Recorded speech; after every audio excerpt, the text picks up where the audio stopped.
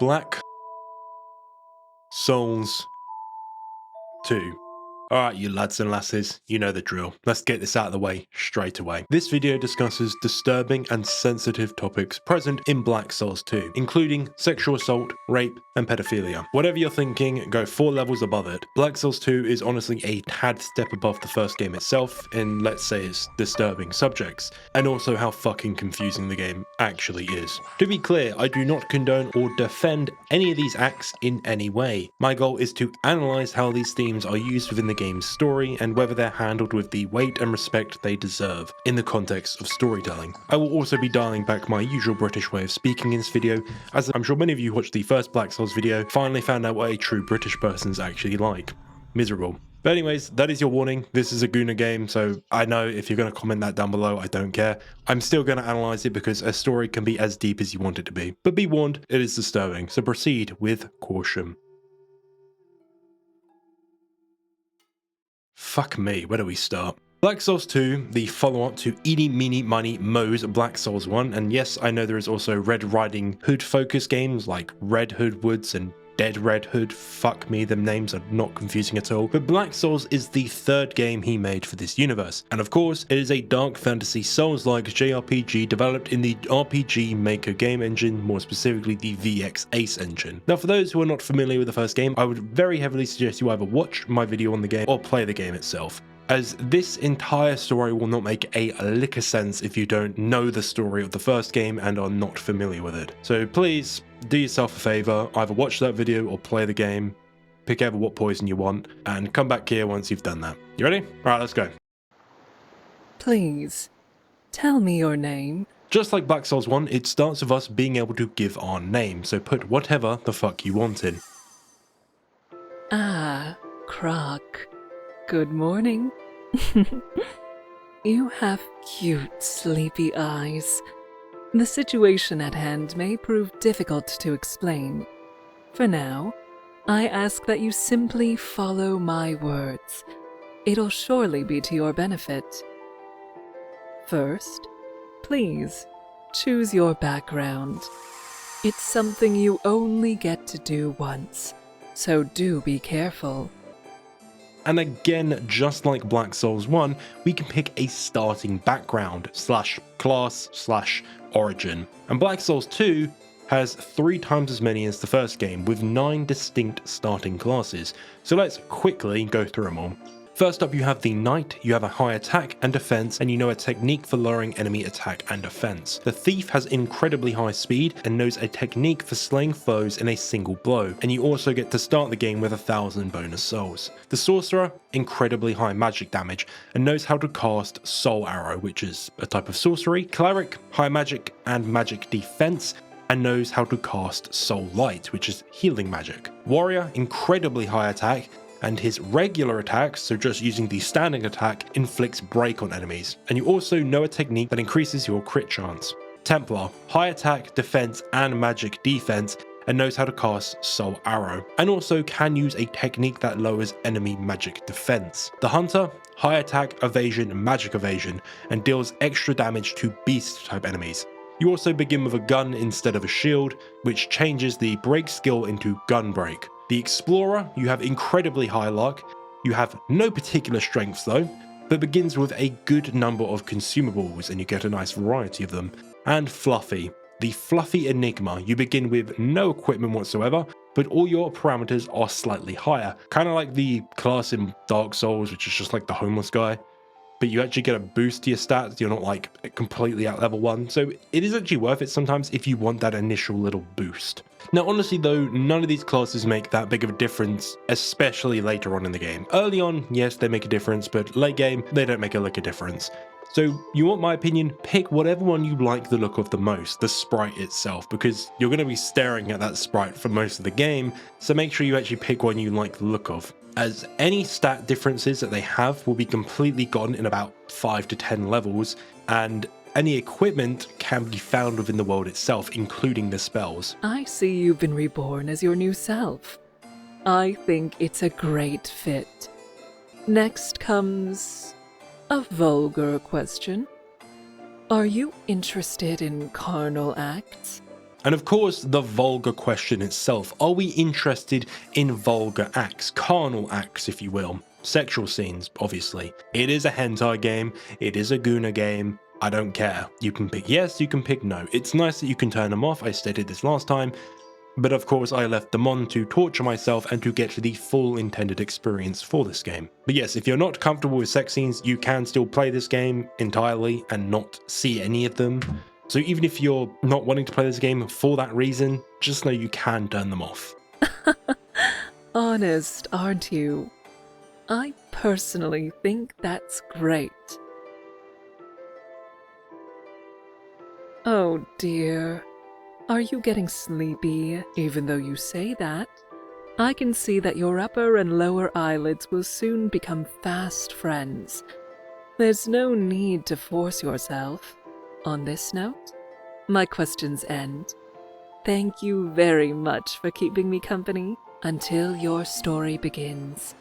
Please, enjoy a peaceful rest. Now we enter a prologue section. I can hear someone calling me. Her voice is lovely and beautiful, with a tinge of translucency to it.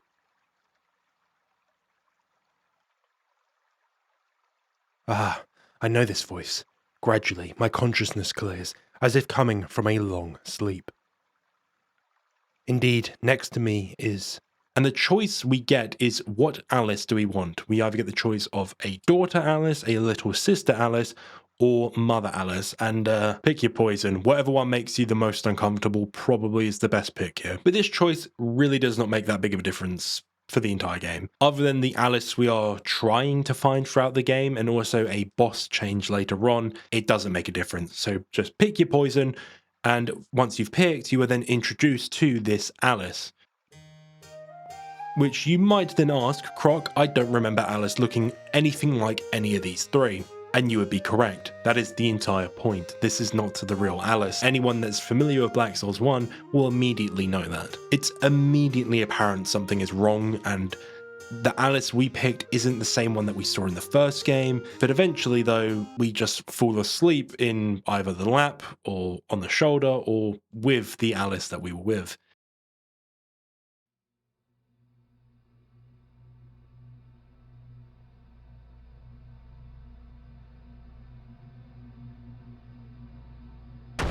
Well, that doesn't seem to be too good, with the floor collapsing beneath us, and, of course, with the floor collapsing, we fall. Alice, a childish story take, and with a gentle hand laid where little girls' dreams are twined. In memory's mystic band, like pilgrims' withered wreath of flowers plucked in a far-off land. Black Souls 2.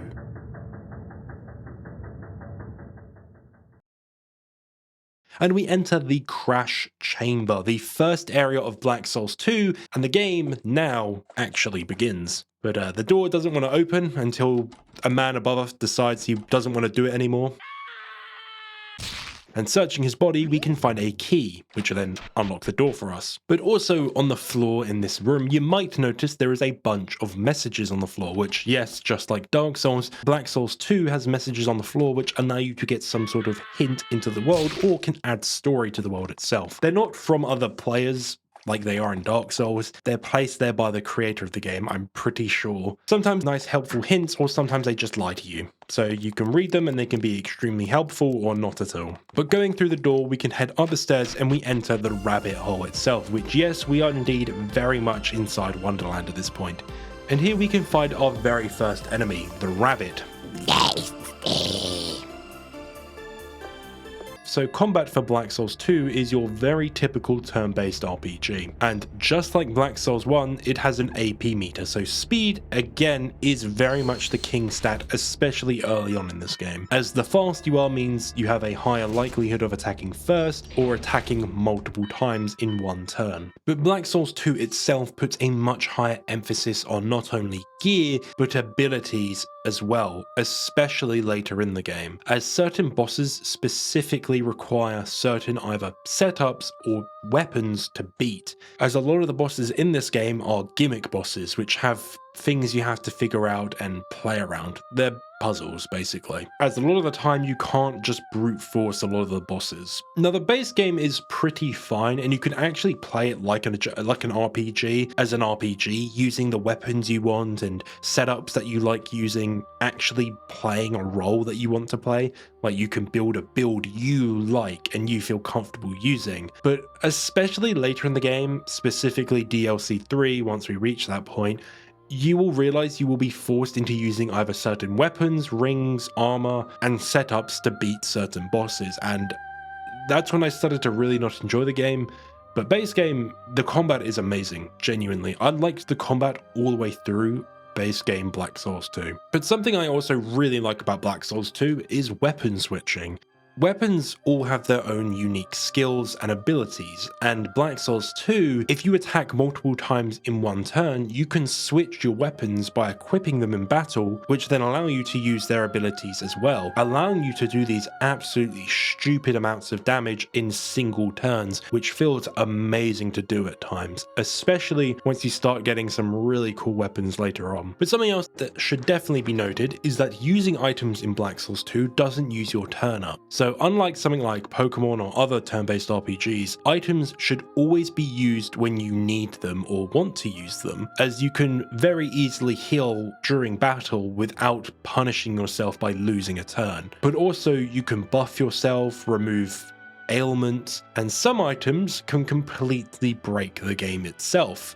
But the overall actual gameplay part of Black Souls 2 is so much more improved. Enemies are more complex, they're more difficult, weapons are better balanced, and actually picking which weapons you like feels more important compared to Black Souls 1's more hierarchy system that was in place. And if you remember in Black Souls 1 where you could just spam weapon abilities constantly to kill everything, you can't do that in Black Souls 2. Every ability in Black Souls 2 has a cooldown, which can range from 2 turns all the way up to something like 15 turns for some of the most powerful abilities in the game, which means that relying on single weapons is not as viable as it was in Black Souls 1. Again, it balances the game and encourages player experimentation more. It is just a step above and is so much better compared to the first game. And I really like it that it doesn't make you rely on a single weapon. In Black Souls 1, it often felt like you were forced into using the best weapons in the game at certain points because bosses would just have too much health. But in this, the game almost forces you to rely on almost every weapon you have in your inventory to deal with a lot of the enemies in the game. But also in Black Souls 2, every weapon in the game is useful. If you upgrade each weapon enough, you can take them a step above and like fully max them out, and almost every weapon I tried out in the game is actually really good compared to, again, Black Souls 1, where you would often just find yourself with certain weapons that were just the downgraded version of another weapon, and you'd question why you would even use them. But in this, every weapon is usable, you can upgrade them fully, and they're all great. Anyway, after killing some rabbits, we can now meet the Cheshire Cat. Yarning, fin vertically, narrow horizontally, roundish wonderland with no up or down. And where are you in such a hurry to go? I'm going to Alice. Did you say all lice? For now, you'll be fine just walking around as you please. You'll get there someday, meow. Though, if you take the red door, maybe you'll drop dead. My condolences. The Cheshire Cat never learned how to take responsibility, meow. Uh-oh. A cat girl. And I'm a big fan of a certain JRPG which has Welsh cat girls in it, so my brain read all of this dialogue in a Welsh accent, which I cannot do for the life of me. But the Cheshire Cat here speaks in riddles and gobbledygook. However, she does bestow upon us a gift between the Ring of Life, a Master Key, Homeward Bone Dust, a girl's scent, which is interesting, unseen pepper, and a piece of candy, and you can only pick one of them. So which one should you pick? Honestly, I think the only one that's really worth it early on is the Master Key, as the others range from okay to being pretty worthless, as either you will get a shit ton of them later in the game, or you really just do not need these items right now. But the Master Key is pretty good because we can use it immediately to unlock this door right here, and we can meet a key character for the base game of Black Souls 2, that being Rabbit Knight Vinay. You are an undead, and not an ordinary undead either. I can feel a strong will in you. Do you have a dream? Well, not that I care. I finally finally escaped my hometown. I cannot afford to remain here forever and ever. My dream has only just begun. I'm going to Alice. Don't know her. Still, sometimes it may be better to go without thinking rather than to go after thinking. Can't guarantee your success, though you know how it is. Don't just swallow other people's words. So Vinay talks about some dream that has only just begun. Are we in a dream ourselves? Is that what he is saying? But also asking him our catchphrase, I'm going to Alice. Yes, I get the point, I get the joke everyone made in the Black Souls 1 video. He informs us that he has no clue who that actually is, but does states that maybe it's better to sometimes act without thinking than to not act at all. While most of the time, don't do that, because you can get into some real trouble doing that. Sometimes, why not? If you got nothing left and you don't know what the fuck you're doing, just keep moving forward. And that is what we are currently doing in this game. We have no clue where we are, no clue what we're doing, but we're just going to keep moving forward. In search for Alice, of course. But quickly dying as well in this area, we are then transported to the Dream Library, and we can meet a friendly face. Yo, hey there. Pretty terrible, huh? Being dropped into a place like this? Yeah, I feel you. I'm of the same trade as you. We aren't much different, being used as they like. For them, we're nothing more than toys. Oh, no need to make that face. Your goal is to find Alice, right? It's gonna be fine. You'll find her, for sure. I'll help you out if you'd like, if you can bear my aid. So the polar bear is our main vendor of the game, obviously, who not only sells us items that can be reused, like upgrade materials and other buffing items, but also he allows us to upgrade our weapons. But we can't really engage with that yet because we haven't got any of them items or enough souls to really engage with him as a trader. So anywho, we now leave and move forward into the next area where I started to farm some enemies for some souls. And in this area we can find a note or a diary from a soldier who seems to have fallen here to the monsters around him. The 3rd Chivalric Order of Windsor, near annihilated. Requesting aid. Scribe Ulrich. It had nearly been 7 days since letters from the prince stopped. The captain grew desperate. We have not a clue and cannot return as is. As the sun was setting, we set out to arrange camp together with the main force. Suddenly, my vision blurred, and while I was wondering about this sense of vertigo, we found ourselves in a ridiculous world. Headless apparitions and man-eating rabbits appeared before our hapless squad. Our irresolute swords could not stand up to their teeth, and one after another, my comrades bled and fell. Officers vanished. Where the hell is this place? All I hear are the screams of my comrades, the growls of the monsters. Pain fills my head. I can feel something inside was squashed. I know. This must be hell. Unless we find an exit, or set up a signal fire, there's no hope of rescue. We'll all die here. No, I don't want to die. I'm still young. I have so many things I want to do. I don't want to die. I don't want to die here. It hurts. It hurts. It hurts. No. Mama, save me. Seems the soldier somehow just ended up here and has been fighting the monsters and creatures here until he, he's on the floor now. And it didn't end very well for him or any of his comrades. But anyway, look at this door. Kind of crazy, isn't it? If it isn't obvious, Wonderland is way more convoluted and nonsensical than that of the Lost Empire. But at this point, I was approaching the first boss and I started to do a little bit of grinding by killing myself, which you might question why I was doing this. Well, we haven't actually unlocked the vendor to level up yet, so the only way I could find to actually increase stats was obtaining Black Souls, which you get for dying. So I just started killing myself over and over again to get a shit ton of them. But using a Black Soul, you might notice something. A new stat that is associated with our character.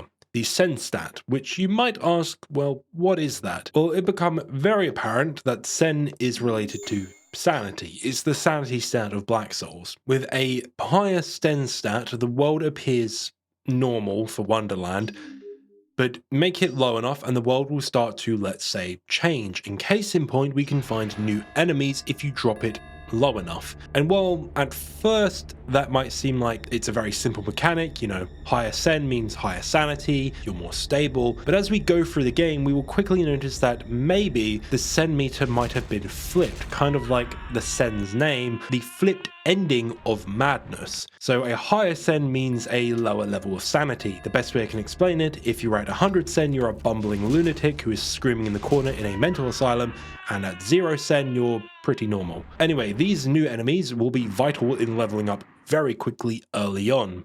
But yeah, they rock your shit immediately, so we're going to leave them for now and just try avoid them. I did die quite a bit though, I will be honest. But the reason we want a low sen is for this door here. The physical world itself changes with the sen level. So sometimes you might find doors or new areas, or areas might be closed off depending on your sen level. And it's honestly a really cool mechanic. The number itself doesn't really matter. It's whether or not you have above 0 or below 0 a lot of the time, for the world changes and NPCs change at around the 50 to 60 mark if I remember correctly. But going through this door, it takes us to the mental ward, which, man, this is when I realized this game is going to be really deep. And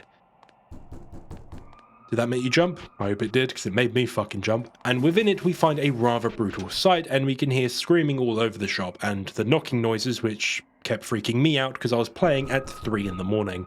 But what we find is a ghost town. There is no one in sight except the blood on the walls, and if it's not apparent, he really upped his game in terms of actually creating and detailing the environments, and I think this is genuinely what impressed me about Black Souls 2. Something that I think a lot of Souls-like games often just completely miss about what made Dark Souls so amazing and a masterpiece was its environmental storytelling and how it built up its environments. Not outright explaining what happened in these areas, but showing you just enough hints that you can piece it together. And honestly, Toro, the creator, has taken that and ran with it. These areas are so well made, and you can really understand what has happened in this world just by looking around. But also there are some notes in the office which paint a very interesting picture for us. Is this a petting zoo? All the patients think themselves the protagonist of a fairy tale. How detestable. Ah, funny, isn't it? It would feel much more refreshing, I'm sure, with all those side characters buried under a pile of waste paper. A rabbit in a waistcoat, a talking flower. None of that exists in reality. You're just sick. Your elder sister said she saw them?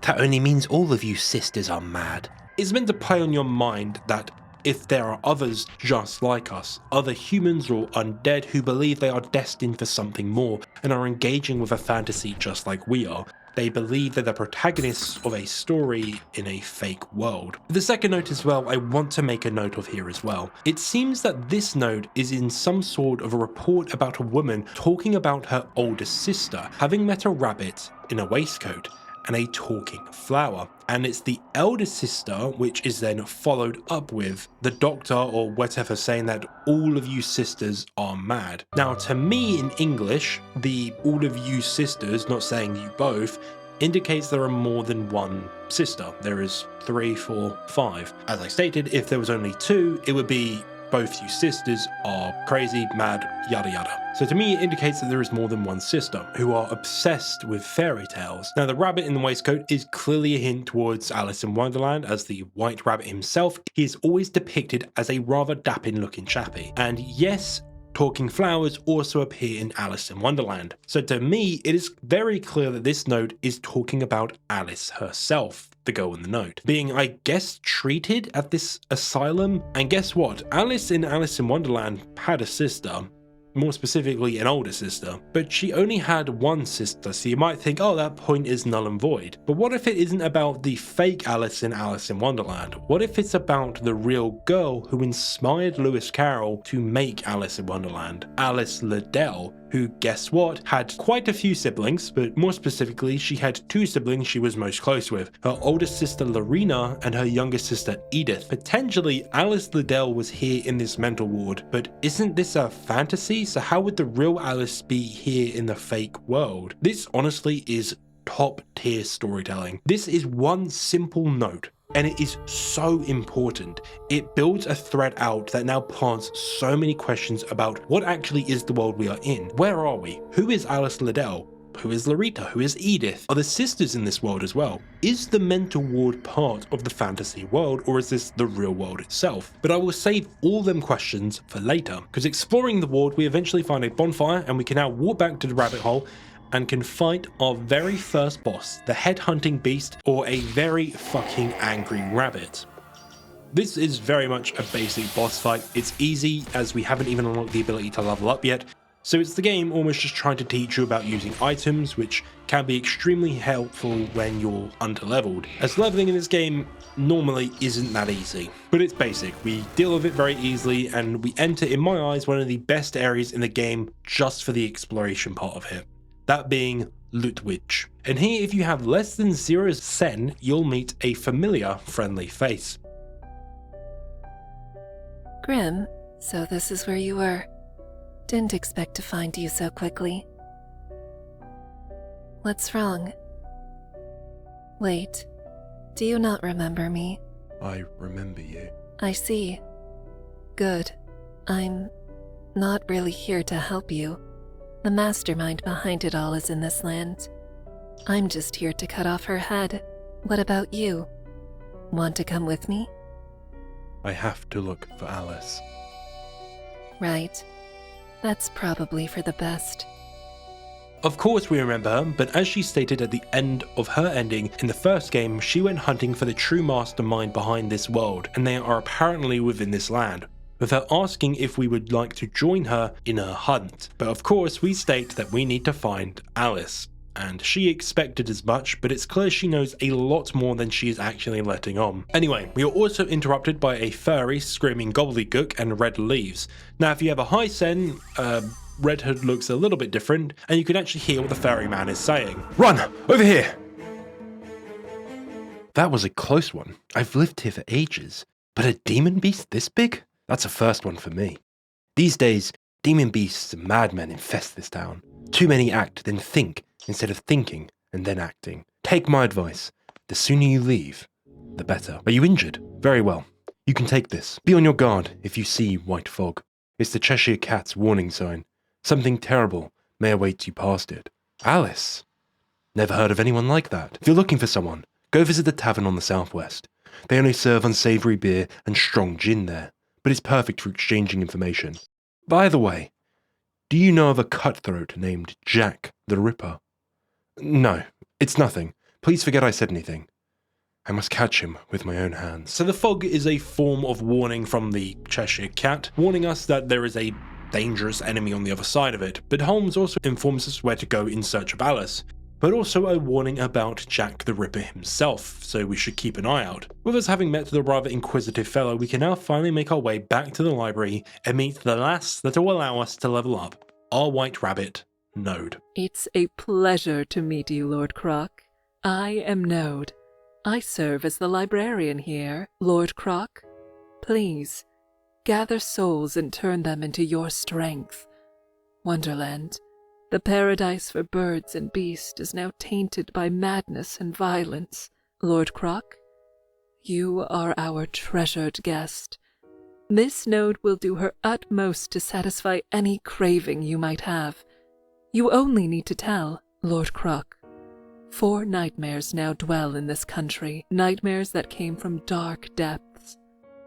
The fruminous Bandersnatch, the mad bird Jubjub, the corpse dragon Jabberwock, and Red Castle Frissle's tyrant, the Queen of the Heart. Should you encounter them, Lord Croc, please take care not to have your soul stolen. So just like Dark Souls, we have 4 targets, or 4 nightmares that we have to hunt down. The frumious Bandersnatch, the mad bird Jubjub, and the corpse dragon Jabberwock, and the Queen of Hearts. Obviously, they outline what our first objective should be, to hunt down these individuals down. Anyway, with Node, we can now, of course, finally level up, but also enter a covenant with her, and covenants basically act as a buff for you as the player, with you giving them souls in order to increase that buff's power. But also, of course, giving more souls improves the relationship with said character. As the relationship improves, the character will be more and more willing to get more and more frisky with you, allowing you for a kiss at level 1, some sort of service, or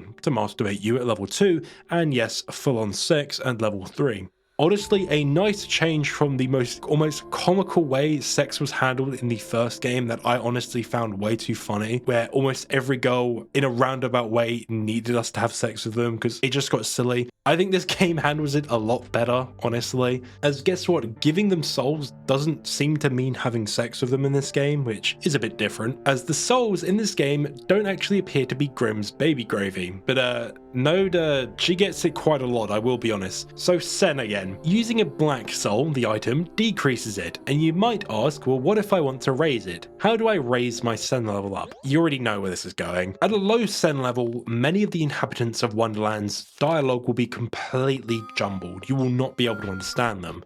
So you need to raise it above 0 to understand them, and sometimes around 70 to 80. So you have to have sex, or be serviced, or have a kiss, whatever it is, but sex is the most efficient way to raise it. Having sex raises it by 10 points, the same amount that a black soul decreases it by. And yes, other than an item that we will find later in the game, Node here is the best way to increase your Sen quickly, especially early on, from what I could figure out. Even if you can't raise the Covenant to level 3, you can employ the other method, rape. But Node consents to it when you do it, so technically it's not, but I'm not going to dive into that and figure out if it's rape or not.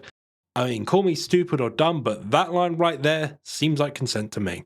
Anyway, even if it is, we don't actually get punished for doing this, as she isn't put in the dungeon or we don't lose access to her at all. It just returns to how it was before. Unlike every other character in the game, which you are punished for doing this with. And the fact that we still have a good relationship with her and raising our Sen at the same time is honestly a benefit, and you will be using this quite a bit, especially if you want to ensure that you can talk to everyone and achieve all the checklists that you need to do to get certain endings. Alright, let's sit down and have that uncomfortable conversation, shall we? The conversation I thought I really didn't need to have in the last video, because to me, it's an argument you can't really win. But I realized in the Black Souls 1 video, I didn't make it clear enough where I stood. I avoided the topic entirely, maybe because I didn't know how to approach it, or maybe because naively I thought I didn't need to, or maybe because I was scared to, because the last time I talked about a topic this dark and complex, I didn't do it very well. But that last conversation I had about it was almost a year ago, so I'm gonna give it another go. Let's talk about the rape in Black Souls now. First, my stance. Rape is a despicable, evil act. It is one of the worst things a person can do to another, but that's in real life. That's my opinion, and that's where I stand. I think rapists should just be fucking killed. They should be lynched and removed. That's it. But fiction operates differently. I think murder is bad too, yet I've played hundreds of games where I kill people by the dozens. GTA, Hitman, Manhunt, these games that almost glorify violence in a way. But context to me matters in that. And that's what I'm going to talk about, because Black Souls doesn't just include rape for shock value in my eyes. It's almost integral to the game's themes of fantasy, desire, and delusion. And with Black Souls coming to Steam, and apparently I've heard, I haven't actually confirmed this myself, all of the sex scenes are completely removed, which to me almost removes a lot of what gives Black Souls its unique flavor. And I really hate saying that, but this game doesn't really have sort of that core theme intact now. There's obviously a large chunk missing. The game will still be fine, in my opinion. It is completely playable. You can remove all the sex stuff out of this game and it'll be fine. But I think obviously the game was intended to have this in it at all times. So, obviously there's sex, but does the rape in Black Souls earn its place in the narrative? Honestly, yeah, I think it does. Not because it's comfortable, not because I like it, not because it's titillating to me, but because it fits the game's central theme to me. Black Souls is fundamentally about a person becoming consumed by a fantasy, so deeply lost in escapism and desire that they lose all their grip on reality. And when you go down a rabbit hole of dark fantasies, you will quickly run into some very uncomfortable truths. Rape fantasies exist. They are real, and they are more common than most people actually realized, not just among men, but also women. This doesn't mean they're morally good. I'm not saying that it's good to have these fantasies. Of course not. If you are, get help. But they are psychologically real. I've studied psychology. I understand a lot of these things, and I know that people's heads can be fucked beyond anything. And this fantasy is so much more common than people actually realize. I can already hear and or I already know I'm going to get comments saying rape is bad, yada, yada, yada. You know, people with rape fantasies are terrible, whatever. No shit. But go back to the opening warning. I'm not defending these things. I'm saying that these are real things. Real life isn't, you know, fairy tale rainbows and all happy sunshine times. Real life is dark. Real life is depraved, and real life is scary. And rape is a real thing that happens. The question here isn't, is rape bad? The question is, should rape as a subject be off limits in interactive media in video games? Because if your answer is yes, then in my eyes, you need to be consistent with that rule. If the presentation of the rape is apparently disrespectful to victims, do I think it's bad to then hide that crime and then act like it doesn't exist? Hide it behind curtains that no one else can ever be harmed by it, even though people in real life will continue to be raped. People will still continue to be sexually assaulted. If that's the case and you want to be consistent with it, it should also be banned in books, films, TV, everything. By that logic, we need to start censoring some very culturally big and impactful books. The fucking Bible has references to rape in it. Game of Thrones, the biggest TV show probably of all time, has rape in it. The Walking Dead, which it doesn't directly have it, but it implies it. Sexual violence, rape, assault is always used to explore the idea of power imbalances, cruelty, and the idea of the human condition and psyche. Black Souls does that. There is a power imbalance. We are significantly more powerful than these heroines in the game. We can do what we want with them. The game is exploring that fantasy that some people have. So what is the problem? Is it the interactivity? Is it because the player is directly involved with that fantasy? Honestly, that is a valid concern. I will give you that one, and it's an important one. The idea of interactivity being the issue has always been talked about. The big one that everyone always knows is violence in video games. I know this is like a completely different thing, but psychologically we have to look at them the same because it's the only example I can think of. Violence in video games was often cited as way worse in films and TV because it is interactive, because we as the players can take control and we can do stuff. Obviously you had like the big Grand Theft Auto one where you had like big lawyer guys who threw away their careers trying to fight for this, but in my eyes and almost everyone's eyes, the interactivity doesn't actually make us look at it differently. Of course, when I hear someone get murdered in real life, I think it's horrible, but I'm still going to play GTA 6 and probably do some sort of domestic terrorist attack in it because the game allows you to do that. It allows you that freedom. I can distinguish that from reality. It's fake. I know it's fake. So another crime, to me, I can distinguish it as different. I'm still uncomfortable with it. Don't get me wrong. I'm always uncomfortable when sex is the topic, but I can still distinguish it from reality, if that makes sense. So to me, I almost look at it differently. I look at it as more as a narrative device that they're trying to use. And to me, I do think it does warrant it being there, and it does add enough to the game in my eyes with its themes and everything. Video games are immersive. You push the story forward, but the same arguments have been used about murder and violence in video games for the past 20 years. Again, it's a different crime, but it's the same arguments that's been used. To me, the interactivity doesn't trivialize the act. In Black Souls, it intensifies it. That's the part that makes it disturbing to me. Of course, that's to me. Some people out there, yeah, they're gonna like it, but you can't stop that. To me, it is disturbing. I feel sick. I physically recoil from it. I didn't have any of my recordings of the sex scenes, but I remember a lot of the time I was very uncomfortable. I didn't like reading the descriptions of the characters being raped. It's not nice, but I'm a sane individual. Well, mostly. To me, this isn't a failure on the game's part that the rape's interactive. It's kind of the point. Now, if that argument got you, you might say, well, what about the kid stuff? You know, that's unacceptable. Kiddie stuff? Yeah, I agree. That does cross a line, kid stuff. I instinctively strongly agree that kid stuff should always be off the table. It should always be, nope, that is bad. But unfortunately, we aren't talking about a game made in the West here. Context now matters. Black Souls is a Japanese game. Japan has a very different and, in my eyes, very troubling cultural relationship with youth and sexuality. The age of consent in Japan was 13 until recently, being 2023, which is, as of the recording of this video, 2 years ago. This is not a defense, this is a reality. This is what Japan's culture is like. The creator is Japanese. He is working within a culture where those lines are drawn completely differently. And I think they're drawn wrongly, to me. Yes, to me, you, everyone else, they're wrong. But they're still drawn there. Only recently they've changed. And if any of you know anything, it takes decades for these things to change. If you've ever been exposed to the world of hentai or hentai games, as I have, unfortunately now, as one of you out there, you know who you are, recommended these games to me, Black Souls is actually tame compared to what's out there. You've all made that abundantly clear. Yes, I know it's not the most disgusting JRPG. I like the title. I pick the title. My video, my rules. There's an entire subgenres that make Black Souls look like it's a Disney story again. It's a niche part of gaming, but it's a niche that still exists. There is clearly an audience for this that is especially located within the country of Japan. And again, if we go to Japan, what is a big fantasy there? Sexual assault. I'm not joking, it is one of the biggest things.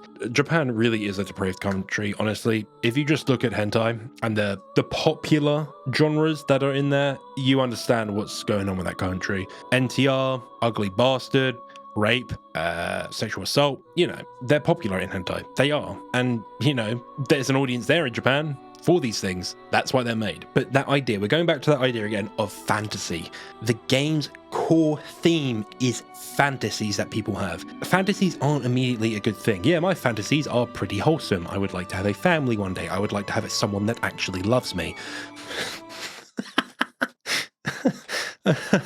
It doesn't make them good. It doesn't make them harmless, but it does mean that they exist in a space between reality and dreams. They exist in your head. Fantasies. They can become real, or they can stay that. Fantasies. And Black Souls is directly placing itself in that idea and interrogating what those fantasies actually mean. To me, that is the game's core narrative. This is what the game's about. A man's descending into a dream world, consumed by desire, warping everything around him. He loses himself within that reality and that fantasy. It's not just gross, it's horrific, it's disgusting, and that's what horror is to me and why I almost enjoy this game. It includes things like attraction to children or childlike figures. It's disturbing, but again, that's a part of horror, to feel disgust. The game isn't celebrating it. Well, the way I read it, it wasn't. I'm not sure if it actually was meant to, but to me it wasn't. It's almost damning it in a way. It's showing how ugly fantasies can become and how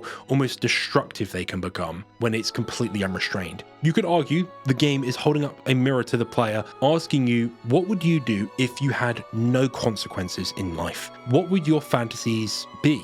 Would they be enacted if you had no boundaries? If you were never punished for anything you did, how far would you go? It's a question often asked in psychology, how far people will go if there is no authoritarian figure or punishment or anything like that. How far will humans go? And more often than not, humans will abuse things very quickly if they learn that they won't be punished for it. If you want to look into a psychological study that I'm not going to go into because fuck me, it's been 3 years. I can't go over it again. Look up the Stanford Prison Experiment. This is an experiment where people were allowed to do what they want to other people, within reason, of course. They didn't go super far, but they were allowed to treat fake prisoners, they weren't real, however they wanted. It's a really interesting study that honestly outlines the idea of what would happen to society if we weren't punished for things. But let's move away from that aspect and let's go into another aspect, another critique I saw quite often. Some of the scenes, the rape scenes, the sex scenes, everything are pornographic. Yes, they are. You can jack off to them. And that part makes it difficult to kind of talk about, because I honestly just want to ask this: how do you display visually, so with the visual medium, a sexual violence scene without it being explicit? Genuinely, I'm asking this in a way that I don't understand. Films do it all the time. They have sex scenes with sexual violence and they frame it, they have music, they have sound effects, they have lighting, the actors act in the way they do to make it appear like, yeah, this is bad. But slight problem with some people saying that, you can, it's pornographic, you can jack off to it. People jack off to them scenes. They do. Any sex scene in a film, TV show, whatever that has sexual violence, people have jacked off to it. Like, let's be real. Let's be honest. People have. But does the fact that someone jerks off to them occasionally mean that these scenes have no artistic value whatsoever because they turn certain people on? Does the fact that someone could potentially be aroused by it invalidate these scenes? to me, it doesn't. Or does the potential of that arousal actually make it more disturbing in a way? Does the interactivity of being able to initiate the action, the detail that the game draws these scenes in, the first person perspective, does it make it exploitative? Or does it make the player forced to confront something they'd rather look away from? Yes, the game could so easily black screen it and just fuck off with it, and just basically say, you raped said character, and that would be it. But to me, this game almost forces it in front of you. It's like, hey, this is what you're doing. Like, there's no running away from it. You're doing this. Here's my truth. If you want my genuine thoughts on it, I was never turned on by any of the rape scenes in Black Souls or Black Souls 2. I felt sick, I felt disgusted, and I hated the way that they were described. And to me, that was the intention. The game wanted me to feel that way. It was abundantly apparent. The way that the girls are described, almost as if in pain, to me is disgusting. But to some, of course, that would be appealing. If you want me to pull from another example, Cyanouta, a game or visual novel I have covered, but that video is kind of fucked, so I would not recommend watching it because the audio is completely scuffed in it. Don't know why. It's packed with sexual violence. It is. And yeah, reading it made me feel revolted. It was disgusting. But that's the power of fiction. It makes you feel something. That's the fucking point. You don't have to like it. You're not supposed to. That is the writer's intention with something like Cyanouta. Now, bringing it back to Black Souls, you might say, oh, but the creator does have a lolly rape fetish. Honestly, it wouldn't surprise me. But frankly, I don't really care, because the writing to me makes it clear that these scenes are meant to be disturbing. They're not framed as cool or hot to me, they're described in a way to make me realize that I'm doing something terrible. Art is in the eye of the beholder. You have to make up your own opinions on things and interpret them your own way. The creator can say one thing and I will say something completely different. The way I interpret games is different. I know that. And I'm sure the creator might have made these to be, oh, these are sexy, these are cool, these I want to jerk to it. But to me, they're disgusting. They are. There's no other way I can argue it. They are disgusting. They make me feel uncomfortable and I don't like doing it. But there's something almost horrific about that simple thing that ties it back into the dark fantasy theme. I played the whole game. I got every ending, every scene. I didn't rush through this game like I did Black Souls 1.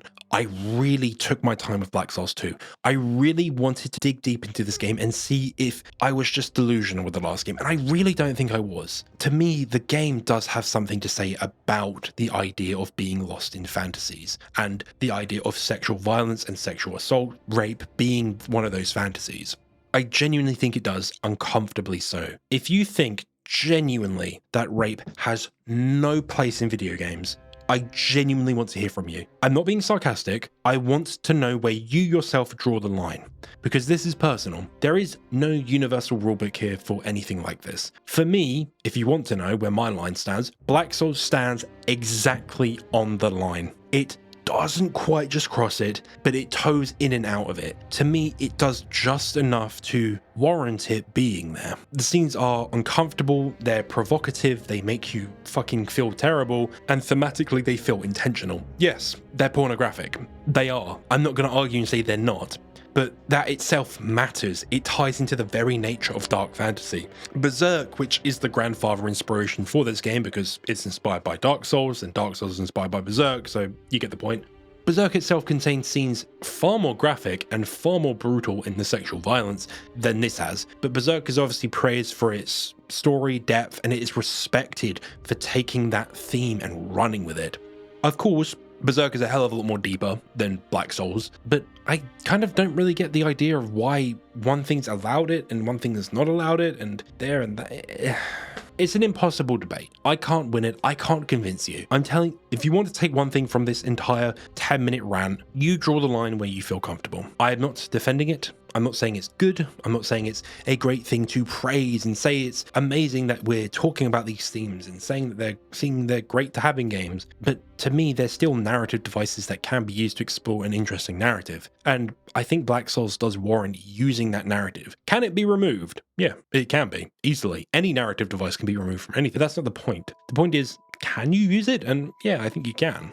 If you think Black Souls does go way too far, I get it. I completely understand. I really do. A few years back, I probably would have seen this game as despicable, disgusting, horrific. But I've, in recent years, become more open and I have become more interested in the more fucked up stuff, which explains the Sayana Uta video and everything, but I still think this conversation is worth having and debating. Enough of that conversation. I hope that clears up something. Again, my argument for this is not going to be bulletproof. It isn't. But yes, the game has pornographic scenes that, are from the perspective of the person doing the rape, the person that's engaging with this fantasy to rape someone. Of course they're going to be pornographic. Of course they are.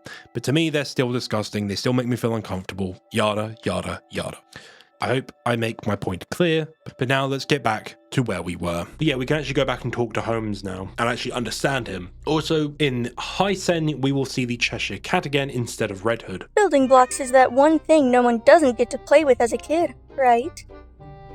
Trained creativity and imagination will come in use in later works, but this shitty pile of houses upon houses is a real art piece. Meow.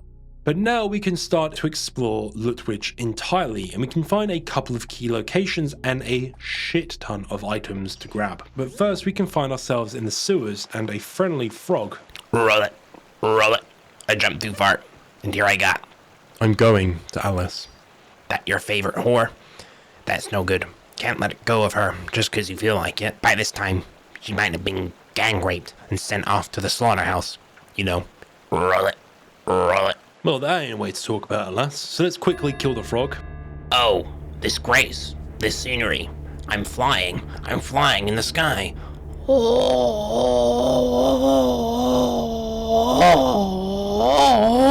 Now, why are we killing him? Well, we receive a fairy tale. And the fairy tales aren't as essential for completion as they were in the first game, but you can receive some very powerful items from Node for gathering all of them, be it the White Rabbit Ring or a new sex scene with her. Again, pick your poison, but I would strongly recommend the ring personally. But actually exploring the sewers, we are here to collect our Bloodborne cosplay, a gun, a rather large leather jacket, and a handsaw. But finding our way out, we enter the Brothel Street, a street which, like its name says, is full of brothels, so the enemies reflect what we can find here. But also we can find a bridge with a friendlier looking face than most, Griffy. Yo, alone in such a place, are you?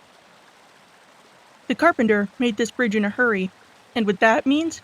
Defects! There are a number of holes on it. Can you see them? Those black holes. If you want to be safe, stay on the left. Remember? Left. Go anywhere but the left side and you'll fall. So Griffy tells us that the bridge was made poorly and that we should stick to the left side of the bridge. But doing so, we get tricked and fall down back into the sewers.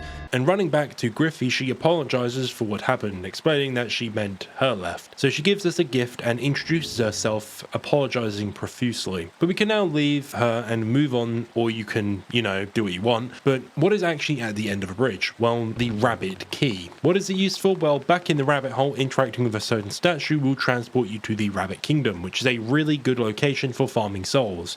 But there is nothing else there. But heading north in Brothel Street, we can find the Park of Fog, which we shall return to later. But for now, we head to the Crash Chamber to lower our sen again. Why? Well, back in Lutwich, we head past the large kidnapper fellow, and we can find a very interesting location, which might remind you of a certain match seller, even finding her cloak and her fairy tale on the floor. You have to be at 0 sen to get the fairy tale, if you want to know why I had to lower my sen. But with that collected, we collect a couple of items in the area, and we return back to the library and restore our sen. I'm not going to keep mentioning that, but I will state when I change my sen, so if any of you try to do something in the game, you'll know how I did it. Anyway, back in Lutwich, we can also meet a Dr. Blackwell, and this individual sells some medicines, but is also part of a quest related to DLC 3 if you want to get a certain summon. But after this, we head to the tavern, and there's quite a few unique, interesting looking characters here. Hey there, welcome to the bar of fun encounters and rest. Inside, fighting is a no-no. I'm going to Alice. Right, I know of her. A blonde girl, yeah? Want to know more about her? Yes. Why don't you visit me in the hut on the Brothel Street, if that's the case? You need to go here, then there. Well, it's not hard to find. Where did you come from? Where is it that you are yourself? For example, just like there are manners at this table, but no dinner is in place. I too was dizzy and giddy, and bam! Suddenly, I find myself being here. If you want some help with headaches, I recommend heading to the mental ward, the white building upwards from here. Is it? You might have noticed it. Alice? Any chance that's the girl in the blue apron dress? Uh-huh. That must have been her. I only wanted to show off my jumps and hops is all, but she ran away screaming. Saw her race some way to dodge some bridge to the west of here. Past it would be a good place to look for her. But you better be careful. There are some ungrateful brats gathering. Don't get distracted by that. What you will take. Good evening. I'm Chickerost, the roast chicken mascot that only took a year and a half to make. Nice to meet you, everyone. Let's introduce today's recommended recipe. First, keep the chicken unwashed for days. Throw it into a tank of boiling water. Throw in pepper, hit the meat, and cut it up. The rest is all up to you. Bake it, broil it, fry it, roast it. With this, all of your dinner tables will be full of laughter. Alice. I know of her, of course. I know her. I ate her just a bit ago. Look there, a whole pile of A-lices. There's a lice. There, even there. Come here. Come.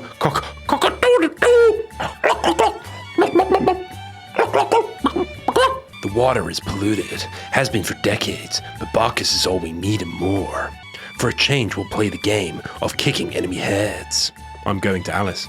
Alice? Who's that? Only fairies are socializing. Making out is a capital offense. Day in and day out, the luck is good and it's perfect weather for rests. Rounded up all the junkies and hobos, and into the pig pen they went. You frequent opera? Oh, stow that. The gaudy, loud stink of piss. A vulgar circus like that is for the feeble-minded to make a fuss about. I'm going to Alice. Rather, listen here. Outside, there's a lot of those shaking, rumbling houses. They look like they'll collapse any moment now. The carpenter fellow is at fault. He got it all paid for by the Queen of Heart. Went to town on making them. Left us in the trash heap and left somewhere, the bastard. Well, look at that. What a fine house to live in, don't you think? No, nobody thinks like this. They shake their heads and leave. Yeah, good morning to ya. Would you like a grand tale? Bah, I'll keep it in moderation. A cornered rat will bite a cat, they say.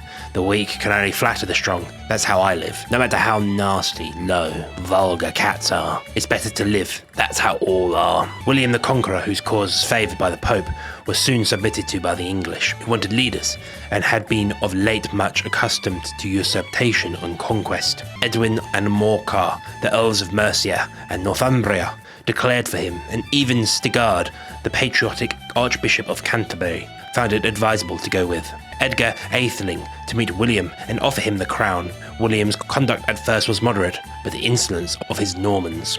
Yeah, it's quite lacking in meaning. How was that for a dry story?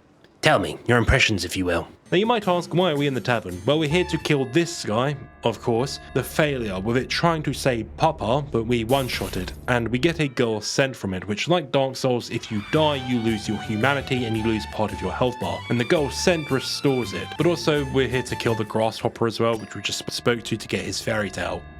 It is I who jumps the highest. Come, let us have a bout. With the grasshopper dead, we can now head out and rediscover the mental ward again by going through its front door. And in the waiting room here, there is quite a few patients here waiting for treatment. The nurses here are all very beautiful. Perhaps I'm freaking this place just for a chance to meet them. Save me! Please, save me! I don't want to die. Send me home. Today? Where? Holy me, will it be made? This really is a fine institution. If the people like myself are treated with care and civility. They seem to be rather healthy, and talking to the receptionist, we can buy some medicine from her as well. And also we can fight this door.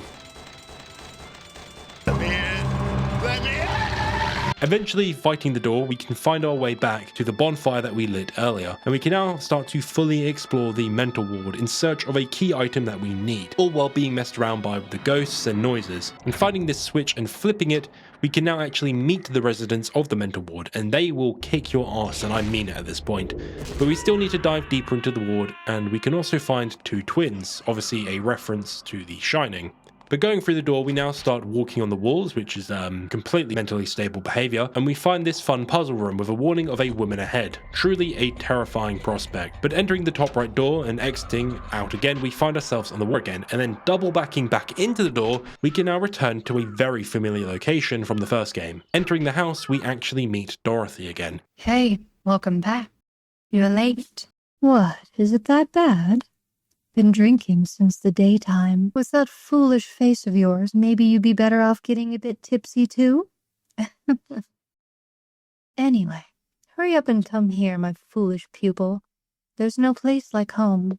I can't come to you. I know, right? Sorry. That was a bit mean. Don't worry about anything. What you can do for the dead is forget rather than pray. Saves you emotions. You're a splendid pupil, right? Say, Croc, you'll be just fine living on even without me, right?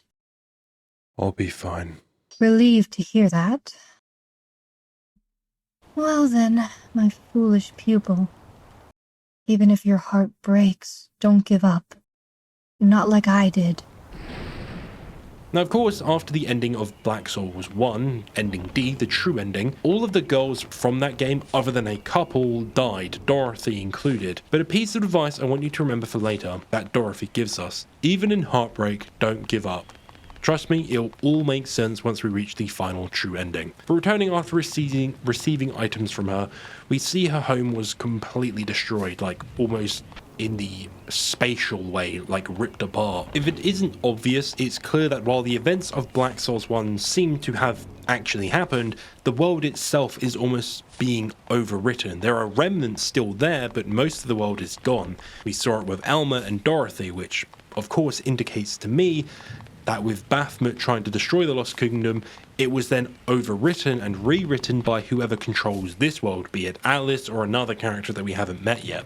But anywho, let us leave the ruined house, grabbing a strong spell, and on our way out, we continue our adventure within the mental ward, and yes, the woman is here, and we get scared of her because she will kill you very quick. But we do need to get an item in here, and that's why we are here. And the item we are after is the Storm Ruler, a weapon which we will be relying on quite a bit early on, especially for some early game grinding. So going back to the library and the bear, we can upgrade the sword, which require a different kind of material, a special type of material, because this is a special weapon. We can now actually kill the eye monsters when we're below 0 Sen back in the crash chamber, and they give quite a lot of souls, which allows us to level up rather quickly to a much higher level. But anyway, after a bit of grinding, which I did off camera to increase the level, I returned to the mental ward in order to actually meet the Tweedle twins. Hey, look at that person. Think that one's normal? Not at all. Doesn't he look like a waxwork? Only believes he is. I wonder if he hasn't noticed. It must be because there's not enough dumb, don't you think? I consent. A big bird came flying from the nest. The blackened soul of it is like tar. No, is that jealousy? How scary. Can't even sleep calmly at night. You have me. D, you'll be fine, so don't break the rattle again.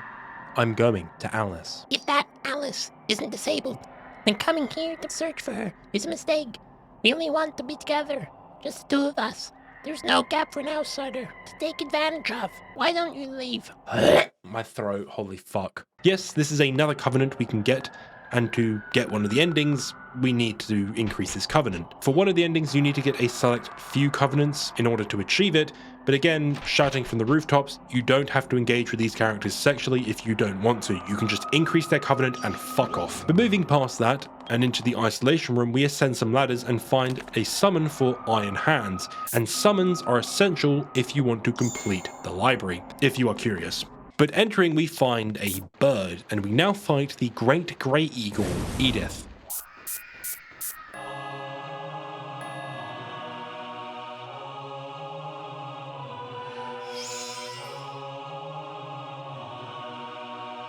And this really is our first boss fight. It's probably not the one that you'll get, but it was the first one I got. But what is this bird and why is it here? What is its symbolism? Well, let's start with the first part of the name. Great Grey Eagle. Well, grey eagles, they represent spiritual growth, protection, and wisdom. They suggest a balanced and neutral perspective, often associated with taking a higher perspective on life, and often connecting with a higher power, i.e. the man upstairs, God, Allah, yada yada. Also, there is an eaglet and Alice in Wonderland, so it could also be that. But why Edith? Why is it called Edith? Well, Edith is also the name of the real-life inspiration for Alice, her younger sister to be specific, Edith Liddell. And throughout the battle, the bird here makes comments about something being unfair and that her big sister was loved more than her and lived longer than her, and in real life, Edith Liddell actually died at the age of 22, and it's either due to measles or peritonitis. which tragically was just before she was actually going to get married to a famous cricket player at the time. But that explains the what seems to be redness on the bird's stomach, as peritonitis. I really hope I'm saying that right, causes severe redness and inflammation of the lining of the belly and or abdomen, and I very much do know that pain. Of course, a condition like this back in the Victorian era was a death sentence. A condition like I have would have probably killed me back then. But yeah, it's kind of tragic if you actually read into Edith's life. She kind of just didn't really have a chance at all. But it's clear this is what the eagle here is playing into. It's playing into the idea that Edith felt like that she didn't get the life that her other sisters got, like Alice got. She got to live a very full and happy, healthy life, while she only lived to 20, and she didn't even get married, and she didn't probably feel as loved as everyone else. But killing the bird, we get Edith's ring, which will allow us to enter Oxford University with the ring. Oxford University is obviously Oxford University, and Oxford University, at the time of the Liddell's life, their father was actually the dean of Oxford University, or more specifically a certain part of it, but that was his profession. He was the dean there, so they obviously were there a lot, and I think all of the children in the Liddell family actually attended Oxford in some way, which, if you don't know, the Liddell family were very high up in society. Attending Oxford, especially back in the Victorian era, was only for the high elite. You couldn't get there with a scholarship or just being really academic. You had to have some sort of link there, and the Liddells were so high up in the sort of noble elite that there was even mentions of some of the Liddell girls being married to one of Queen Victoria's sons, which again just shows how high up the Liddell family were, because that is inconceivable for a commoner at the time to even think about even being in the conversation for marriage to royalty. I mean, even now in the UK, it's kind of rare. I mean, look what happened with the royal family recently when one of the princes married a commoner that wasn't of English descent. None of the royal family liked it, and yeah, they're all fucking elitist bastards, and I don't care about them. But with Edith's ring, which we received from the boss fight, it allows us to actually enter Oxford University. So if it isn't obvious, this game's world is actually not just pulling from fantasy worlds, but also reality itself. It seems that whatever god being has created this specific land has pulled from people's memories of their real life. And getting the bonfire here and going back to the rabbit hole, we can fight a nightmare spirit. Why is that? Why? Everyone calls the executions botched. Why? Nightmare spirits are meant to be the invaders of this game, akin to the invasions from Dark Souls. They are tough mini-bosses that can, at times, pose real threats to you. But they're not actual players, they're just NPC enemies. But after beating him and heading north, we can find a small hallway with a bunch of statues. And this is the area where you can use the rabbit key to find the grinding spot I was on about earlier. But I was here for a very different reason. These guys here, the Phalanx. Killing them gives us the Phalanx skill, which honestly is a really strong skill early on. And also, look at this library. Doesn't it look familiar? But we'll come back to this in a minute. Returning to the bonfire, we can meet Red Hood again. So that's about it. Well, there's no need for you to worry. You're an undead after all. Unless something really terrible happens, you won't disappear. That aside, there's not a person in this world you can talk with normally. Perhaps they're all happier remaining insane. Don't really feel like attacking rabbits. Before I came here, I was saved by a white rabbit a few times. Looking back now, it may be thanks to that white rabbit that I came into this world. With Red spoken to, making our way back towards the Park of Fog, we have a little puzzle to do in order to proceed, which is kind of like the puzzle from Breath of the Wild in the Lost Woods, with us having to follow these lampposts and make our way through without straying too far off path, or we'll get teleported back to the start. But eventually we will reach Upper Lutwich, in which we can find a whole lot of whores and other female enemies, as well as Sweeney Todd himself. The razor is my dearest friend. Hold this radiance. But in one house we can enter it and we can find Red Hood again in the back room. This fog reminds me of the Lost Empire. No one is listening. This might be a good time for us to talk. The outside world is in a miserable state. Maddened mobs and people turned beasts. The balance is crumbling apart, and those with power dictate what's right. And yet, that is still somewhat better than this world. There must even be a way to cure your cursed body. I will find it. By the way, Grim, how long have you been here? Alice? Huh? I have to look for Alice. Grim, wait. Where is Alice? You aren't Grim. Who are you? Well, after us losing ourselves to our insatiable lust, we are forced into physically harming Red in this scene by raping her, which you can see on screen. Of course, I can't show it, but it does occur. This scene is not played out like it is something good. It is clearly showing us that there is something wrong here with Grim entirely. But it's clear that Grim is being manipulated by something. His obsession for Alice almost feels like it has been planted within him, and it is being manipulated and almost flared up at times. So much so that when he sees Red Hood, he sees her as Alice, even somehow finding clothes to put on her. I mean, Red Hood does share quite a striking resemblance to Alice, but it's still not an excuse for what has just happened. It's clear that Red Hood knows something is very wrong with Grim. She even states that she was correct in not joining us or journeying with us in this game, as she knows it would probably have gotten her killed eventually. I mean, look at how close she was to being killed here. And also something interesting is having sex with Red Hood actually doesn't raise your sen at all, which is something I found very interesting because it's almost as if she isn't meant to be in this world. She's not a part of the fantasy that you're fulfilling. But leaving Red Hood after this event, we can now dive further into Upper Littlewich and we can find a new boss fight. Are you okay? There's no escape. That man, Jack the Ripper, he's coming. I don't want to die. I don't. Why does it have to be me? Were you so taken with this spit of lust? You should have ignored her and promptly left. Well, now that you've seen me, I can't let you leave. Sorry about it. Please die. The night that is upon us will repeat for all eternity. Tomorrow won't come, and so their numbers will only keep growing. Eventually, this country will sink under their weight. I'm the savior. I'll wipe out all the pleasure-hungry beasts till there's none left. To the last one, scour them by the roots. Well, Holmes was actually Jack the Ripper the whole time, so let us one-shot him. And with Jack dead, we can head forward and reach Oxford University, lighting the bonfire here. But first, I wanted to head back to the rabbit hole, enter the library, and enter the hole in the back of it, and we can find an elevator.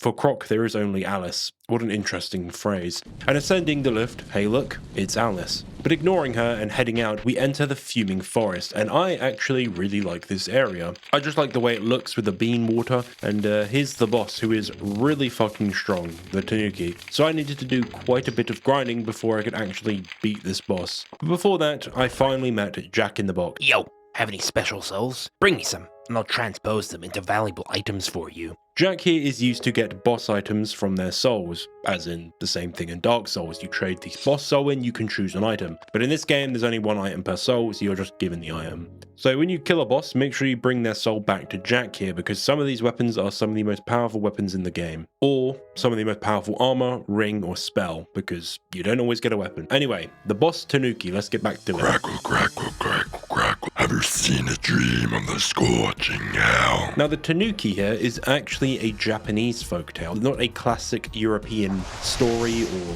fairy tale that we've been used to. So it's clear that whoever created this world has also used the likes of other countries as well, expanding the world's almost reach in a way. They're not just focused on the Grimm, Carol and other European ones, they're now going across the seas now. But killing the Tanuki, which, man, you have to be a much higher level to kill this thing, we can find another bonfire, and again, Red is here as well. I'm fine. I don't mind the heat.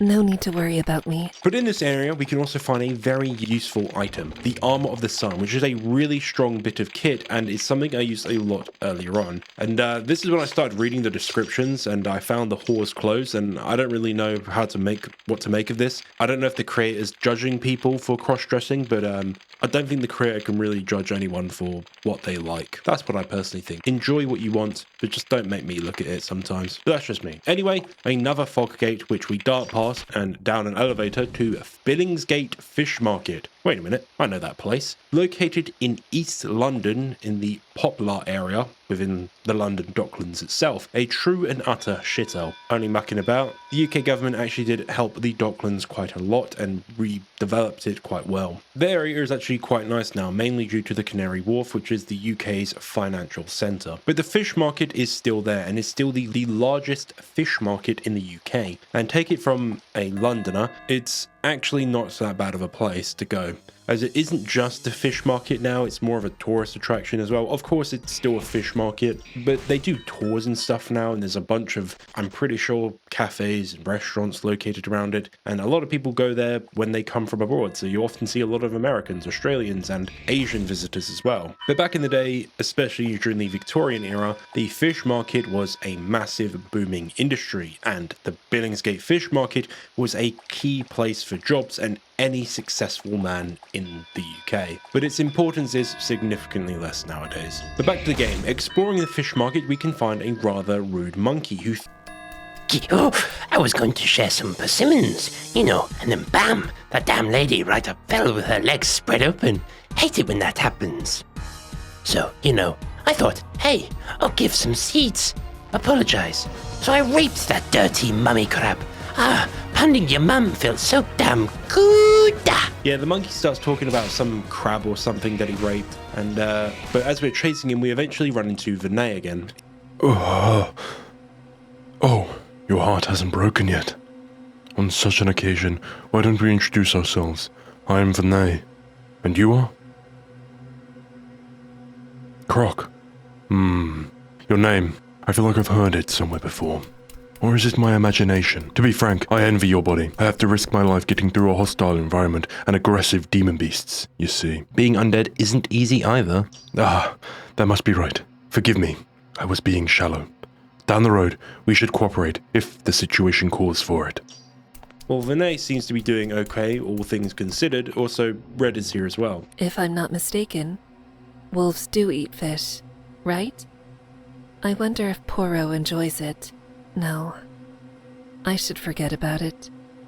The fish here is abnormal. But talking to both of them and heading through the door, we can find the slaughterhouse, in which we see these bald guys or babies. I don't know what they're actually meant to be. But first, we need to kill the monkey. My bad. I get it. I'm telling you, I surrender. Hey, I'm gonna give you a rice bowl. Here, take it. Don't get enough. Then how about my special treasured fleshlight too? Hey? Oi, stop that. Not the pincers. Don't chop off my little buddy.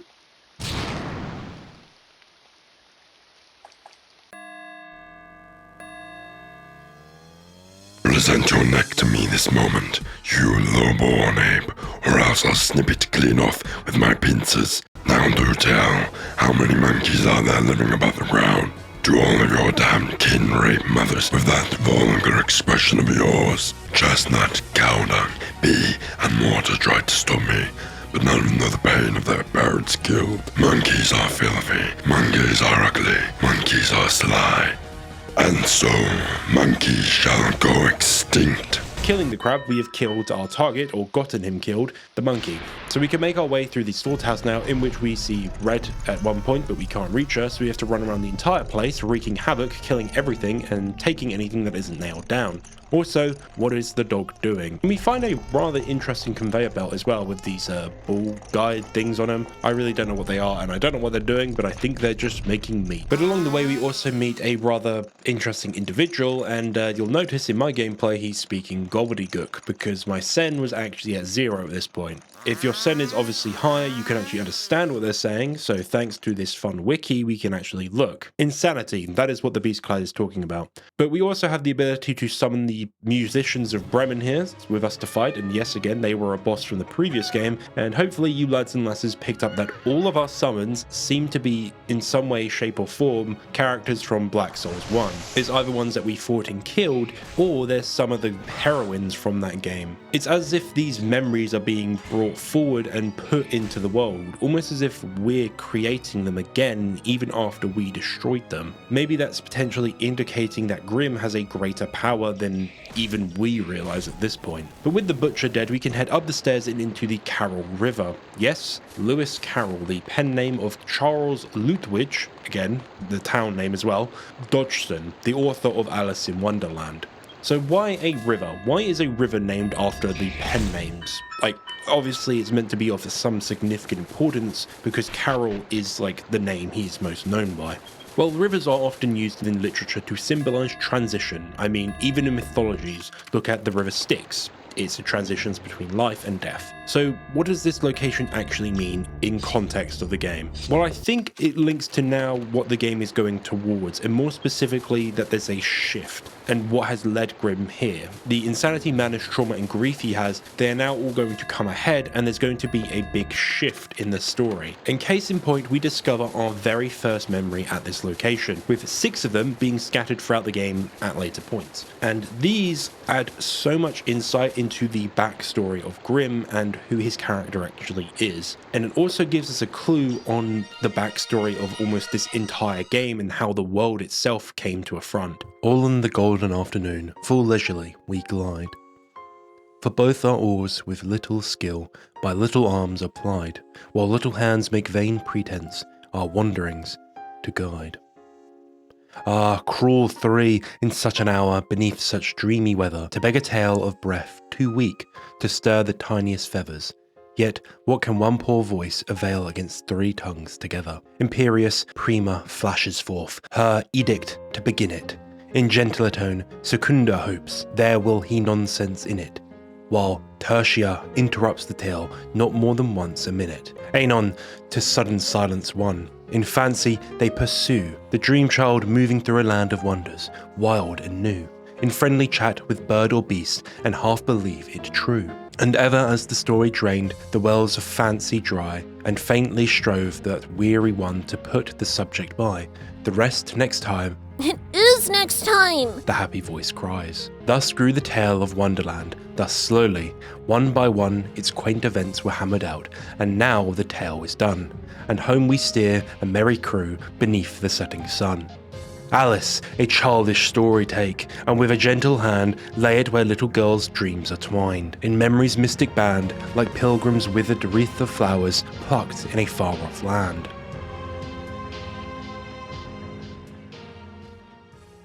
Now you might say, Croc, what the fuck was that even about? Well, for this game, we need to not only be familiar with the actual story of Alice in Wonderland itself, but also the story behind its creation. And this here outlines just that. Alice in Wonderland, while written by Lewis Carroll, he wrote it for a specific person, or a group of people. He wrote it for the 3 Liddell sisters, and more specifically Alice Liddell herself, but also her 2 sisters were also there and listened to him tell his story, Lorina and Edith. But of course, the story was fully intended for Alice. There's a reason it's called Alice in Wonderland. The 3 girls would listen to Carroll tell stories all the time, and at one point he started to make a story tailor-made for them, and the girls themselves would give feedback, giving him ideas, and I'm sure many of the characters were influenced in that way. I mean, you just have to look at something like the Cheshire Cat, which it does appear was very much inspired by the girl's real-life pet. And a lot of this time of developing this story and sort of listening and talking through the story and actually making it was done on one of the many boat trips that Carroll would take the girls on, from what we can learn from his real-life diary entries and letters and everything. From what we know, Carroll was close to the Liddell family, like very close. Not just the children, but also their father, the dean, and their mother. And they all had a pretty close bond. With reports, and I mean, fuck me, reports, because you try to figure out anything from over 200 years ago, Carroll was specifically interested in courting Alice, specifically. This is complete speculation. There is a couple hints here and there, but it's not confirmed, and I'm not going to say that he outright wanted it, but you kind of get the idea that's why he was hanging around with girls, or like these young girls all the time. Now, of course, this cannot be confirmed or disproved. There just isn't enough evidence, but Carol never got married and never had children. So a theory was that he was heartbroken after being denied Alice in marriage by her father. Yes, that's how it was back then, lads and lasses. And he just never moved on. Of course, complete speculation on my part and many other people's parts, but we just don't know. There is not enough evidence and not enough diaries and letters that we can really figure this out with. But what I do know is that, like every great creative mind from that era, Carol was, let's just say, not normal. Reportedly, he struggled a lot maintaining relationships, especially with women. He was shy, quiet, and a bit, distant. And his relationship with the three Liddell girls was, at the time, considered, let's say, very, very odd. It raised a lot of eyebrows. I mean, now it would just be fucking disgusting, but then it was a bit odd. But again, men in their late 20s would marry girls who literally turned 16, 17, 18 in the UK. Because again, in the UK, age of consent is 16. Do I agree with it? Fuck no, but it still is. But also, classism was a thing back then. The Liddell family were stupid high in society. Like, so much so. I didn't even realize this, but they were very high. They were so high, in fact, that the mother of the Liddells hoped one of her daughters would get married to one of Queen Victoria's sons, the princes of England. So, a random maths lecturer from a very sort of middle-class background was never on the table or even considered or even looked at seriously as a potential partner for daughters of this sort of tier in society. The girls were the upper class to the highest extent. They were seen as some of the most desirable people to wed in England at the time. So there's some background to it and how fucking weird Victorian England used to be and how classism worked and everything. But let's save more of this discussion later for our next 5 memories. Continuing on with our exploration, we can locate another bonfire, and again, Red is here. Remember the Black Knight, Linda Mia? Even with the Black Trial destroyed, he hasn't given up on the pursuit. He was looking for you, too. Though as expected, it's doubtful he would follow you even here. But also we can find a basement just north of the bonfire with 4 snowmen, all given names, labelled Mary Sue, Red Hood, Alice, and you, us, our name, for me, Croc, you, whatever else. So what does that mean? Well, I don't know at the moment, don't ask me yet. I kid, I do know why, but I'll save it for later. Potentially these 4 characters, just like the snowmen, are locked in a prison of sort, unable to escape the world they are in, or maybe they can't escape a specific someone who desperately wants to keep them locked in place and wants to be reunited with them all in this one world. But again, this will be revealed later on, so I'm going to save that for later. Exiting the basement though, we can kill the greedy dog and we get its fairy tale, and we can head to the main boss in the area and meet Vinay again. Croc, I've done it now. What a blunder. There's a demon beast ahead. Nearly skinned me alive. That thing. You have to be careful. So it seems he got injured by the boss, so let's summon the funny dog from the last game, and entering the boss fight we can square off against the Beast of Conceit, killing the foul creature and going back to Vinay. The blood won't stop. I don't want my dream to end. Not yet. Is this the end? Damn it. We can give him some aid, rescuing him from basically bleeding out. The wounds are closing in the blink of an eye. Am I saved? Croc, you have saved me. Thank you. I thought I was done for. The only thing I'm good for is swinging my sword. Croc, when the time comes for you to face an enemy of nightmares, I ask that you call upon me. I want to return the favor. Allow me to protect you as a knight should. Of course, you can make the choice on whether you want to help him or not, kill him, put him out of his misery, but I don't understand why you wouldn't help Vinay here. He pledges his aid to us entirely, so whenever we need his help, he will come join us in battle. Honestly, best bro right here, and he is one of the most reliable characters in this game. But with us returning to the bonfire, we can have a chinwag with a Cheshire cat again, and she informs us about the Jabberwock and how dangerous she actually is. I mean, clearly it's one of the 4 that Node told us to hunt, but heading back to the area we just fought the boss and heading further north, we can find another area with a new fog gate, and we can also summon Vinay here for it. No need to push it. Take turns. Our family, all of us, loved by you. Who are you? Big Sis lives here, you know. Ah, perhaps you're here to eradicate Big Sis. Geez, what a dangerous person. Big Sis is scared. Big Sis has no love for murder. Why is it that you can't understand that? I'd much rather speak with animals and flowers while enjoying the murmurs of the river.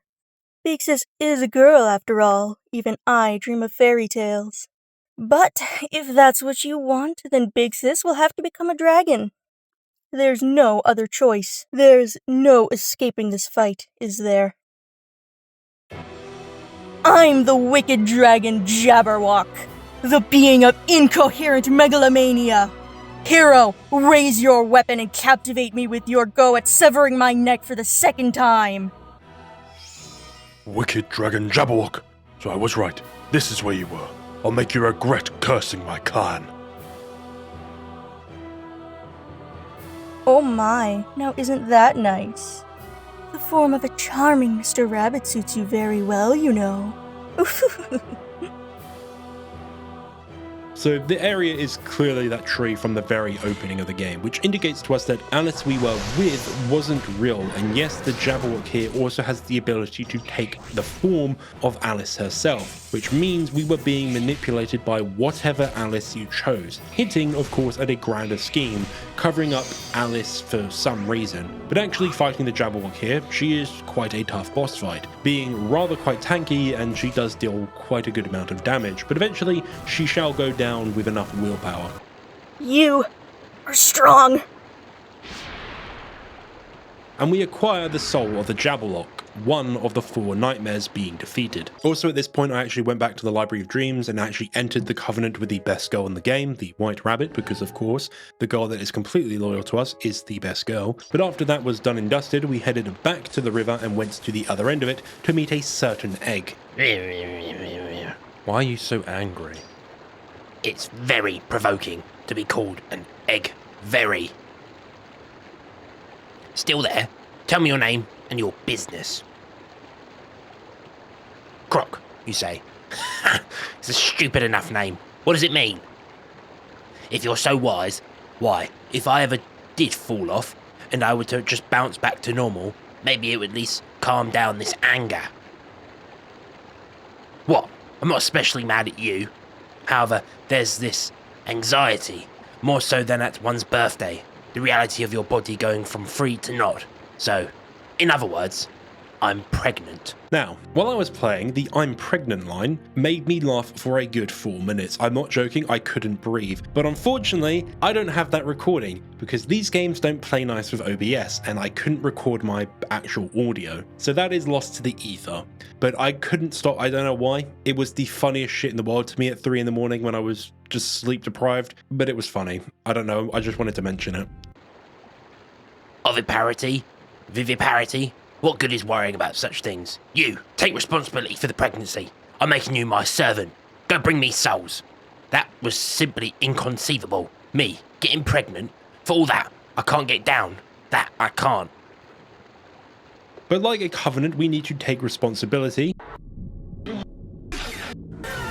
God, what was that about? That was a weird flashback. For the egg's pregnancy, and I gave it the exact amount of souls that it required. I don't want to say she or he because I don't know what Humpty Dumpty is. It's an egg, and I'm guessing it's, I don't know. I'm guessing it's a she, maybe, I don't know. But here Humpty begins to give birth. Oh, good. This is good. My daughter is to be delighted to. It hurts. Hurts. I'm dying. My belly tearing. She's breaking out from inside me. Croc, my daughter, I ask of you, I'm cracking. And we get to meet our child, the golden chick, or goose, the golden goose. And we get to name the thing, so I gave it the name it is. It's Goose. This is the reincarnation of Goose from the last game. Now your child here is not treated as such, as you can clearly see from these options on screen. Why? But we don't need to do any of that. You might be asking, why did we make the child? We need to kill it. don't worry, if you kill it, you get all your souls back. So it is worth it, but don't get too attached to it. Again, it is the reincarnation of Goose, which is kind of sad to think about, that we literally finally get to reunite with her and then we're just killing her immediately. But we received the exact same fairy tale that we did from Goose in that game if you killed her, and also again all of our souls back, all 800,000 of them. But with the Goose dead, we fight another nightmare spirit, collect some items, and head north, eventually reaching Oxford University, or Oxford again. And guess what? The fucking cat's here again. And Red as well. A university? How nostalgic. Why did I just... Now, equipping Edith's ring, we can actually enter the university and also find this telescope, which transports you into a fight where I physically couldn't kill these fucking enemies. But heading north, something interesting happens and our Sen shoots up.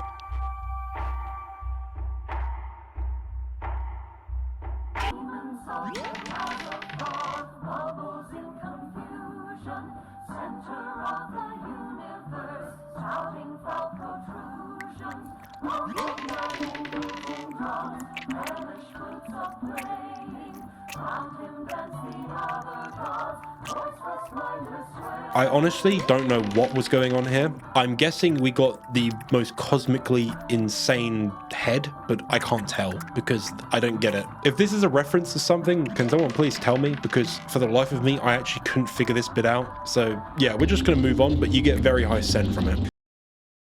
But let us actually enter the university now. In one of the rooms we can find a writing on the wall that mentions a person finding something that wasn't a little girl, but something that took her name. And in another room we can find our second memory. Things don't always go as hoped for. I thought you were learning, if only perfunctory. Alice. Alice, you came to visit my room again? And what about your classes? I hate studying history.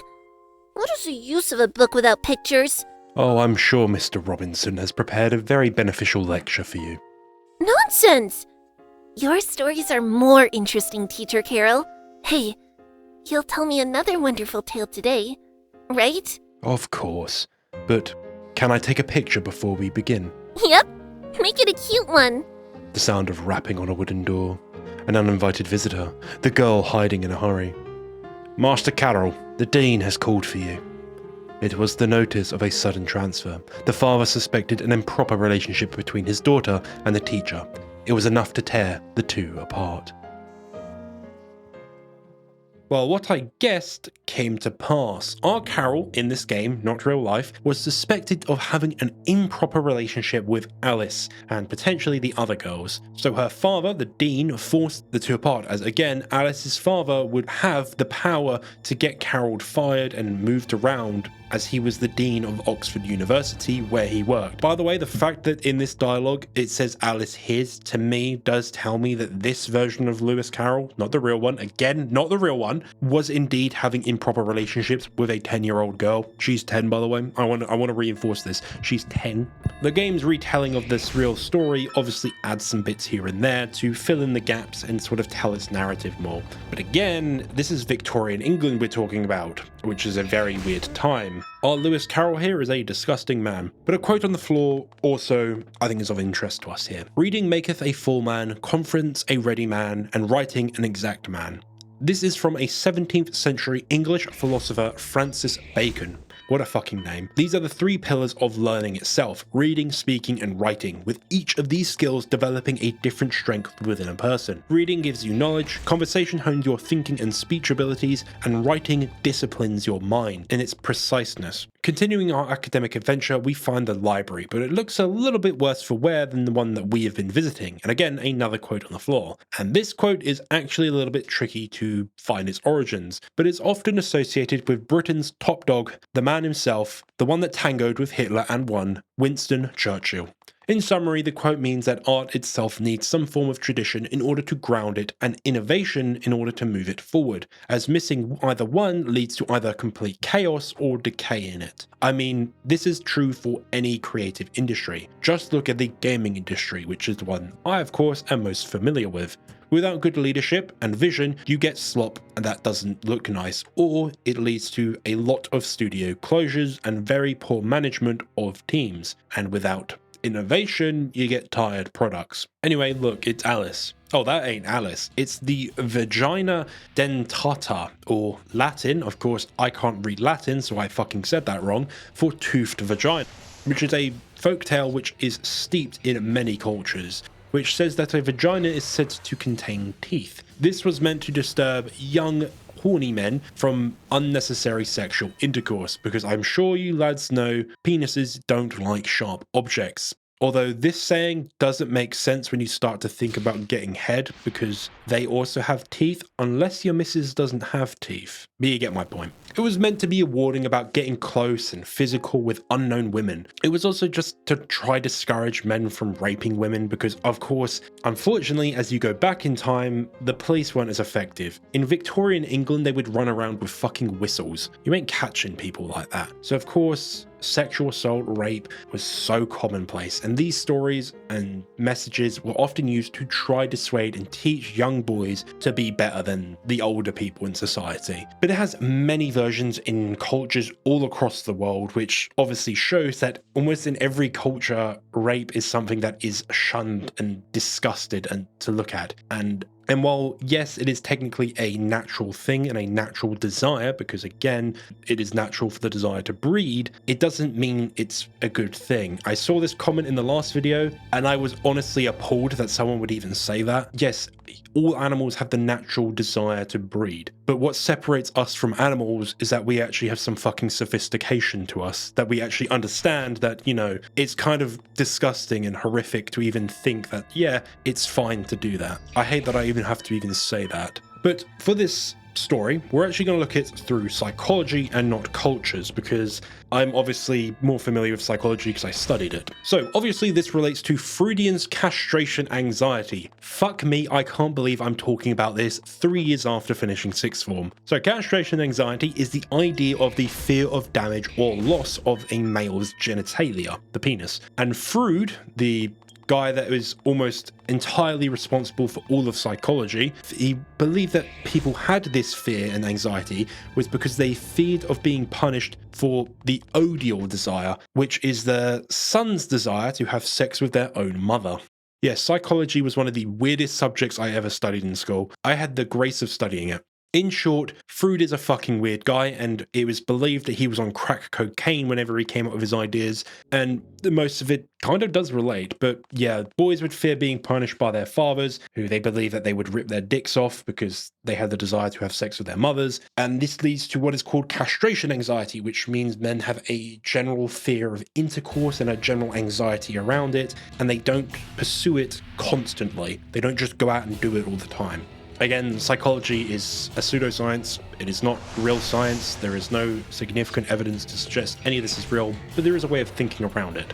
But it still relates to this story itself, about the fear of a man losing his little Jimmy. But we kill it because Grimm here doesn't have that fear, because, my god, this man will have sex with anything that doesn't move if you let him. Killing the toothed vagina, we receive a photo of a girl. What girl? Well, that will be explained in due time, dear listener. Of course, it's going to be Alice fucking Liddell. Or you can just look up Lewis Carroll's hobbies and you'll figure it out immediately, because Lewis Carroll was very into photography. But above the vagina we can also find Liddell's doll, which is one of the girl's dolls. It doesn't actually state who, but if you come back to the doll later after beating the game with a certain sen level, you can talk to it and also have sex with it. Hey, I'm not judging, again, do what you want. I'm a talking crocodile that only wears a hat and a monocle. But searching through the university we can actually find the best girl again from the first game, Lady Catherine herself, or a statue of her, and praying to her we receive some items, some miracles to be exact. Indeed, a gorgeous view. But to our next boss fight, in which we can summon Lady Catherine herself, and this boss fight is the Dean of the university, the father of the Liddell sisters. And with Catherine being extremely weak here, the Dean will probably kill her in one hit unless you one-shot him. Even in this fake world and a different world entirely from where we came from, Catherine is still punished and killed for no apparent reason. Anyway, with the Dean dead and heading through the doors, we reach the endless tea party. Yes, the tea party. But before joining the tea party, we can find yet another memory. Ah, how wonderful it would have been if the two in love could remain together for a lifetime. Our story is complex, intertwined. It's difficult to describe, like the madness of stars. Be that as it may, there's no escape from change. The bells of the end echo throughout the world, accompanied by the rumbling of the earth. A man awakened under collapsed rubble. He saw blood rain from the sky, and grotesque malformations filled the streets. Ah, of course. He must be seeing some sort of dreadful nightmare. This couldn't possibly be reality. But the man couldn't remember a thing, not only about the scene before him, but even about who or what he was. It's dangerous here! Please, follow me! A young girl pulled on his arm, her hair golden, her eyes blue, in a blue and white apron dress. Not even understanding why, the man followed her trace. Led by the girl, the man escaped the nightmare and arrived into a dream-like land. There, every animal shared the language with humans. Things weren't were, and things that shouldn't be weren't. There was the land of dreams, Wonderland, the world for you. You should live with us, in peace, forever and ever, Mr. Nishnot. So the memory seems to outline two people who were in love, being forced apart, and the man, because it says Mr. at the end, finds himself being transported to a world raining with blood, but then being guided by a girl with blonde hair, blue eyes, and a blue apron dress. Alice, of course, the Alice that we are familiar with and have seen throughout the game. Of course, this is about potentially our Grimm here being led into Wonderland, the Lost Kingdom, all of that. This is showing us specifically how Grimm got here, but it doesn't really give us enough to explain actually where Grimm or Carol came from. But let us join the tea party, shall we? And yes, each of the girls here are each of one of the characters depicted in the classic image of the tea party. The hare, the dormouse, and the Mad Hatter. Now, all three of the girls do what most people do nowadays, waffle, coming up with riddles they don't know the answer to, but talk to them enough and they will mention a Jub and how she asked them to not let anyone pass, but they don't seem like they're really going to stop us in any way. And we can also enter a covenant with them, well, more specifically with the Hatter herself. And increasing the covenant, if you want to know, allows you to engage with all three of the girls, and the bunny is very into it. I mean, she basically begs for it. The game labels her as a nympho rabbit, which, yeah, she is. I want it to be over and done with. I do.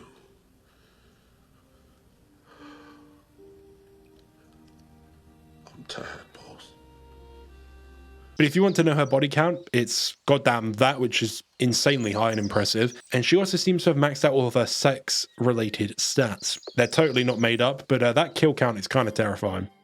Let's just move on though from this. This is definitely not the kind of tea party I'm used to, but again, I'm not complaining. Let's just venture forth to the Sick Clock Tower, and man, I haven't mentioned it yet, but this game's OST really fucks, and this area's one is a bop. I just like it. It's a simple thing. I know a lot of them are pulled from royalty-free sources, but there is a couple of like tailor-made tracks, and a lot of the battle tracks all fit really well, and even the royalty-free music are all used really well in this game. Ascending the tower though, past some pretty scary-looking blades, which will one-shot you if you touch them, we can reach a bonfire and again meet the fucking cat, who tells us that Jub's nest is at the peak of the tower. But actually reaching our first boss fight, we can summon the little prince and enter the combat with the beast of the bright star. Quickly killing it and heading up further into the final room, we find it empty with just a message. Time required ahead, with a painting on the wall of what appears to be the Dean himself. And pressing, I think, space, I actually can't remember what I pressed, I think it was space, in time with a certain noise, we can slowly see the painting turn into a skeleton, and we get a code, 1852, which was the year the real Alice Liddell was born. I'm sure something about the real Alice isn't at play here. Now reaching Jub's nest, we can summon two friends, Peter Pan and Vinay. Quickly before the boss fight, let's help this troll out though. Is anyone there? Ah, help has finally arrived. I've been stuck between these walls for 5 years. No, was it 20? Never mind that. Please, push me out. I'm sure there's a way out just ahead. I'll slip out if only you move me just a few steps forward. You're strong. Good. Keep this up. Ouch. I'm fine. No worries. Just keep pushing. Ah, I see the light. Just a bit more and I'll be out. I'll finally be free. I'm sure he is perfectly fine. I'm sure he is okay and he just walked off. But let's go meet the boss now. Now look at that. It's been a long time since anyone climbed all the way up here, and you're a man at that. Just how many souls are you keeping in this body of yours? I'm so looking forward to gutting you. I'm going to Alice. Carefully in your search, are you? You better start worrying about yourself, or it'll be too late for you. Now, gloves off. I'm a gentle soul, so I'll put you out of your misery in one painless slice. A sight too comical to behold you are. Gaze upon me, lust after me, dread me, go mad, and die. Damned flying vermin. It's because of you that Wonderland is in this nonsensical state. You should try going mad too. Nothing beats watching reason blow apart. Like, love. I love you. Who's that guy?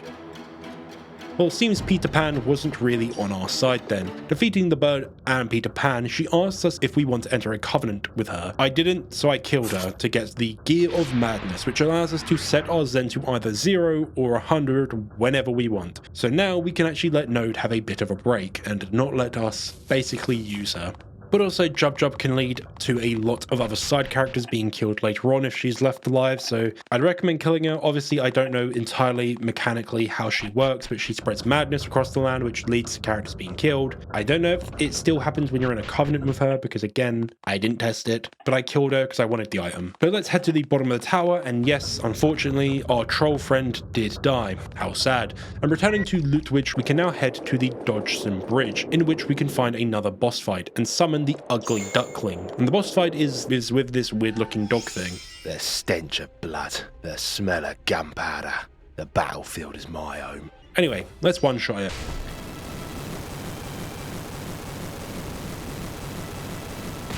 Past the ugly dog thing, we can enter the Liddell Cemetery. That isn't ominous at all, is it? But here we can meet another friend, Knight Pumpkino.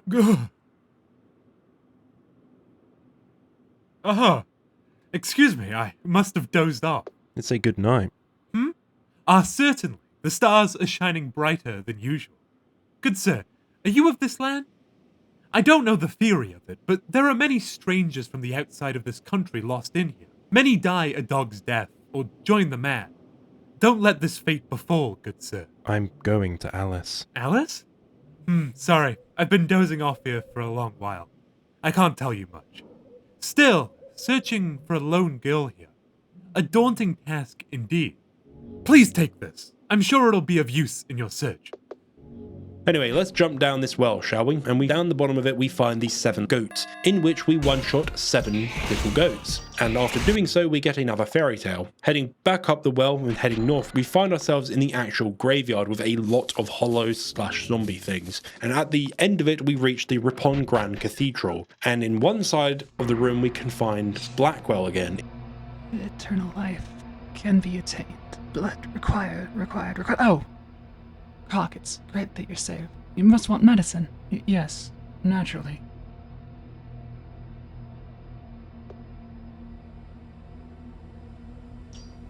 But also Red is here. I wonder if a benevolent god really exists. I think all of them are bastards.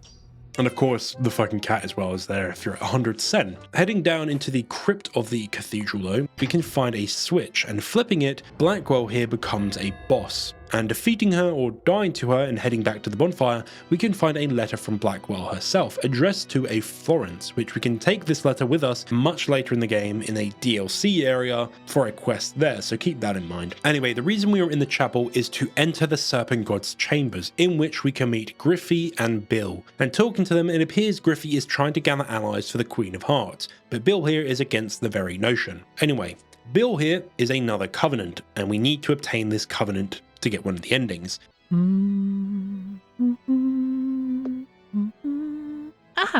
Excuse me.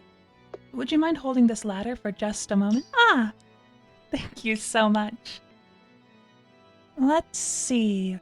This goes here, and then...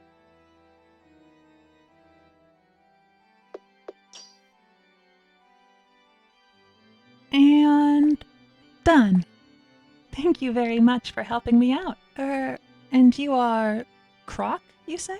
You can call me Bill. Is this your first time at Ripon Grand Cathedral? I would be happy to teach you all about it. I share the teachings of the Serpent God at this temple. Just as you might have guessed, I'm the Shrine Maiden here. The Serpent God is much more benevolent than other gods. Those he believe are repaid generously. If that's all right with you, would you like to enter our faith too? Wonderland is torn by constant strife. It's a turbulent age. It would be for the best to find beliefs that will support you. Wouldn't you agree? That said, it must be troubling to be asked so suddenly, right? I'd like to discuss it with you more once you've sorted out your feelings. Good evening, Croc. Perhaps you've had a change of heart? I'm going to Alice. Let me think. I do not know about her. Forgive me. However, perhaps Lady Queen of Hearts might know something. The Queen of Hearts is the lady governing this country. You might be able to meet her if you head to Red Castle Fristle. But she's an awfully unreasonable and terrifying lady, and yet you would still go? I understand. Then, please take this. The gate soldiers should let you through if you show it to them, although the two of them aren't right in the head, so I can't guarantee it. And, if possible, please think more about entering the faith, too. And yes, Bill is a boy, despite his appearance. And entering the Covenant with Bill, we pledge our allegiance to the Serpent God. And reaching Max Covenant, we can actually meet the Serpent God himself. And yes, it is also a man, and yes, you can have sex with the Serpent God if you want to. But you might notice something about the Serpent God himself. He shares a striking resemblance to Alice, and also a note in the chapel mentions a Francis, which is one of Alice's siblings, Francis LaBelle. While not confirmed to be the Serpent God, the similar appearance of the blue eyes, blonde hair, and the younger appearance, because I'm pretty sure Francis was her younger sibling, it could be that all the gods in this world are related in some way to Liddell's themselves. So Francis is just another god. That is just a theory, a game theory, but it's my theory, and I like it. I think it works. Also, Bill gives us a pass to get into the Queen of Hearts castle. So now let's head there. Heading west, we can enter a new area, being stopped by some gate soldiers. Hold. Beyond this gate lie the private lands of Her Majesty the Queen of Hearts. If you want to enter, show your pass right this moment. Show it or die. Give us your own soul. How about that? Then we'll pretend that we haven't seen ya. The content seems fine. The paper seems fine. But where's your proof that it isn't a forgery? The proof. Where's your proof? And don't you argue. How about we deny your head? Or only your body through? That's fine too. Bill gave it to me. Bill? The cute Bill did? Alright, you're good to go. And getting past the guards and continuing on, we reach a maze. And in the maze, we fight a bunch of soldiers of the Queen of Hearts herself. But in the top right, we can meet Griffy again, and she requests our help in killing a demon beast. The Grape Guard Beast. No, not Rape Guard Beast, he actually guards grapes. I don't speak like that, I'm not an idiot, and I'm not TikTok brained. Anyway, with us defeating the dog, Griffy rewards us with a kiss. How nice of her, but I didn't ask for it. That would be classed as workplace sexual harassment in any modern workplace. Anyway, moving on, we can enter the top left and find ourselves at Red Castle Fristle. And look at it, it's the fucking cat again. And yes, Red is here as well. The monarch is the heart of a kingdom. It seems once the heart goes mad, the people, the soldiers, everyone turns weird altogether. I won't allow her to hug the teacher to herself. I'll get him to care about me, even if I have to offer my soul to an evil god. I'm sure this line isn't hinting towards anything at all. Of course, it is hinting towards the queen of this castle, Lorina, having some sort of role that played in what has happened here with Carol and Alice in general. She herself has made a wish, like many others, a wish to separate the two. Again, the wishes do seem to play a much larger role in this narrative overall. So Red Castle Fristle is a pretty cool area with a couple of tough enemies to deal with and some great items to grab. So make sure you grab a lot of the items, especially the Queen's Tart from the kitchen before meeting the Queen. But in the garden, more importantly, we can of course find our very next memory. How many little girls can restrain their curiosity regarding a tale yet unknown? A Christmas gift to a dear child in memory of a summer day. A story for you with hand-drawn illustrations. Teacher! Thank you so much! I'm so very happy! I must give you something in return. In return, no worries. I wish for nothing more than for you to remain a charming little lady forever. So it's a memory of a man giving a story to a girl. It's obviously Carol giving his finished Alice in Wonderland book, the hand-drawn illustration, the original book, to young Alice. It was his gift to her, but other than that, there's not a lot in this memory. But it is still an important memory, of course, to Lewis Carroll himself, as it is the origin of where his most important piece of work comes from. In the garden, though, we can also find a secret door, and inside, swinging fucking axes. And man, just like Dark Souls, I can never get these areas done right on the first try. But again, past it, we can open a shortcut, and now we can enter the Queen's chambers. We're summoning the Donkey King himself. And the Queen doesn't like us being there, so she has 3 of her main top guards come to kill us, and we one-shot all of them. And the Queen is rather surprised with us winning over her 3 elite guards. He killed my 3 knights. This man. My knights! Anyone? Is there no one? Behead this man. We'll hold the trial later. Execute him at once. I'm going to Alice. Alice? Joyous news for once. So, you're looking for that fairy tale girl. Alice isn't here. No, she's not in this world, because I ordered her to be executed. Hurry up and off yourself. Join your dear Alice.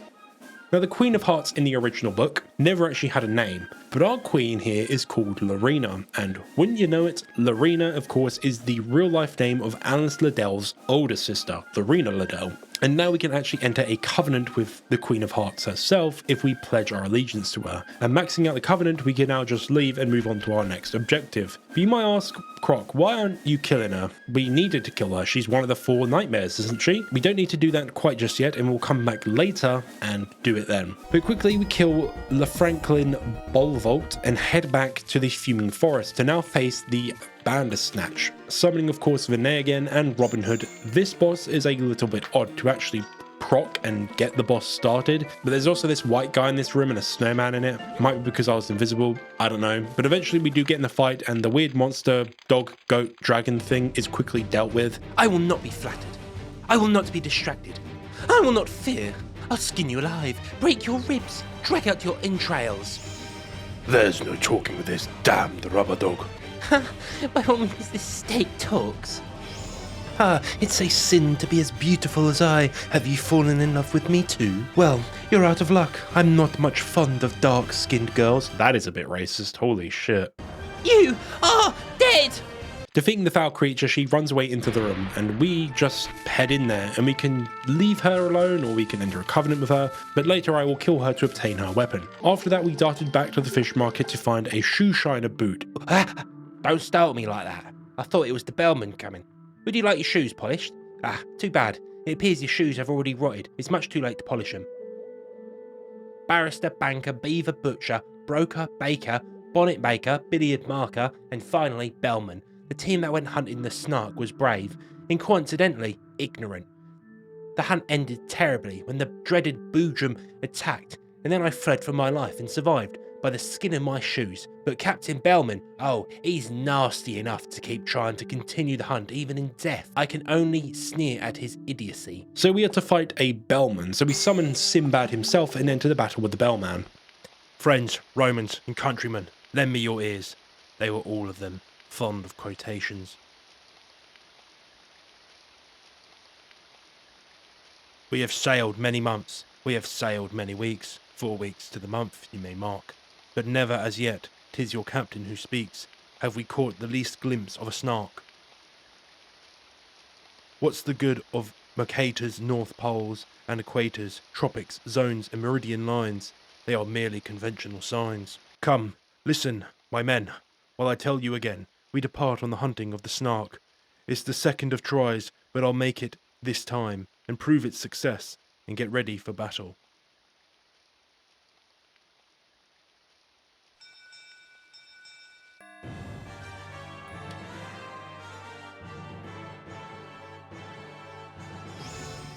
Where am I? What a dreary town, stinking of the sea. And what's this wicked ship?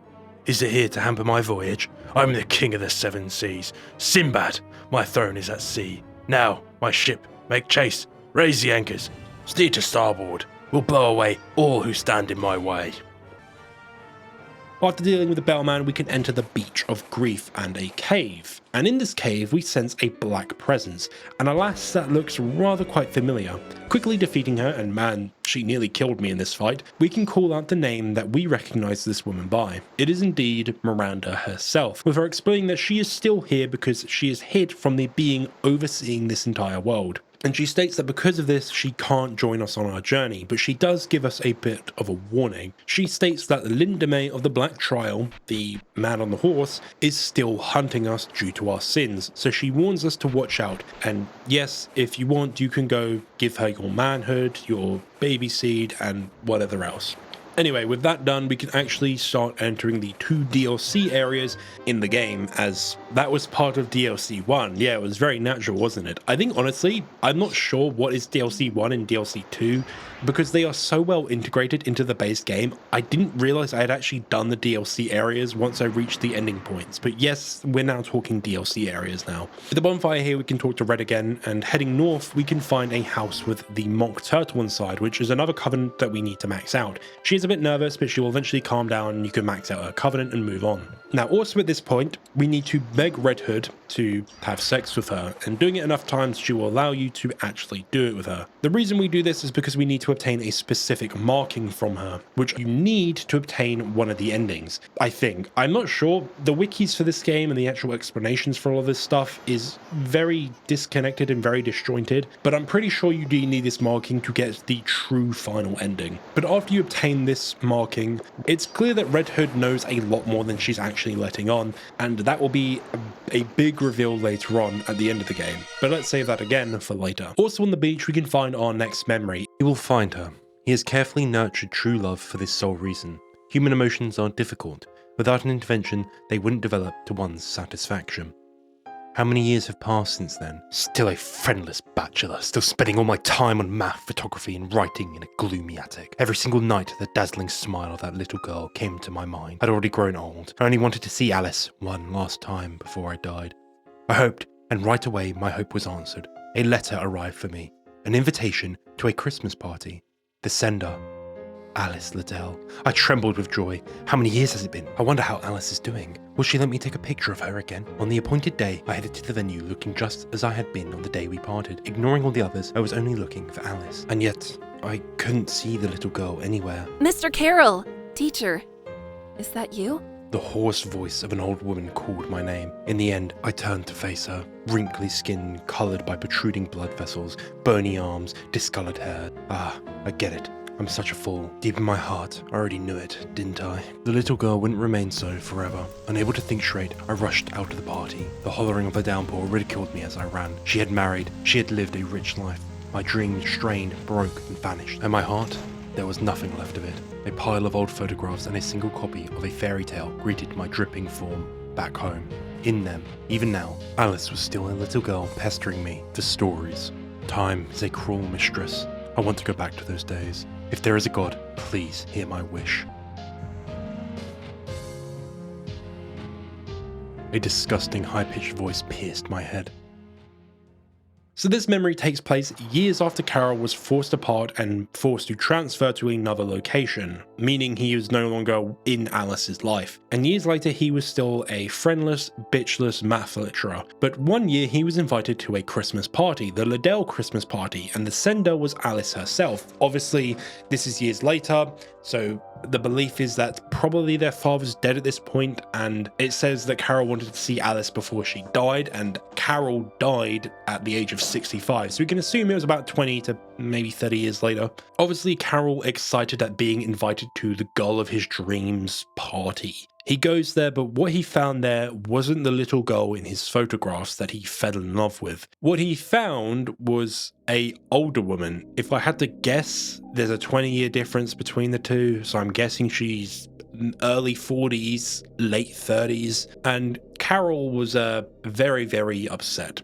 He describes Alice as a bony, wrinkly old woman. I mean, fuck me, that is not how you speak to a lady. So Carol basically had a panic attack and ran away, and he wishes to God to make those days come back to him. The days with the young girls in the boat where he would read them stories. And the last line, we see a rather familiar set of characters who has taken an interest in Mr. Carroll. This final line is 100% from Mary Sue. A lot of these laughing sort of dialogues are used to show us what character is where, and it seems Mary Sue has taken an interest in Carroll himself specifically. And with a high-pitched ring filling Carroll's head, which is directly implying that this is when the world of Wonderland and the Lost Kingdom, or Grimm himself, was created, it was created from a wish born from a man desperate to go back to days where he was the happiest man he could be, surrounded by a girl and people he felt he belonged with. What he wants isn't the real Alice. He wants to go to the one he remembers specifically, the young girl 20 to 30 years ago. And again, this plays into the exact idea that I made in the first game, about Grimm being lost in his own fantasy and delusion and unable to move on from his past grief, trauma, issues. He's unable to move forward in life. And it paints a very sad picture for this character, a man deeply disturbed and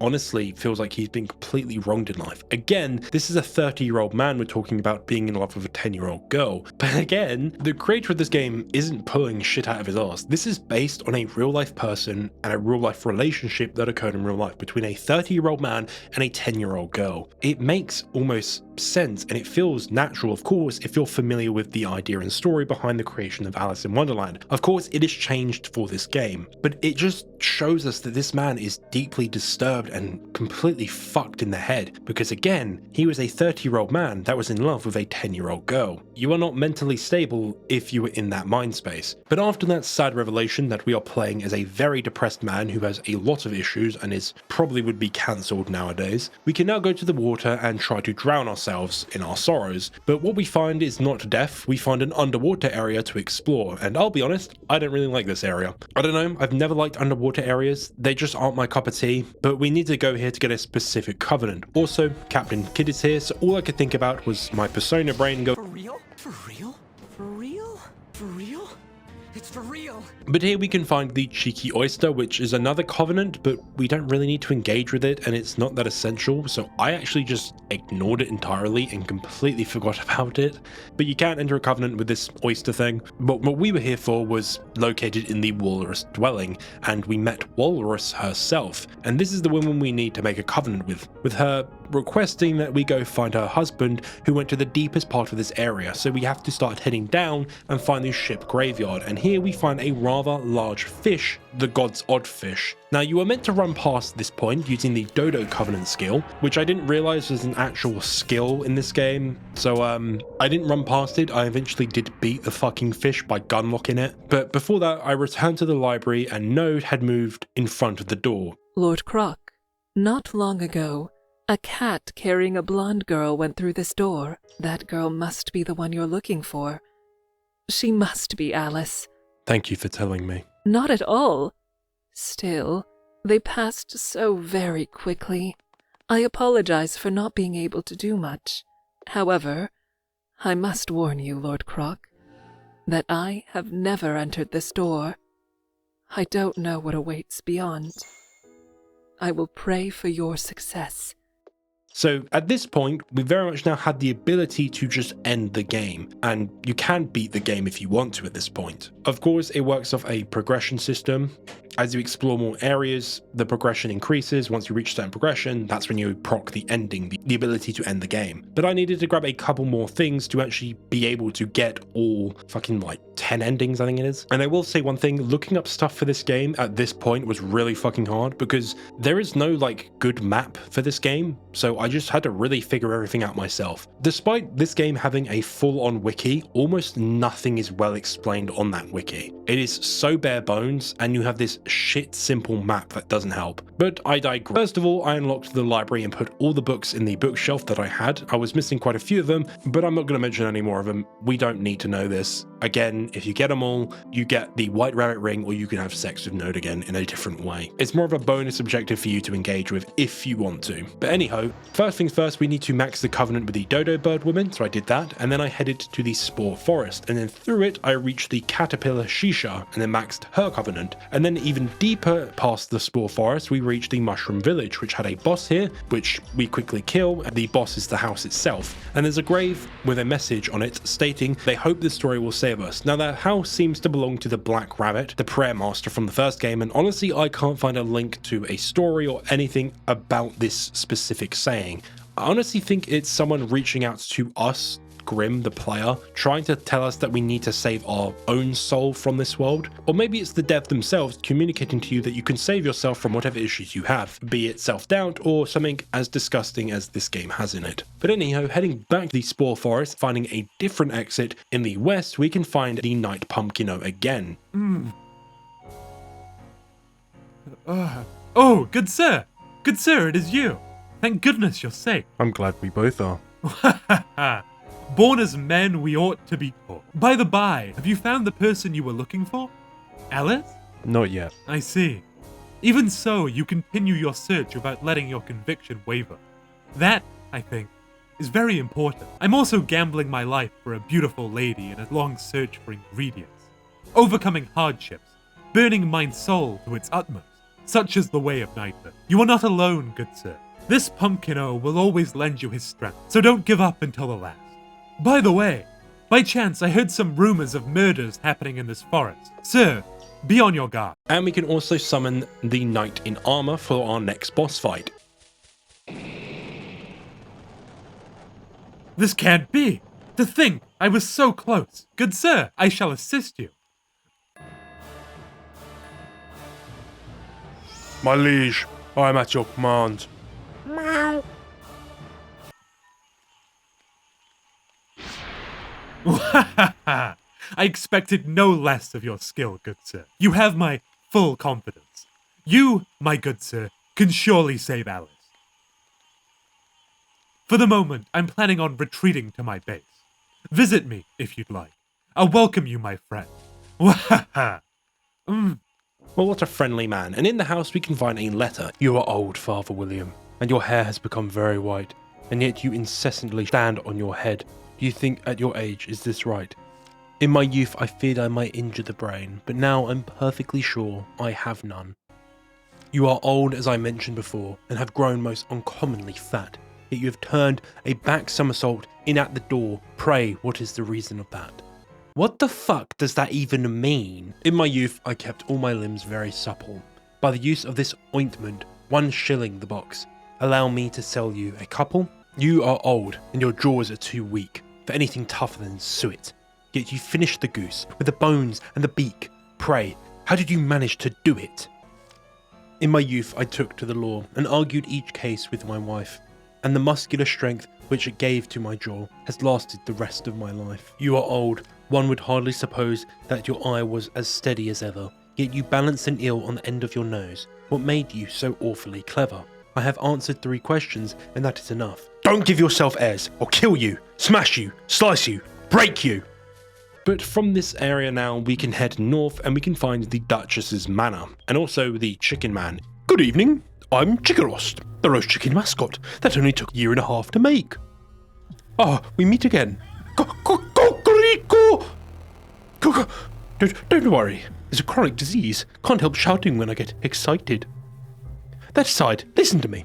Since I'm still uneaten, I came here, certain that the Duchess, famous for her grand appetite, would devour me.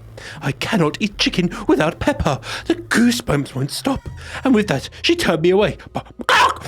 The bastards! Think me a fool. I'll be eaten, even if I force someone to do it. Well, seems Chickerost here really wants to be eaten, and I'm sure many people out there have that desire as well. He is a perfectly stable human being, but heading indoors, we are assaulted by the butler of the manor. Now, let us move on to the pressing matters. My lady, is it time for you to study? The subjects are the fashion of the high nobility and the acceptance of bisexuality. My lady, please, that's enough of your games. Are you not my lady? No, you're mistaken. From my point of view, all, men and women alike, are beautiful ladies. My lady, would you like to take a break? If you allow me to be so kind, allow me to entertain you with my modest violin. It appears our time is running out. Thank you for your generous kindness up to now. As of today, I'm transferring from the position of butler to your husband. Let us bring up our love together. For you, I'll offer any jewel. Now, my lady, take my hand. Take it! I'm telling you to take it! God damn, we're just trying to talk to the woman. All these fuckers are in our way. But eventually, after a shit ton of fighting, we find a cute dog and pet it. And the fucking cat again. And we can quickly return to the rabbit hole and meet Vinay for the final time, ending his quest. Sir Croc, after all, I returned back home.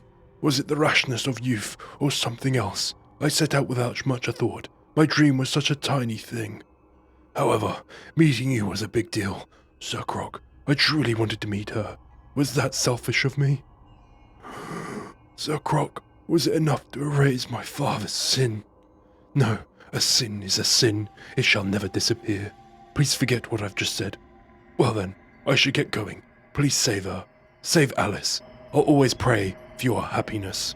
Fly high, my friend, and he imparts a very important gift to us, the Moonlight Greatsword, and it is nowhere near as strong as it was in the first game. Still a great weapon, but not the best weapon in the game, definitely not. But at this point we can now finally meet the Duchess Margaret von Tyrell, and she seems to be a rather hungry lass.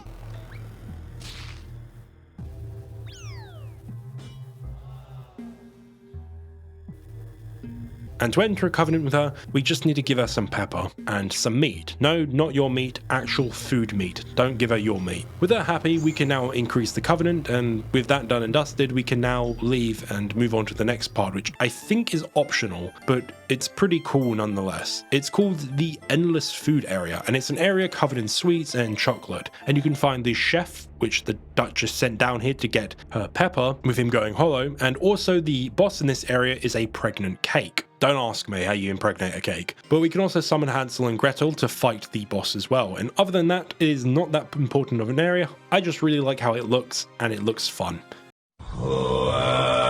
Well, I missed this area entirely in my playthrough of the game itself, and I didn't realise there was a path in this area to actually reach it. So this area does have a bit more to it. So in the north section of the food area, we can make our way to the Pumpkin Base, the place that we were invited to about 30 minutes ago by the fine Pumpkin Knight. And by the way, I didn't mention it, in the Duchess's manor, you can find a portrait of...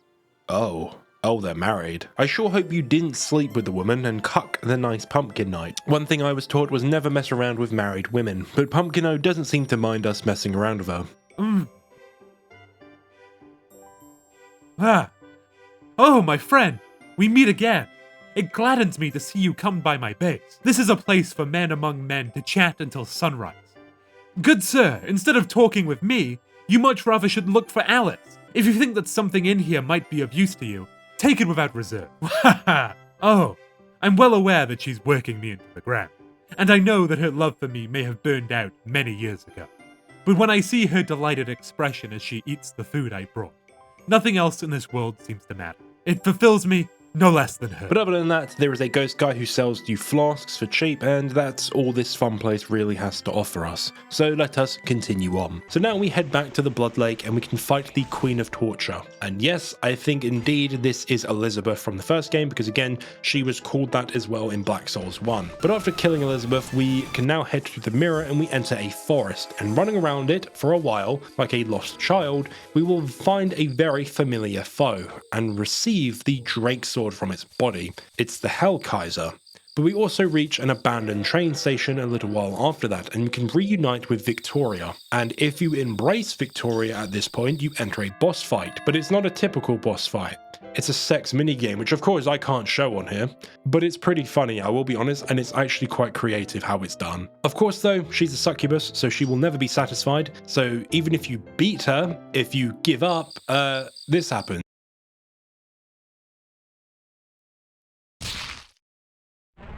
So yeah, she just kills you no matter what. But if you want to know, if you go on the train to the next location and then come back, you can then talk to her again and actually enter a covenant with her. So keep that in mind. But she is not that important for the overall story. She is very much just a side sort of character. Kind of like Miranda in a way. But let us actually go on this train, shall we?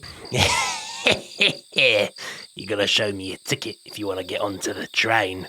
So, you got one? Ticket on display. Alright, you're good to go.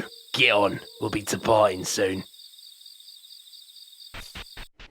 And with us now going on the train, we can reach Queensland with the help of these fellows here. And once entering Queensland, we can meet Griffy again. And she confesses her love for us completely out of nowhere. I'll be honest, I don't get it. Again, our character is suffering from success. And if you agree with her request, she will of course do the deed and you will be able to make a deposit, and she returns to Lorina's castle. But let us explore Queensland, shall we? Which is like a theme park slash circus slash whatever else. And I actually quite like this area. There's quite a few attractions you can go and visit, including my favorite thing and the reason I'm so excited to make this video, the Punch and Judy scene. Oi, Judy bitch, you stole my pie. You're going down today, filthy whore. Gonna beat you dead. I ain't stole nothing. You've got it all wrong. I won't bear separation from you, my love. Which one's gonna get killed today?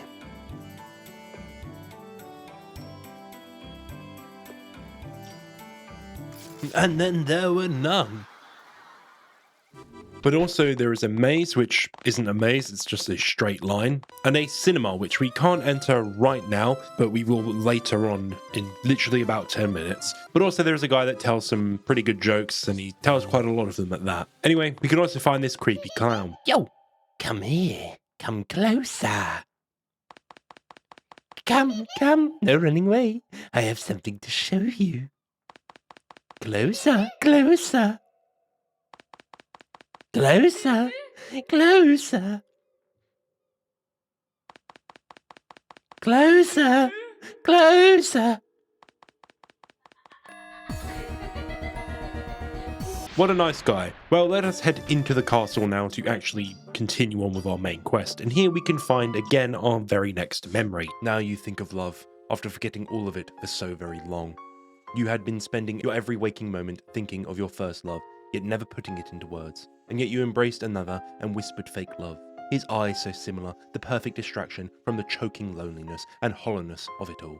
The glittering night sky, the laughing stars, the love crossing social barriers. But the little girl forgot about dreaming, became an adult, and married a man more appropriate for her station. As if in an attempt to abandon the memories of the past, all the letters spelling out the feelings for the little girl became fuel for the flames. And the time goes on, your life turned out to be astonishingly unastonishing. Now just an old woman lost in thought while peering into the night sky, your son watching you in worry. Mother, you ought to moderate your observations. The night wind is bad for your body. I brewed some black tea. Do drink it. Thank you. Of course. But for now, I'd like to remain alone. The stars are awfully beautiful tonight, you see. Hargreaves was enthralled by the stars. The selfish god crawled closer. The world changes, and the fantastic tales which were meant to be over were about to begin once more. So quickly, this is from the perspective of Alice Liddell, or her new name, Hargreaves, which was her husband's surname, Reginald Hargreaves. And it tells us that Alice did indeed love Lewis Carroll at one point. It was her first love, but she was never able to express that love to him. And now she has grown into her old age, with probably after Lewis Carroll's real life death at the age of 65, so I'm guessing she's maybe 50, 60, 70-ish.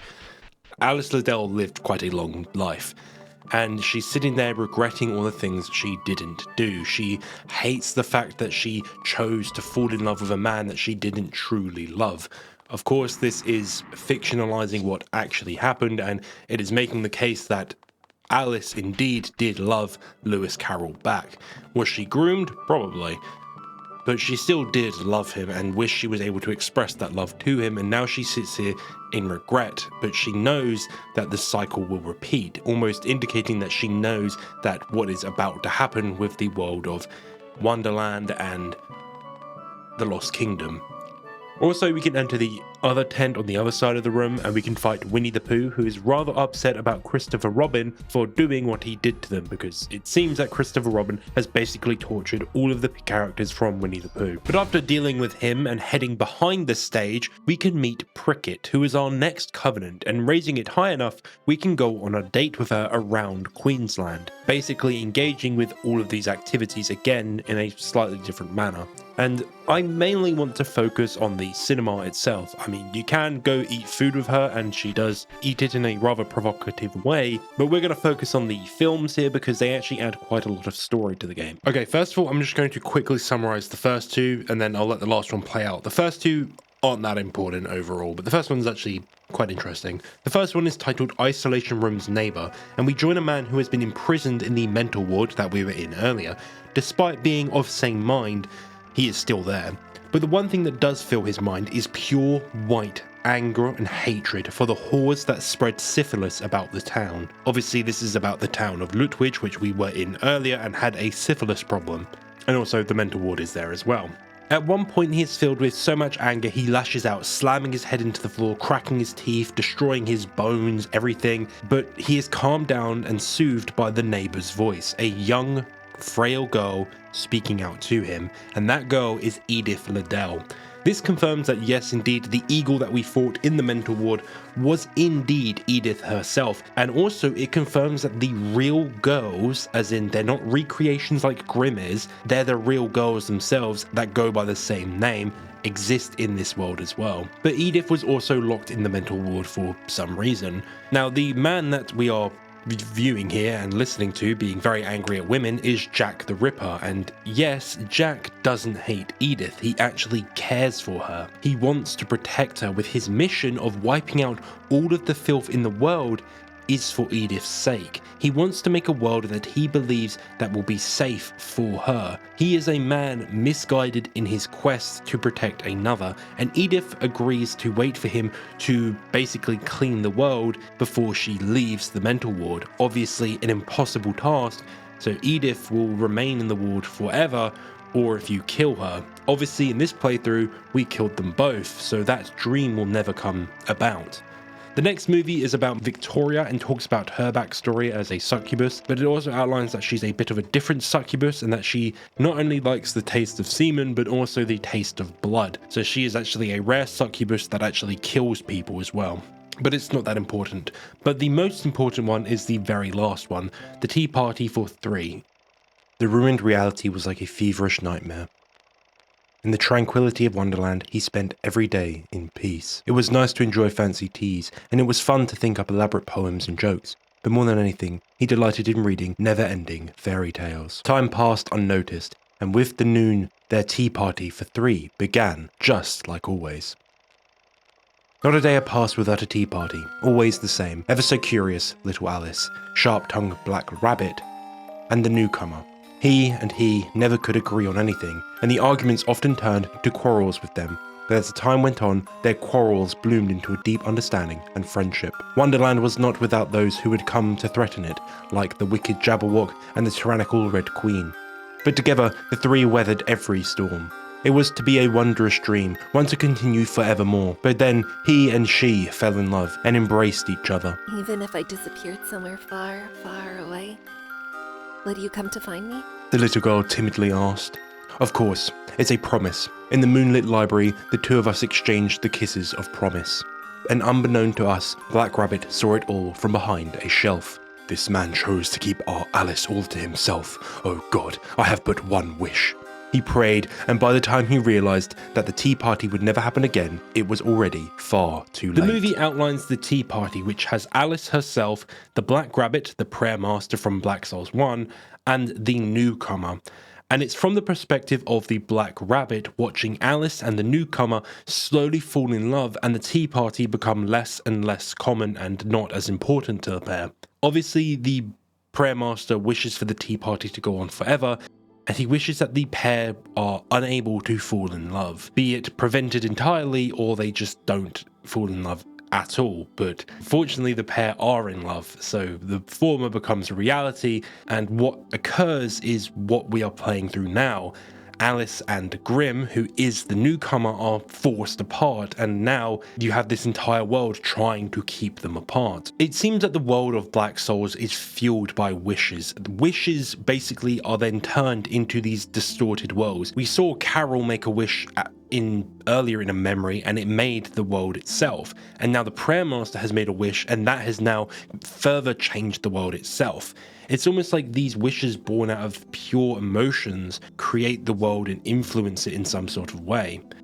But this film itself kind of just outlines sort of the backstory for everything, and also explains what the prayer master's sin was and what Vinay was trying his best to try basically right. This one wish that created the entire world and caused all this suffering and horrible things to happen to all these characters. But enough of that now. Going into the other room behind the stage, we can summon Daddy Longlegs and fight the queen and king of this castle. And defeating them and heading down one of the halls, we can enter a dungeon and we find a very familiar green fairy. Grim, it's you, isn't it? You came to save me. Yay, as expected of my prince. I've always believed in you more than anyone. But you sure took your time. I was sort of getting tired of waiting. So, can you hurry up and come here? I'll properly reward you even. Grim, can you remove these chains? I can't use my powers well because of them. Mary Ann, and we can free her or kill her. I freed her because I wanted to see the dialogue. You're one big idiot, ain't you, Grim? Fooled, betrayed right away. I really love you. I do want to make my beloved Grim completely mine right away, but my power to change things has been stolen from me, so too bad. I'll overlook you. For now, be a dear and wait for me, okay? I'll gift you with my intricate, masterful, magnificent stories with not a single good ending, if you will.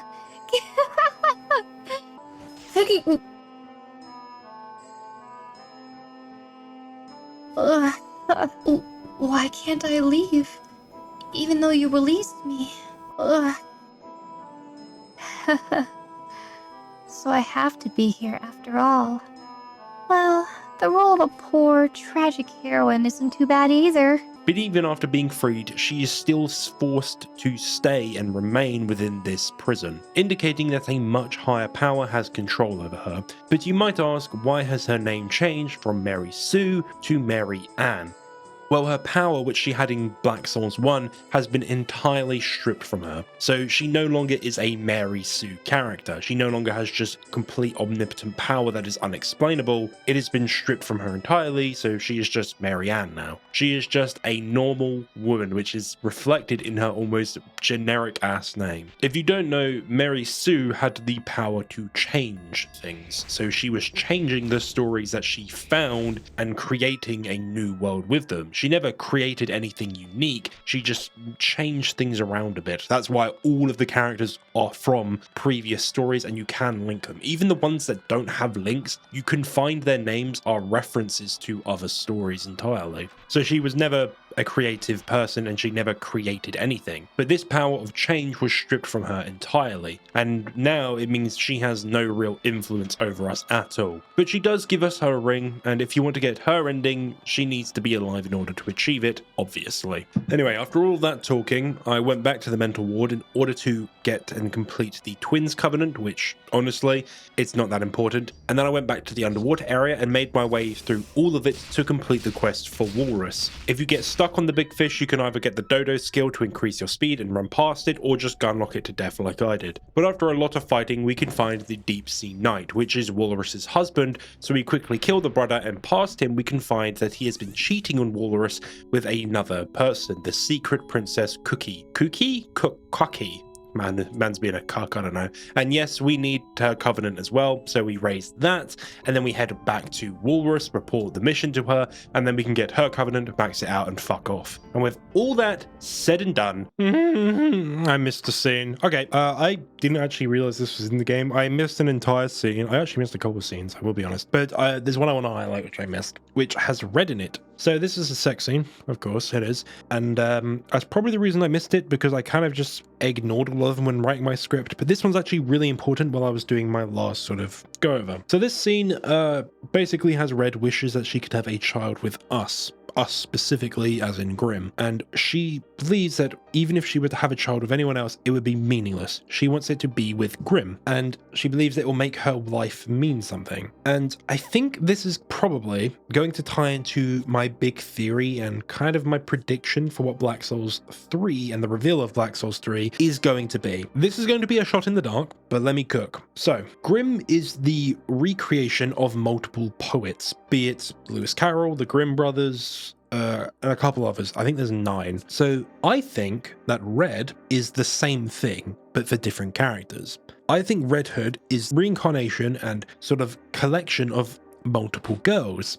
What girls do I think it is? Well, I think it is the 3 Liddell sisters. We know that Grimm was created by Mary Sue, and I also think that Red was created also by someone else, as she also has the ability to move between gardens that Grimm has. And I think that the multiple personalities from the 3 Liddell sisters almost cancelled each other out, and explains why she has almost no emotions. Because the 3 Liddell sisters, later on, when we'll meet them, or wherever I plug this part in the video in, we've already met them, they have almost polar opposite personalities. Edith is quiet and shy, Lorita is a tsundere type character, and Alice is a bit of a troublemaker. Red exhibits all 3 of these emotions, all 3 of these personality types, all of them. And there could be other girls that we don't know about in her. We know the Liddell family is larger. We know there is more sisters. And I almost genuinely think the game is trying to tell us that Grimm and Red are destined to be together. They are, Red is the Alice Grimm is looking for. Lewis's Alice was the real Alice Liddell, but Grimm's Alice is Red. That's my prediction. And of course, this ties into that ending again, that more heartbreaking ending where the unrequited love that isn't fulfilled.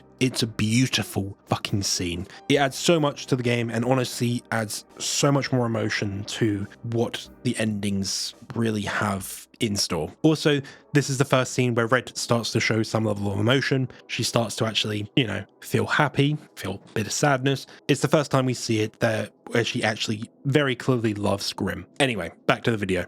We can now actually make a start on the base endings for Black Souls 2, and there is 8 of them. My god, that is a lot. So within Black Souls 2, within your first playthrough specifically, so in your first cycle, there is only 1 of 8 endings that you can achieve. And honestly, all these endings are actually really interesting to me. So let's start with the A ending, or what is called the Alice ending, the most basic ending in the game. This ending has no external prerequisites other than increasing the progression of the world to 10, which is done by doing things in the game. Quests, entering new areas, fighting bosses, you get the point. First of all, you enter the room which Node was standing in front of, and you are confronted by Dina, the Cheshire cat. I died not long after giving birth, so the only Alice I remember is a little girl. Still an innocent little girl, unchanged from those days. I know the warmth of her hand very well. A single brush of it against my fur would remind me that I'm a prided pet cat. You aren't the only one eager to meet Alice. It's a shame. I really am sorry. Dreams and lies are no different to me. I'll be waiting for you past the door. Then we battle the cat, actually in a fight, after that room there. Defeat the thing, and then you reach Alice again, and you can make love to her. And depending on the choice at the start of the game, will determine if you make love with your mother, your little sister, or your own fucking daughter. Technically, she isn't actually, but the dialogue makes sure that you know, in fact, that you are having sex with your mother, little sister, or your daughter. It makes it very apparent. But what does this ending actually mean? Well, for those keen viewers or Black Souls fans, you might remember that Alice wasn't at all related to us in any way in the first game. She was someone who shared stories with our protagonist. She was someone special to our Grimm, but not a person in his family. And the final question raised by Grimm, where is Alice, is a clear indicator that this isn't real. It's a false reality. It isn't the real thing. It's not actually Alice. It's what seems to be a created fantasy. I hate to say it, but this is reinforced by the first choice of mother, daughter, little sister in the beginning. It's no secret that incestuous fantasies and fetishes, holy shit, fetishes, oh my god, my English, fetishes, there we go, have been on the rise in people in recent years. I mean, fuck me. You want to guess what is the most popular category on Pornhub last year? Any guesses? If you said MILF, that's wrong. That's second. Hentai is actually the first. But not only that, step, insert whatever the fuck you want, mother, daughter, sister is also highly ranked, and stepmom was 11 if you want to know. It's clear that this idea is a big popular fantasy in today's world. Look, I'm just putting the facts forward, don't shoot me. I researched it and it's clear there is a trend here. It has been increasing in popularity as the years have gone on. The point I'm trying to get across is that this almost acts as the player's ultimate fantasy, the most disgusting fantasy that a person can have. The fantasy to have sex with whoever is closest to them, their mother, little sister, or their daughter. Obviously, you pick your poison, so choose whichever one you want, and I would say pick the one that makes you the most uncomfortable. But it is what it is, and yeah, I'm pretty sure that's what it's trying to get across. A fantasy that you are trying to live, that Grimm chooses to live, refusing to face what is actually happening in the world, which we have seen the cracks of throughout our journey in Wonderland. This has led Grimm into indulging into these fantasies. He's denying reality itself and choosing instead to indulge in what he believes is the perfect fantasy with an Alice he deems perfect. Now, this ending to some might be satisfying if you're a bit in the head, but I mean, we're finally reunited with Alice. But to me, it leaves so many questions unanswered, and again, that is not the real fucking Alice. But the questions we have unanswered is mainly about Grimm's real identity, Lewis Carroll, and the real Alice, what happened to her, Alice Liddell. So what about the other endings? Ending B, or the birth ending, is a bit different. Instead of going and reaching Alice, raise all key covenants to level 3, and there's about 8 of them I think that you need to do, and some of them don't matter. Basically, go to Node and inject your downstairs lizard inside of her, and after the passion is over, tell her that you're tired and you just want to give up, and abandon the pursuit of Alice, choosing instead to stay in the world and be with Node, / the other Covenant girls. Now, Node is surprised by this and decides to show you something, and we meet our daughters. In just a few moments, they will be born. Now don't avert your eyes.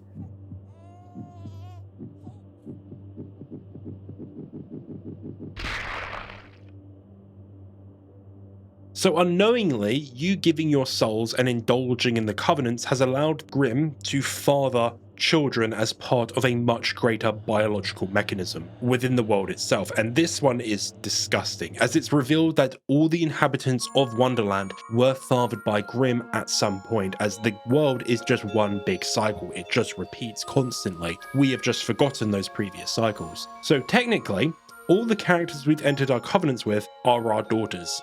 Yes, everyone. Everyone was made from Grimm. It was always Grimm all along. So as the world has been through hundreds of loops, and obviously we have forgotten them because we have been memory wiped or whatever, we have forgotten this. And obviously this ties New Game Plus into how it functions in the game's world. New Game Plus is canon. If you keep playing the game, it still canonically makes sense, and it explains why we can have so many different endings. Every ending technically is canon in a way. This ending is honestly horrifying, as Grimm's basic role is reduced down to his biology, not for love or that he was desired by the girls in the world, but because they believed they needed him to fulfill some sort of greater good. He isn't important, it's just what he can give them. And it's kind of a flip on the idea that you might have been approaching the game with, where you don't see these characters and girls as real characters and girls, you see them as more things to be used. But even when abandoning the first goal, which we were forced into, like we never questioned why we needed to hunt for Alice, we are just sidestepped into a new goal, and it's a part of the same machine. We are taken out of one part and placed into another part. We're still a cog in the machine, we're just acting in a different part now of it. Our destiny was predetermined by a much greater power long before we started this game. Even when Grimm tries to accept and move on from Alice, it lands him in not a place of peace which most people reach after acceptance, but in pure dread and horror. Almost like he isn't actually confronting his grief and problems, he's just running away from them. Ending B is honestly the worst ending entirely, because it is just disturbing. But what about ending C, or the catastrophe ending? I guess this one isn't good either. Basically, if you lose to Dina in the final boss fight before Alice, you just die. The game ends and it's deemed that you failed. It's the failure route of this game. Grimm is powerless to actually fulfill his goal or make a change, and his trauma broke him even in Wonderland. Honestly, there's not a lot I can say about this because it just goes to black. So just think about all the problems Grimm have, they all just piled on and it just broke him and he failed, and now it would go into the next cycle. Okay, what about the D ending, the death ending? Now, not for us, but for Alice. So when you reach Alice and with above 0 sen, you can choose to kill her. And she just dies, and Grim wonders again, where is Alice? Again, indicating that what we just killed wasn't actually the real Alice again. Kind of the same ending as ending A. You haven't achieved your goal, it's just another step in a greater plan as well. As we know, this Alice isn't the true Alice. Okay, but what if you do that exact same thing, but with less than 0 sen? My dear, my beloved, my son. No matter how much affection I gave you, no matter how much I loved you, you still eventually tried to escape from Mother's embrace. No, that's no good. There's no escape. You are my son. I birthed you. And I will not let you leave me for any other woman. Locked inside this cage, you'll be with me forever and ever.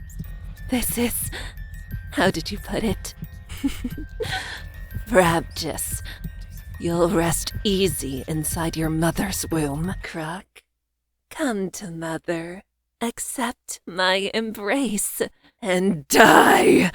You have to die.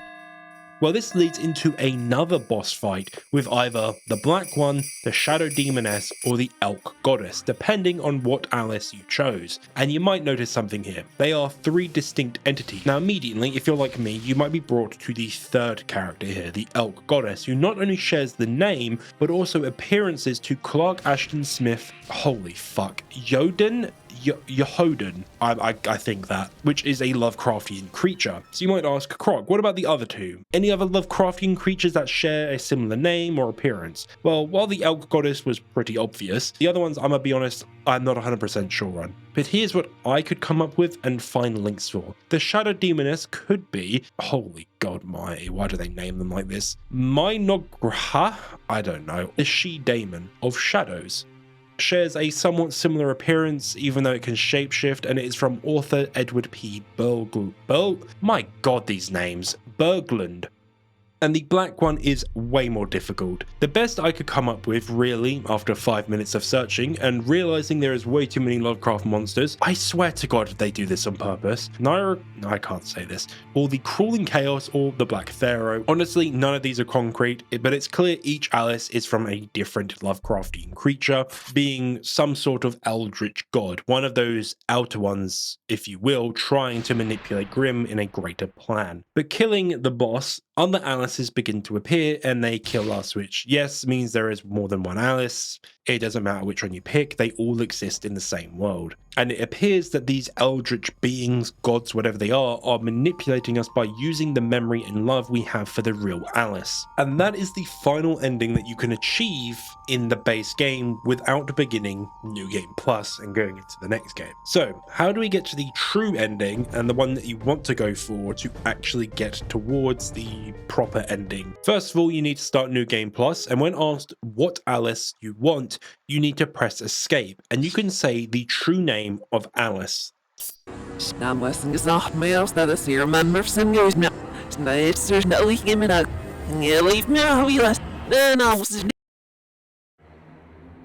After that, we are transported to a new area, and we find all the girls whom we made a covenant with here as like mini bosses, and they are in their true forms. This is almost like a boss rush area, if you will. You can kill them all or just avoid them if you want to, but fighting them, they basically spew their issues, like Bill here, who wishes he could be a girl so that we could love him entirely and not feel like he is not good enough because he doesn't have a vagina.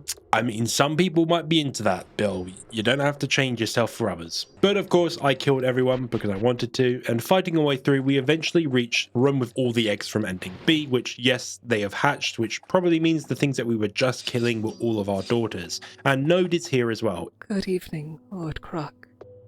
The time has finally come. Wonderland is losing its form and beginning to collapse in on itself. It seems you're about to awaken from the dream. The collapse is proof of it. Mary Sue's unmatched masterpiece, an amalgamation of this world's creators. That's what you are, Lord Croc. A body that far surpasses humanity, With the blood and qualities fitting to be a Great One's husband, the Crawling One made a proposition to me. A plan to produce offspring of Great Ones. With this land as the stage, you were locked in an endless cycle of copulation with them. Children born of your union would unite with you once more, to produce even more children. It was all quite like an ever-turning gear. Even I bore too many children to count. Lord Croc, I will not stand in the way of your awakening, but the Crawling One won't accept this. You were its aim from the very beginning. What it wants is an eternally repeating love story that would never come true. Its emotions, behavior, mentality are beyond my comprehension. However, for you to be made its toy, that is most disagreeable for me. My beloved Lord Croc, everything is only a transient dream. The envoy of reality is bound to rescue you. So the Crawling One is the one behind everything that has been occurring in this world, or this transient dream that we are currently stuck in. And Node is disgusted with how it has actually treated us. It treats us like a toy, and she now pledges her allegiance entirely to us. Anyway, with final preparations done, we can move forward and enter the next room, in which we're ambushed by the Jub and her two sisters. And just as things look a bit dire, Miranda comes to save us, and we can either choose to run away from the fight or stand with her. I don't think it matters because the Jabberwock blocks your path, and if you choose to stand with her, the Jabberwock tries to kill Miranda, and the Black Conductor Hein appears. Yes, it's Hein from the Black Souls 1, the Black Arbiter. With the pair, the fight went from a 1-on-3 to now a 3-on-3, and I still one-shotted all of them. With all of them defeated, the Jub and Bandersnatch try to escape, but the Jabberwock kills them, telling them how disappointed their sister will be. And we have a final face-off with the Jabberwock again. And during the battle, she yaps about Great Ones, the creators, but she mentions a child starved of their mother's love, who used this hatred from being starved from their mother to create a world, and she was a gem to the Great Ones, the creativity that the Great Ones sought. And the Jabberwock believes that if humans can create, then so should the Great Ones as well, which it seems they might be unable to. As yes, they have just used previous creations to generate all these worlds. There's a reason why they're all named after previous works' characters, and why they're all based on old fairy tales. But the Jabberwock specifically here is obsessed with raising a pure black soul. And the Jabberwock also reveals that she was the one who created the angry girl's warped soul by switching the proverbial rails of her hatred. And you might wonder, who on earth could she be talking about? Well, of course, she's talking about the most petty and pure evil character in this entire game, Mary Sue. The Jabberwock influenced Mary Sue into the woman she is and what she did in the first game. And yes, the Jabberwock is her mother. And the Jabberwock herself was one of the main players in manipulating us and all the characters in the Black Souls world. And that basement from earlier with the snowman, that was the Jabberwock. The 4 characters are the 4 she has been manipulating this entire time. But with us beating her, Hein is injured and Miranda takes him away, and we head onwards and meet with Red Hood. The White Rabbit was here just now. Where did she go? Grim, I see. So we were summoned. So we were. This must be what they call fate.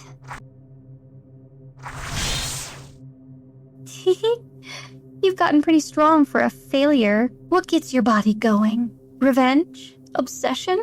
Or maybe, is it love? Such fleeting emotions. All of that is worthless. I pity you, Mary Sue. Like a moth, you hurry to your death. Don't get carried away. From the very beginning, you were nothing for me. Speaking of which, my dear Grim, you must have treasured my ring, yes? I got out of jail thanks to you. Grim, you saved this thing? But of course, he can't wait to begin the tale with me once more. Isn't that right? So naturally, he came to save me. Okay, so now we get another split path. Let's start with the Mary Sue one because I view that as the wrong choice. Siding with Mary Sue, Red Hood tries to kill us, but of course we defeat her, and as she is killed, we have one person left to kill. With Mary and Grim moving forward, they now go and face the Crawling One. And she tells us that the Crawling One was introduced to her by her mother, as her mother's husband, but she never liked the smell the weird thing had, and it had an obsession with humans. Of course, Mary wants to defeat it and take control of the entire world, so we face it and kill it. This fight is really easy, deceptively easy. So you and Marianne go to make your love list, and obviously it is a great happy ending. But of course the next bit of dialogue, it has a bit of a sad and disgusting twist to it. The pair obviously have a lot of sex, and a lot of it. Mary says that they haven't done anything except have sex for the last 4 years. And in the final image, Grim begins to kill Mary, and it's revealed the Crawling One was always present, always watching. And Mary was actually powerless compared to it. And yes, we are killing Mary in the exact same way she dies in the sea ending in Black Souls 1, having sex with her and strangling her at the same time. But yeah, we basically get possessed by the Crawling One, and the thing plays out its entire disgusting fantasy because it is obsessed with human love and the human desire, and this is what led to the pair living a life of nothing but sex. But man, Grim's dick must be so fucking on fire after 4 years of endless sex. But again, this makes it almost a more circular narrative as well, as like the other heroines, Mary herself was doomed as well to Grim's fate of not being able to protect those he loves. And it's kind of funny that we strangle her to death again, because it plays into that idea of we do love her in this ending and we still kill her because there is no other way she can die. Okay, let's now go back to the choice and side of Red Hood. Mary Sue, obviously absolutely pissed about our choice, engages in combat, and she goes on about how her mother and how she understands why she abandoned her. Obviously she's talking about the Jabberwock being absent, but again we kill her very quickly, and she questions why we, her child, yes, Mary Sue did create Grim, so technically she is our mother, wouldn't obey her. It plays into the idea of breaking free from control and not listening to authority that isn't respectable and a good influence, and defeating Mary, she completely loses it. To go? Places to go? What? To the nice happy ending for you two? That ain't happening, you idiots! I mean, just so you know, let me tell you, I switched it up so that Red Hood won't live past 20, so even if you get out of here alive, she won't last even a year. Get that? And you know what else, Grim? Nothing good for you either. All the heroines who come near you will be dropping like flies. It's a feature of your constitution, the tragic hero. She reveals what she wrote about our fates, indicating that everything that has happened is fate itself, so there is nothing we can do to change it. She reveals that Red Hood won't survive this year, dying once she reaches 20. Yes, Red Hood is 19, I honestly didn't expect her to be that old. And Grim was written as a tragic hero, with any heroine who comes near us will drop dead eventually, which explains the almost comical endings from the first game that all the female characters had. Obviously, Grim, angry about such revelation, decides to do what most would do. A nice straight right into the woman's face, killing Mary in one single punch. With Mary dead, the pair move forward, and Red Hood is obviously shaken up by the revelation. Red Hood. You finally said my name, Grim. I've already found out about it while I was searching on my own. Both about my lifespan and about your predisposition. I was too scared to tell you. Sorry. We both defiled our souls over and over. Just how many people have we killed so far, with no regard to how good or evil they were? I've already lost count. There is no doubt whatsoever that countless grudges have piled upon our backs, and yet your hands are so very warm. The one who created me isn't the mad god, nor is it Mother, only you. It was only you, Grim. Well, let's go, shall we? finally actually starts to show some level of emotion, that being sadness, regret, but she is happy that we will finally call her name. So with Red Hood, we move forward and confront Alice Liddell. Croc, we meet at last. Alice? Yes, exactly. Your beloved Alice. I'm deeply grateful for your hard work. You've gone through so many terrible experiences, haven't you? And yet, no despair could break your spirit. And overcoming it all, you've arrived here. That proves the strength of your soul and, more than anything, the power of love. Love is by no means something that easily expires. The deeper you thought about me, the deeper your love grew, until it turned into a mad pursuit you couldn't deny yourself. And yet, you wouldn't continue to feed a caught fish, and every drunk rush comes to a sobering end.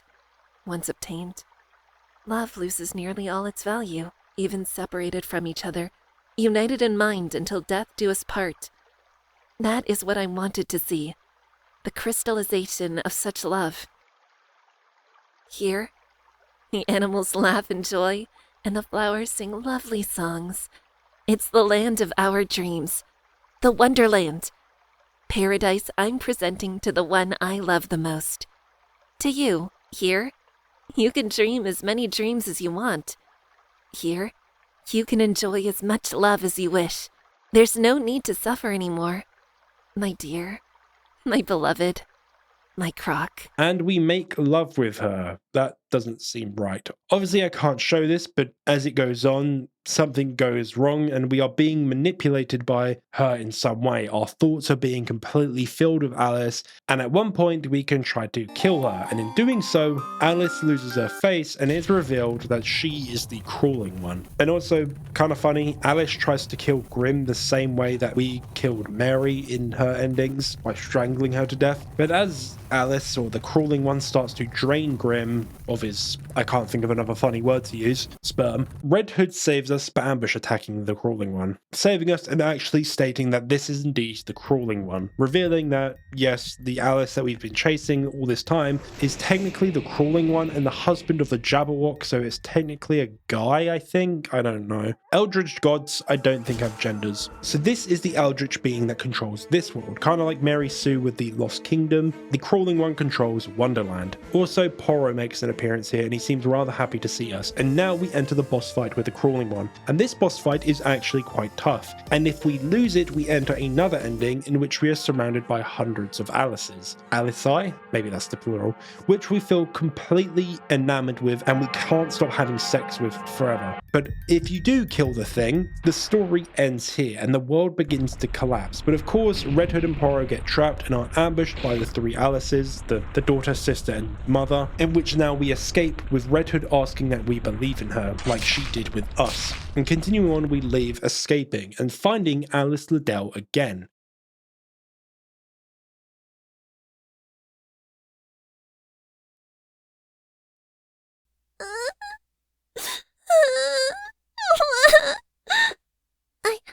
What happened? I don't know. Alice was at home. Always at home. I was only sleeping. Now, scary. Hurts. Mr. Carroll! Teacher!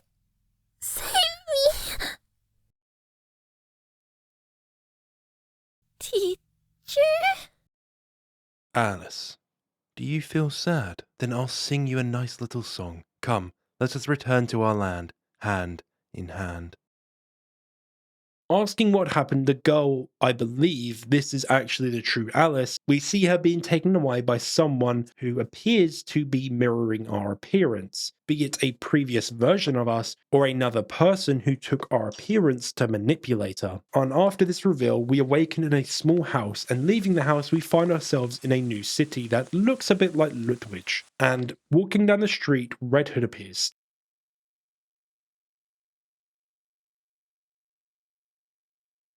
Grim, everything is finally over.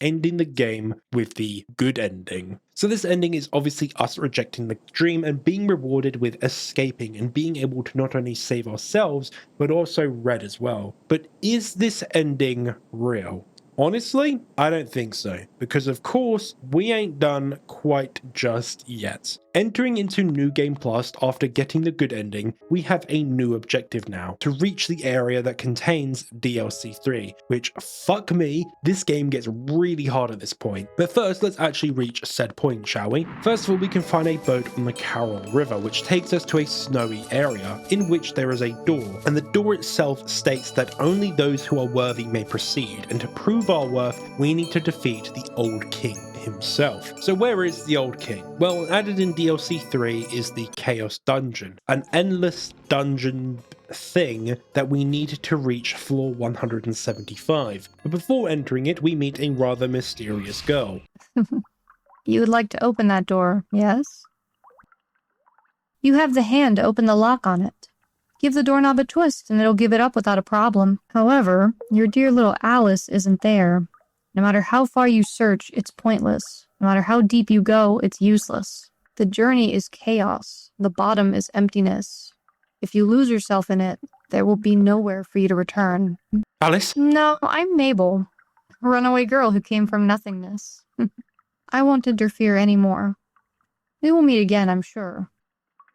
For you, I have high expectations. Well, with having met this girl, Mabel, we can now actually enter the dungeon itself, and so for the next 3 to 4 hours, I run around this thing, beating enemies up, and will level up extremely fast. This area has not only a shit ton of leveling that you can do in it, but also some good lore, which outlines many things for this world. From Glinda summoning the black goat of the woods with 1,000 young, which is Baphomet from the first game, and Glinda is related to Dorothy, of course. But the other books as well outline Mary's ability to change and how she created Grimm by mixing together a bunch of different authors that she liked into a single character, Grimm. Also, after the event of the first game, the Queens of Red and White stripped Mary Sue of her ability of change, which is what created Grimm. This ability was then turned into a new great one, so neither queen could use it to basically overthrow the other. And this is when Mary Sue became Mary Ann. Honestly, I really like the way they used the name change to display a power change in her character. But the power itself became a new great one called the Grand Guignol, a mechanical god in a way. The next book outlines 2 girls who look similar, and it seems one girl killed the other. And the next book outlines how each great one has their own garden and tells us that Mary Sue's was the Lost Empire, or its actual name Elysium, and the crawling one had Wonderland. And the place that we are currently in is the chess world, I cannot say this, Shitranj? I don't know. A world created by gathering many souls and sceneries discarded from the other gardens, and then stacking them on top of each other, making a literal tower.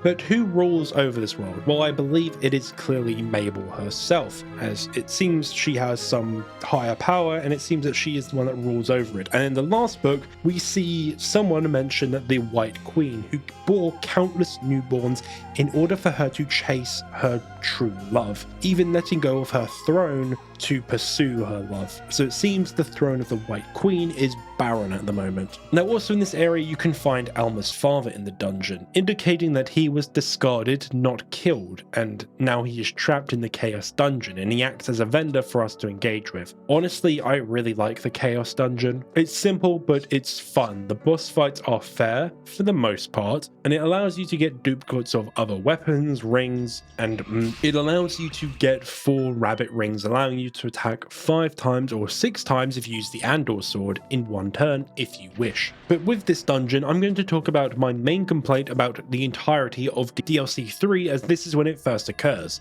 and that are the boss fights. They are way too fucking strong. One thing I love about the base game of Black Souls 2 is that it really does allow you to play the game in the way you want to. Use the items you want, weapons, buffs that you like, etc, etc. It allows you to build a build that you yourself like to use. But with DLC 3, you will immediately notice with the Old King and another boss, it makes it apparent that specific setups, buffs, and attacks are needed in order to beat it. And the game employs puzzle bosses. Now, don't get me wrong, I am not opposed to puzzle bosses at all, but when a boss just one-hits you for making the wrong move, I think that's a bit harsh, especially when you're trying to figure out what you actually need to do with it. And sometimes this requires you to do the most convoluted setup and item order to beat said boss. I honestly don't like it because it mainly required me to go out of my way to either spend hours collecting specific items that I didn't have or grind to a stupid high level to beat them, and trust me, I grinded and I hit max level 999, and the game was still one-shotting me. At that point, what is the point of having levels? But even after that point, I grinded and collected so many colored souls, and I got my stats stupidly high, but no matter how high I made them, I would still be killed in 1 to 2 turns, because enemies have these stupid setups that either stun lock you or they buff themselves beyond stupid amounts and just kill you. Trust me, no matter how high your health is or defense or magic defense, you will be one shot by multiple enemies. Trust me, I edited my save, gave me max stats just to test this, and I was still dying in 1 to 2 hits. It is way too much, genuinely. So, if the game was going to be an arse to me and have these enemies that just do shit for the sake of doing shit, like doing these combos that stun lock you into death, I'm gonna be an arse back. And I introduced, and I've used and mentioned a couple times, my main tactic for beating DLC 3. This tactic fucked the entire game up and made me win basically every fight I needed to. The crit gun lock setup. Take any gun, anything, and get a build that has a 100% crit rate, and get a shit ton of rabbit watches, and just shoot bosses to death. It is safe and it always works except for one single boss where you physically don't have enough watches to kill the thing. I didn't want to employ this tactic and I tried my best to not use it, but a lot of the times I found myself basically being forced into using either this tactic or spending hours collecting items that I would use once and not again. So a lot of the time I just pulled out the gun and started blasting. And hey, it's a feature, so you can't shout at me. But killing the old king by using said tactic... Oh, so the king lost. And I even troubled myself with arranging her a rematch against Croc. I really did want the one who drank my blood to play a more important role. Oh well, it appears the creative power of the current me is no match for Mary's magnum opus. Although, a snap of my fingers and this chess world will instantly collapse. It would be so very easy to plunge you into the world of nothingness. Are you threatening me? Should I? I should really hate you more, shouldn't I? The black goat was my favorite, and yet you are taking that place from it. Peculiar. You've captivated my soul. You and I are almost the only ones who can freely come and go to gardens, you know? Well, why don't we slip away, just the two of us? Forget that filthy paradise and enjoy many gardens with me. You don't need to worry. Here, even the eyes of the crawling one won't reach. You only need to nod and... Well, I'll let you enjoy an eternity of fun.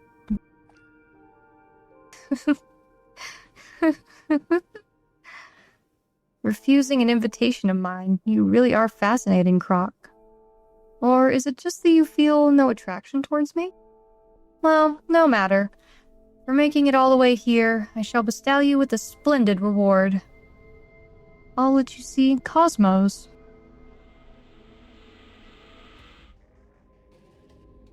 No great one can escape the fate of ruin.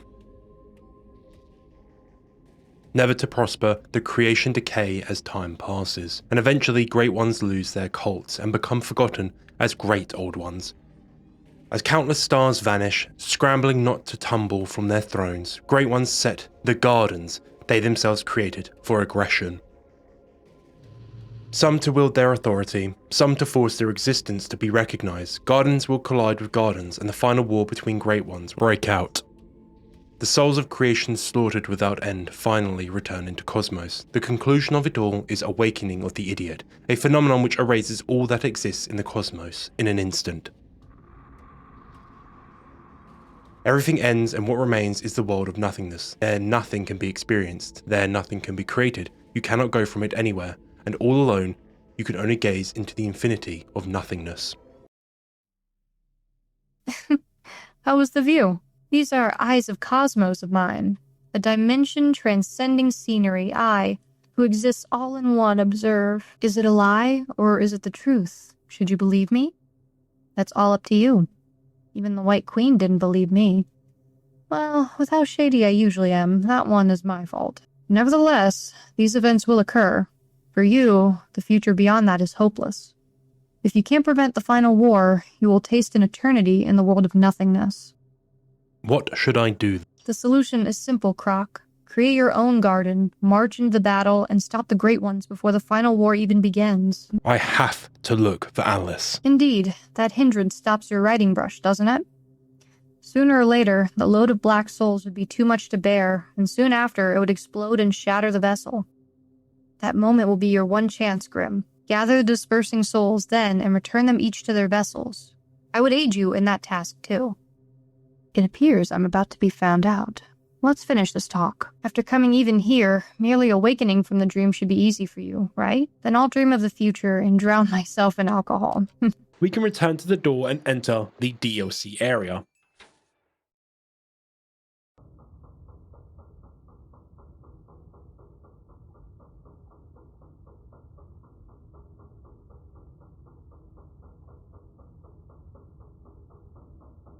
Well, it seems Mabel is interested in us.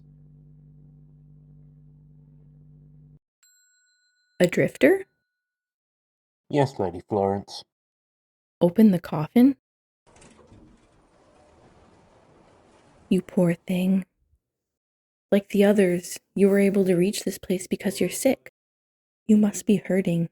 You must be suffering. I know as much by sight. Sick in body and mind, in such a terrible state. However, you've no need to worry. Now that you're here, you won't ever be left to die alone. Please, let me save you with my hand. Lady Florence, this night alone you've brought salvation to 38 patients. Congratulations. Thank you. Now, we must hurry to build a new sick room. Lady Florence, 6 patients from room 203 have been murdered. Must be that devil again. A damned parasite haunting people's dreams. About this one, get him to the room for quiet sleep. Medication will need to be administered. And we awaken into my favourite area in the entire game visually in this game. That being the hospital, because man, this area is so fucking creepy and has some great fucking horror. And me, a horror fan, was very happy playing it. But it's DLC 3 and all the enemies in this area will kill if you give them the chance. These zombie things, they don't do like certain amounts of damage, they do 50% of your health. It doesn't matter how high your health is, they'll do 50% of it. So it is kind of annoying, so just keep that in mind. But in one of the side rooms, we can find a woman on a chair with a bag over her head, and we can interact with her in the 2 ways we can, kill or rape, obviously. But she has been completely broken by the 2 doctors in this hospital with their experiments, as both the nurse Florence and Dr. Jekyll have been experimenting on her. Also, if you do make your deposit in her, it's kind of funny because Grim can put a picture on her head of Alice, and I kind of found it funny for some reason because of just how fucking stupid it is that he has this photo of her still on him after the fucking revelation that she isn't probably real. But let us leave the poor woman alone and let's go do the main objective in this, which has us hunting down 3 lamp sparks and then go to the coffin. So let's search for these lamp sparks, shall we? And immediately we get into this great section with this very loud, very scary lady. And while this is great horror here specifically, it has one of the best moments of a video game I've ever experienced in my life with this scene here.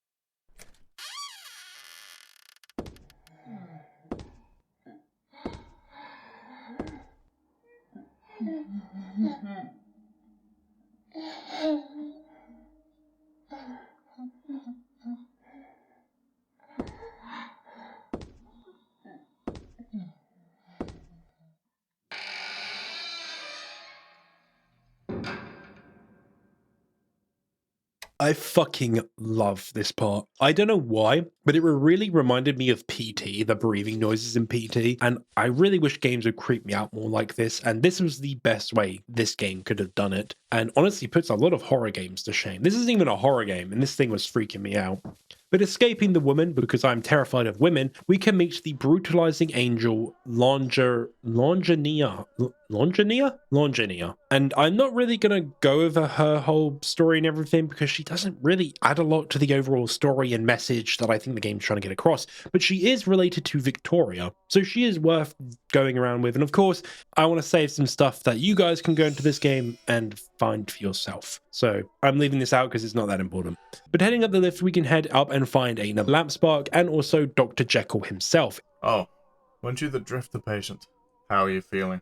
You're looking a little pale. Should we raise the dosage, perhaps? What is this place? Don't know. The patients, the nurses, nobody knows. Everyone has been working for hundreds of years. Concerns about our whereabouts have long vanished. One thing's for sure, we're all God's lambs. To us, this garden is a cemetery, but to God, a ranch. Well, after meeting the fine doctor, we head up another floor and we can find the next spark, and then the next floor and the next spark. I think you get the idea. So I am just going to skip basically past all of it, but I do get the best weapon in the game here, the Angel Sword, which is such an unga-bunga weapon because you just attack with it and it gets more and more powerful. And with enough rabbit rings, it does some stupid damage in one turn. Getting all the sparks and then heading back and lighting the lamps, we can now head into the coffin, which is the lift, and we can enter the 5th floor. And again, we have a great moment where the tall woman follows us around, so we do what most men do with women and ignore them and walk away, reaching a door and entering a battlefield. Reaching the end of the battlefield, we can find the final spark and the tall lady appears again, in which now she transports us back to the first room and we can now ignite the 4th and final lamp. And with this, it now opens up a staircase which leads us straight up into a boss fight with this thing, the Nurse Call. Killing it, we can now move forward and enter another boss fight immediately with Florence, and she wants to save us. But of course we don't need saving, and this is a really fucking tough boss fight, I will be honest, but eventually you will overcome it, and if you have Blackwell's letter, you can end her story on a good note, and later you will be able to summon her in another boss fight. But I didn't have the letter because this was New Game Plus, so I lost the letter. So you get 2 choices, rape or killer. Make a choice, just choose. After this we can move forward to an elevator, and ascending it we can see some eyes, and of course the elevator doesn't go right and it falls. Somehow we survive it because of course Grim has some sort of iframe jump or something, and we can meet a new good fellow. Who? So you took the trouble to open this door for me. How kind of you. However, your kindness is misguided. I locked myself up in here. Restraining one's creative urges does drive your creativity for future works. And so in this shell, I shall remain still, upon the morrow of a new dawn spills, birthing a bloodied gruesome swan by will. Well, how was it? The verse just now? Not bad. Ooh. Despite the current state of affairs, I'm rather famous. I've even been printed in some newspapers, you know. You seem strangely calm. An affinity for prisons as well? I see. We're fellow neighbors then. We should get to know each other. Accept this meager present from me? You're an author too, are you not? I sympathize. There must be other vacant cells here. Since nobody is using them, you may as well appropriate them for yourself. Hide the corpses, bury the treasures, lock people up. You know how it is. Alright. No need to worry. I don't put my hands on other people's stuff. I'm only interested in my own things. There isn't anything else. I want to go outside. Don't say it like you don't mean it. Aren't you already outside? The piling snow, the sound of the gears. And isn't that good enough? But fine, if you can't accept it, go and hoot at them. Don't think anything will change, though. Well, let us head out and head into the main area for the DLC, the Snowy Kingdom of Winterbell. And yes, the fucking cat is even here. But going through this area and fighting some enemies, which yes, these enemies also will one-shot you if you let them, you will come across a little girl. Good day. The sea breeze is lovely here, isn't it? Hello. Ah, nice to meet you. My name is Gerda, and you're Croc, right? I see. I'll make sure to remember it. My dear Kai, where did you go? Is everything alright? I'm searching for my dear friend Kai. He's a boy of my age, a really good child. But then one day, without a word, he ran away outside. I have Father's hunting gun with me, but I'm not all too sure how to use it, and the outside world can be very scary. No, now is not the time for me to whine. Thank you very much for cheering me on. Well, it seems like she's looking for someone called Kai, almost mirroring our own journey looking for Alice. But let us leave her alone and move onwards. And we find quite a rather bloody sight, and we meet our new friend replacing Vinay in the DLC area. What a bloody mess. No manners. I have no taste for such savagery. You again. You'd better not have some ridiculous idea that if you keep pestering me, I'll give you something. The fate of Winterbell will be left in the hands of one of them. You'd have to decide which side of the table to sit at, too. Although that has nothing to do with me. You again. You'd better not have some ridiculous idea that if you keep pestering me, I'll give you something. A common beggar, or a fan of mine. Which one are you? Do you not know the name of the ghost finder Carnacki? Well, it'd be no big surprise if it hasn't reached such a desolate land. Ghost finder Carnacki, bizarre mysteries, anomalous phenomenon, heavy seas, all solved with my own two hands. I've even exterminated that demon pig. That's how sharp I am. Even here in Winterbell, all sorts of mysteries await my solution. Roaring slime, unseen horses, a giant lurking in the blizzard. However, this time my aim is the crown sleeping in the frozen castle. Hearsay has it. The wonder where the crown will get whatever he desires, or so it goes. The lion and the unicorn are after it too. To put it simply, it's none of your business. Now out you go! I'm busy mourning this poor soul's passing. Go away.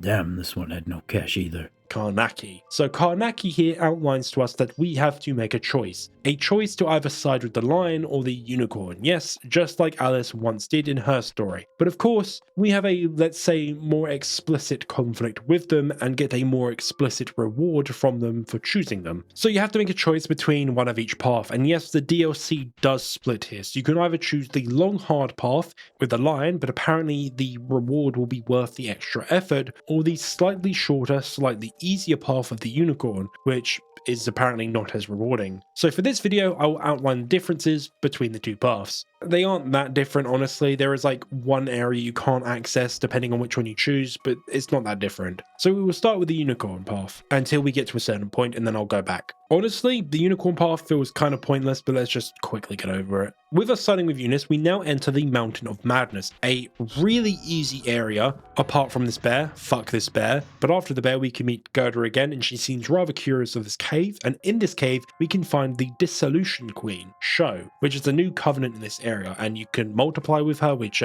you know what that means, creating spawn. But this is all unique stuff for the unicorn, except the covenant. I think you can get to the covenant from the lion path, but I never actually did it. So moving past this point and entering the next area, that ends all the unique stuff for the unicorn path. I'm not joking, that is the unique area. There is fucking nothing in this area. So now let's go back and side with the better choice and go with the better woman with the lion path. Shut it, idiots. My guest, behave yourself.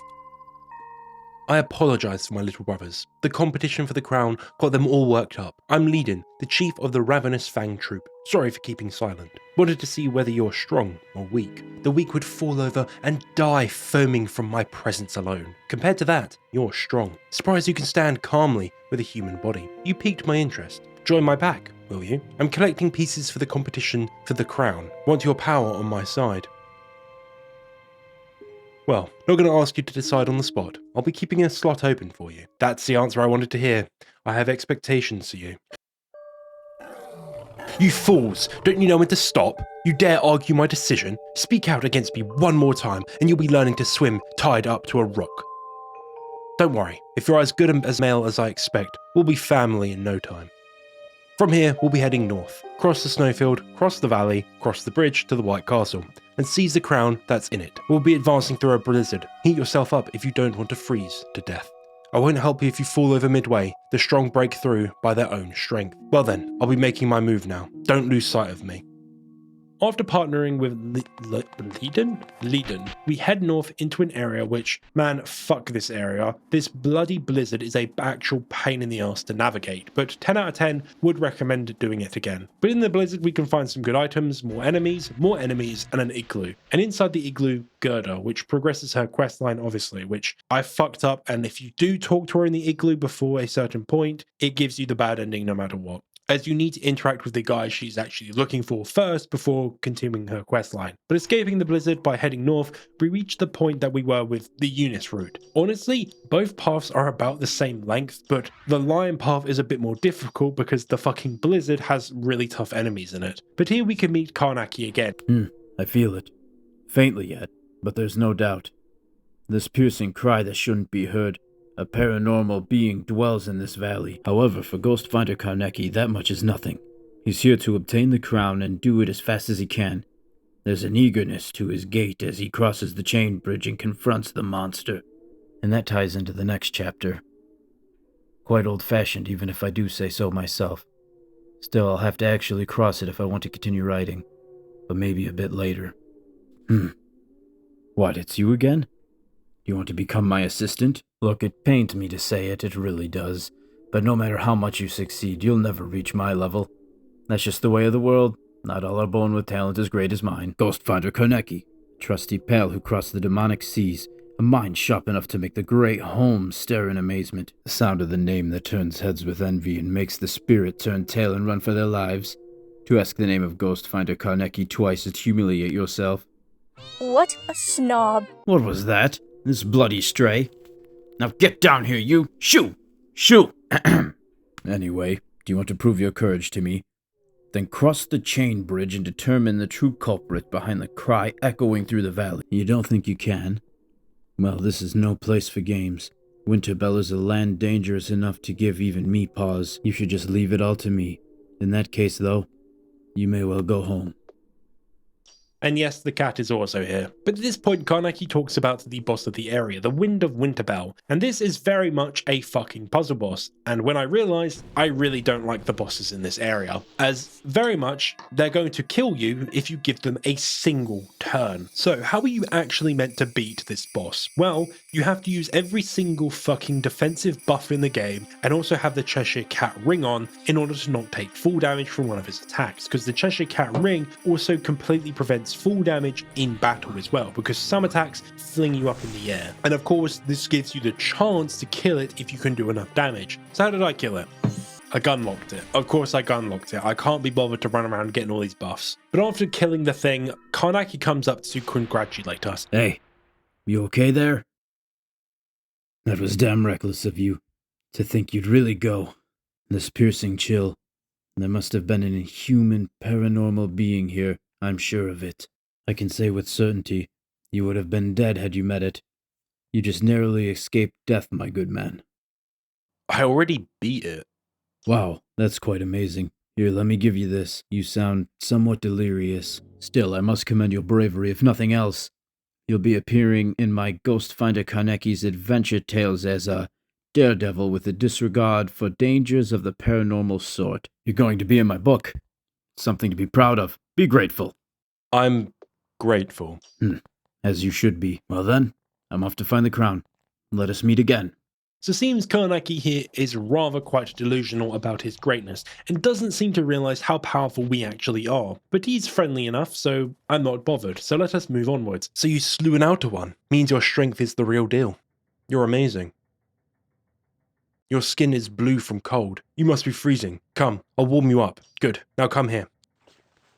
I'm wrapped in Leden's all-encompassing warmth. Surprisingly, she holds me with a gentle, almost fluffy force. I like power, like the strong, so I want to see more of your power. That's why I tossed you off a cliff to see if you could climb back up. Sorry, the White Castle is just ahead. I've sent my little brothers to begin the invasion. Let's not make them wait. Well, it appears Lorden was testing our capabilities, but yes, Unis also does this as well if you choose to be on her side as well. But a difference is with Lorden, you can be warmed up with her, while Unis doesn't allow this, obviously showing that she is a much better girl in my eyes. But now we can reach the White Gate, and depending on who you picked, of course, we have a confrontation with the other. But instead of heading through the gate, we can head through this side room in which the Prince of Hell is here. Again, this is the Playwright Lorde, and if you try to flip this lever, he will backstab us. If you want to know, the Playwright Lorde, or the Prince of Hell here, is based on André de la Tour, the writer for the Grand Guignol plays from the years 1901 to 1926, so another prolific writer just like us. But anyway, we now reach Winterbell itself, and this area has quite a lot to see and do, mainly the 2 companion quests in this area. So let's get them out of the way really quick, starting with Carnacki. So you found this hidden room too? Well, naturally, I was the first to find it.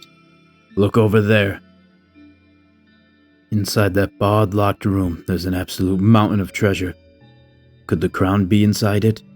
Let's hear your opinion. Should I go and open it? I don't think you should. I think you should turn back. Certainly, I do have a bad feeling about it, and it would be unthinkable for the crown to be so easily obtainable. Your advice has helped me clear my mind. You have my thanks for that. I'll be going. The rest is up to you. Were I to put you in my book, you'd be the assistant showing lots of promise. And Gerda's quest. Gerda, I'm not going back home. Huh? But why? I know. Have you been turned into a bad boy by the Snow Queen? No, that's not it. Then it must be the splinters from the troll mirror. All of that is just the backstory. It's only there to cover for unexpected contradictions. But... Gerda, please remember, the world you used to be in, it was pure white, wasn't it? There weren't any stories or conclusions there, and the only character in it was you. In that empty, lonely world, you made yourself a friend. Kai? Yep, me. That friend melted right away. It was only a clumsily made snowman after all. And still, you kept on without giving up. Again and again, you failed and created, until finally my ego was complete. I enjoyed my time with you, but there was something I understood only after obtaining an ego. I didn't want to be in that of white world, and so I suggested, let's go outside. But you didn't understand. But that's because the outside is dangerous. I've been told so. Our world has no future. I only wanted to see many different sceneries together with you. I had to become a heroine, but I fell in love with my friend. Let's discuss it one more time. Let's begin our story. I don't want to. Kai, let's go back. There's no need for anything else, just the 2 of us are fine. If not, then Kai will get erased again. Enough is enough. I'm not going back. Never. Gerda, you're acting weird because of that monster. And I will... Bang.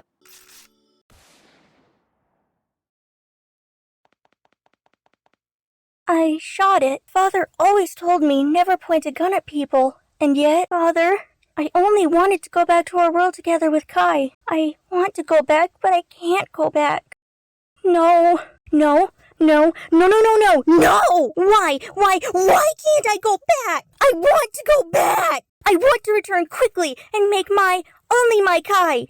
Make Kai and birth my Kai. I want to talk with my beloved Kai. Want to play, want to kill, want to scare, want to play. Ah! But honestly, I would strongly recommend exploring this area yourself because there is actually a lot here to actually get and collect. But also, we can find the White Garden, and here we will meet a very familiar face.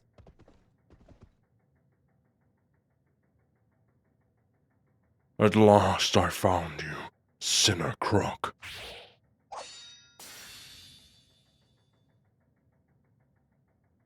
It's been a while.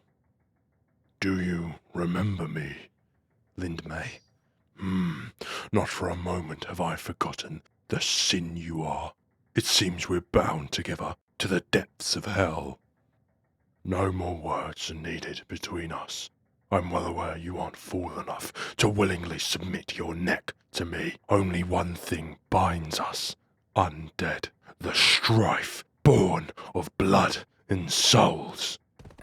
Linda may really do be our biggest hater, but with us defeating him... Why is it, I wondered? No matter how torn my body, against you I can rise to keep fighting again and again. My will unbroken. Facing you now, I understood it. God's will, logic, none of that matters. After all, I was born to judge sin. I thought you'd laze about in this foul garden, but the strength of your soul hasn't changed. No, rather it has grown. Tell me, do you act together with Red Hood? Don't you dare. What, are you lovers now? Ridiculous. If you find her, tell her this. Choose to live as a sinner, and I'll hunt you down without mercy. I will rebuild the Black Trial anew, and execute the sinners infesting the world. Until then, your sentence is suspended. Don't forget, for as long as the realm you're in is a garden, from its every sharp corner, I'll appear to hunt. Man, this fight is really fucking hard. He says, and like really hard, I mean it, he says he will follow us and hunt us as we are of course a sinner, obviously indicating that in the next game, he will be there as well. And he postpones our fight for another day, Black Souls 3 whenever that comes out. But he does threaten Red as well, saying that she better watch out because if she commits sin, he will hunt her as well, which of course we can't let happen. But with us beating him, we have done basically everything in this area. So now let us head towards the final boss of this area, which is different depending on the choice you made a bit ago. Of course, it's either the lion or the unicorn. Also, for some reason, the Tea Party people were here, except the rat. But the boss fight with either Unis or I wrote Lindame instead of Leiden. With Unis or Leiden have two completely separate gimmicks, with Unis being significantly more annoying, as unavoidable skills, the one which do the most damage and most weapons have, are completely disabled. And also,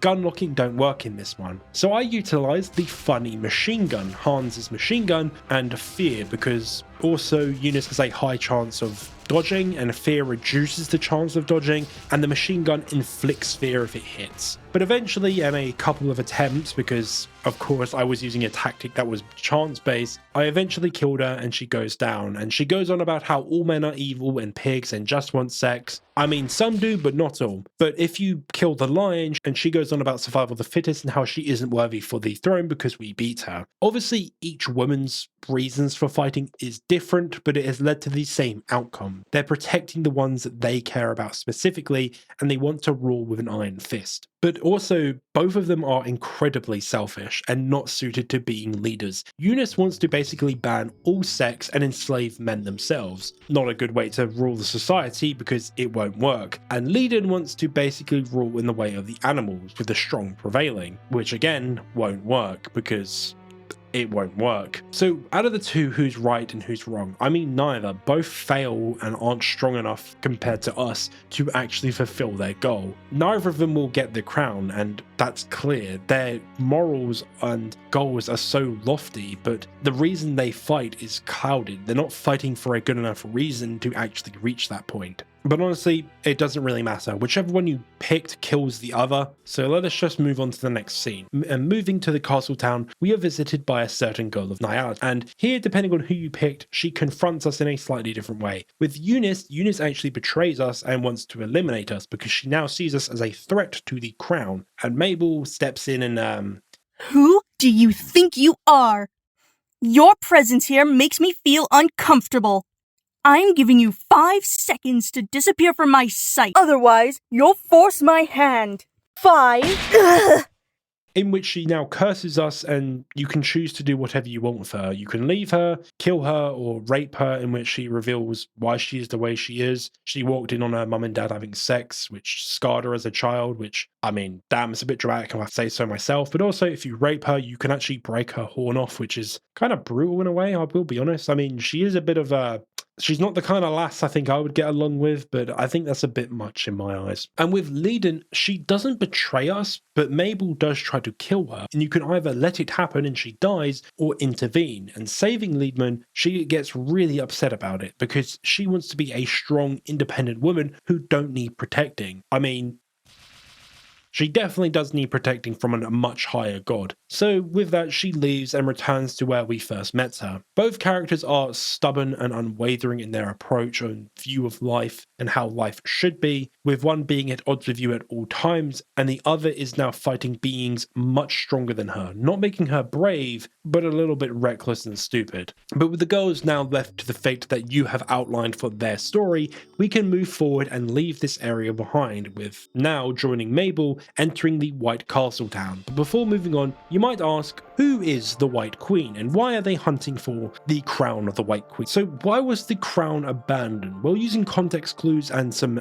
narrative from earlier, we can figure out the White Queen abandoned her post to be with someone she truly felt she loved. She pursued true love over her destiny or predetermined path in life. She threw away everything, choosing to have multiple children with this person that she loved to keep the cycle going. You're noticing something here. This is all from that diary from earlier, which I think Mabel wrote, and was in the Chaos Dungeon. Hello, editing Croc here. I just realized I've completely missed out something entirely, so I'm going to quickly add it in and go over it real quick. So within Winterbell, there is 5 teddy bears scattered about the area in which you can look into and see cutscenes, dialogue between multiple characters. So let's go over them all real quick. The first one has Leaf and Node, and they talk about Leaf's problems and her being stripped of her powers. This one directly tells us that Node is the White Queen. I had like a 3-minute rant trying to explain and come up with my reasons for believing that Node was the White Queen, and I didn't realize that there's actually a direct piece of evidence that just straight up says that, yeah, she is the White Queen. So there goes my entire thing of me actually coming up with all my own ideas and trying to figure out the story of myself, because this just directly tells us that she was indeed the White Queen. But yes, it shows us when Node stripped Mary Sue of her power and she became Mary Ann. Next one has Sister Alice talking to Mabel, and it's kind of pointless one. It kind of has Mabel just saying to the Sister Alice that she shouldn't fall in love with the person that they're messing with, which is Grim. And also, apparently the older Alice has disappeared for some reason, but Mabel does state that the crawling one has completely lost itself in playing the role of Alice, so it genuinely believes it is Alice entirely, and that she gives a warning to this Alice that she needs to run away now before she loses herself, just like the crawling one. That isn't ominous at all. The next one has Node and Prickett, and it starts with what seems to be Prickett trying to kill herself, but it is almost described as Prickett attacking another girl. I think this is referencing the book from earlier about 2 almost identical girls, with one of them killing the other. I think. It might be, it might not.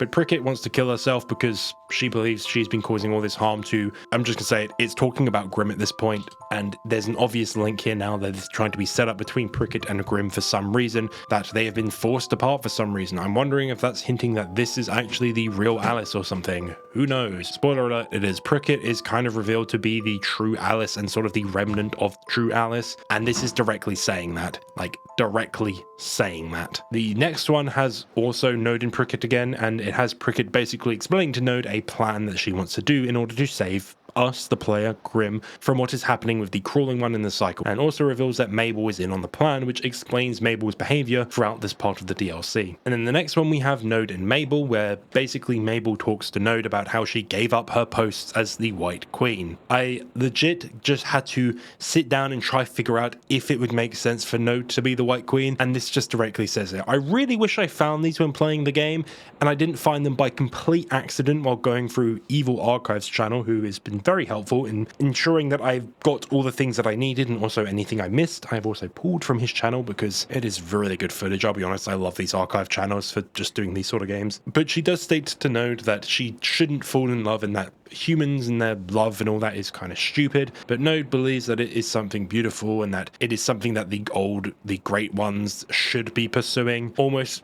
directly telling us that yes, Mabel is a godlike being on par with Node and everyone. And yes, Node as well is a god as well, so even the other 2, Unis and the Lion, they had no chance of even being anywhere near the power of Node or the other gods of this world, because they are just on a whole nother level. But also Mabel almost talks about a plan to Node as well, saying that once the time comes, will she be willing to give her life to save us, the player, and Node does agree to it, which is foreshadowing. So it's almost like Mabel and Prickett had 2 separate plans at the same time, or are they the same person? It's kind of confusing, but it's clear these three, Prickett, Mabel, and Node, all wanted the same thing. They wanted to break the cycle or free Grimm from the cycle, which would in turn break the cycle. So they had the same desired outcome to basically break the cycle, but they were doing it for slightly different reasons. Mabel wanted out of the cycle. She wanted to start something new and move on from what has been happening with Wonderland and everything. And Prickett and Node want to actually save us specifically and get us out of it. But removing us from the world back into reality will break the cycle. You get the point. Anyway, they answer a lot of the questions that you might be having and everything. And of course, I heavily encourage you to go look at these and read them yourself and everything, because fuck me, this video is getting long, isn't it? But yeah, sum up, Node is White Queen, Prickett is somehow linked to Alice or us in some way and she wants to save us, and Mabel is playing 5D chess with the gods themselves. Anyway, let's go back to what we were doing. Now, the only character that we know of that fits this role is Node. Node, we don't know where she came from, we don't know her story, her background or anything, but we do know two things. She does love Grimm a lot, and she has had many children with Grimm over the many cycles. We have been in Wonderland, and she's on the same power level with Mabel, which could explain that she was indeed the White Queen, someone that is very powerful enough to strip Mary Sue of her power. And this fully reveals that yes, Node did love Grimm for some reason. We don't know where this love originated from, but she does love Grimm in some way, and this true love that she has will explain her actions moving forward. We now make our final approach to the Grand Guignol, the final boss of the entire game, with us entering Winterbell itself. Now Mabel calls Winterbell an avant-garde garden, almost distinguishing the area from everywhere else, as this seems to be under a completely different being who rules it. Not being the crawling one, but potentially the Grand Guignol. But in this area we can also find the many female companions that we've met throughout the journey, repeated. It makes almost no sense, this area. And it seems like it's kind of like the final area of the first game. It's almost as if the world is starting to collapse here, and it's starting to lose sort of the order and the way it's built, and it's starting to not make sense here. But also, the cat is here as well. Of course she is, the cat is everywhere. And she states that this garden is frozen in time. It doesn't move forward or move backwards, and so doesn't repeat at all. So whatever happens here is final, almost saying that this is the one time that we will truly be in control of our destiny. It will not just be reset, it will be a final line. And a message on the ground states as well that resolution will be required ahead, as well as faith. And following Mabel, we reach the door, and entering it, we enter the most important scene to piecing this game together. But for all that, she dozed off during my class again. Tell me, Mr. Carroll, are my classes really so dull? Not in the least. She stays up well past the sunset every day, working diligently at her studies. I merely ask that you find it within yourself not to scold her too harshly. I cannot in good conscience call her diligent, not when she sneaked away right in the middle of my lecture just the other day, even if she's the dean's daughter. As a teacher, you should also... Mr. Robinson, if I may. It's already this hour. Do forgive me for rambling on. I value our talks dearly. They're never a waste of time. Indeed. Weren't you going on an extended leave starting tomorrow? To be young and have time for yourself again. For myself? Never. My time belongs to the people closest to me. Those who let their time be drained by others turn old before they even realize that, Mr. Carroll. The nostalgic visions I'm viewing right now. Which past are they from? Try to follow the enigmatic circle of memories. Vivid and true, they flow through me. My door opened. A scenery I know by heart. 3 little princesses live on this estate. The gate is opened as if I'm welcoming me in. Without any hesitation, I enter the grounds and follow the marble path. I turn the key and the door opens. So, I'm not going to go over the entire visual novel section, because it is really good, genuinely. I heavily encourage you to play this game for yourself and experience the visual novel blind. I did it once blind, and then I've, of course, used the guide to find everything else. But I want to highlight some key things that I want to highlight.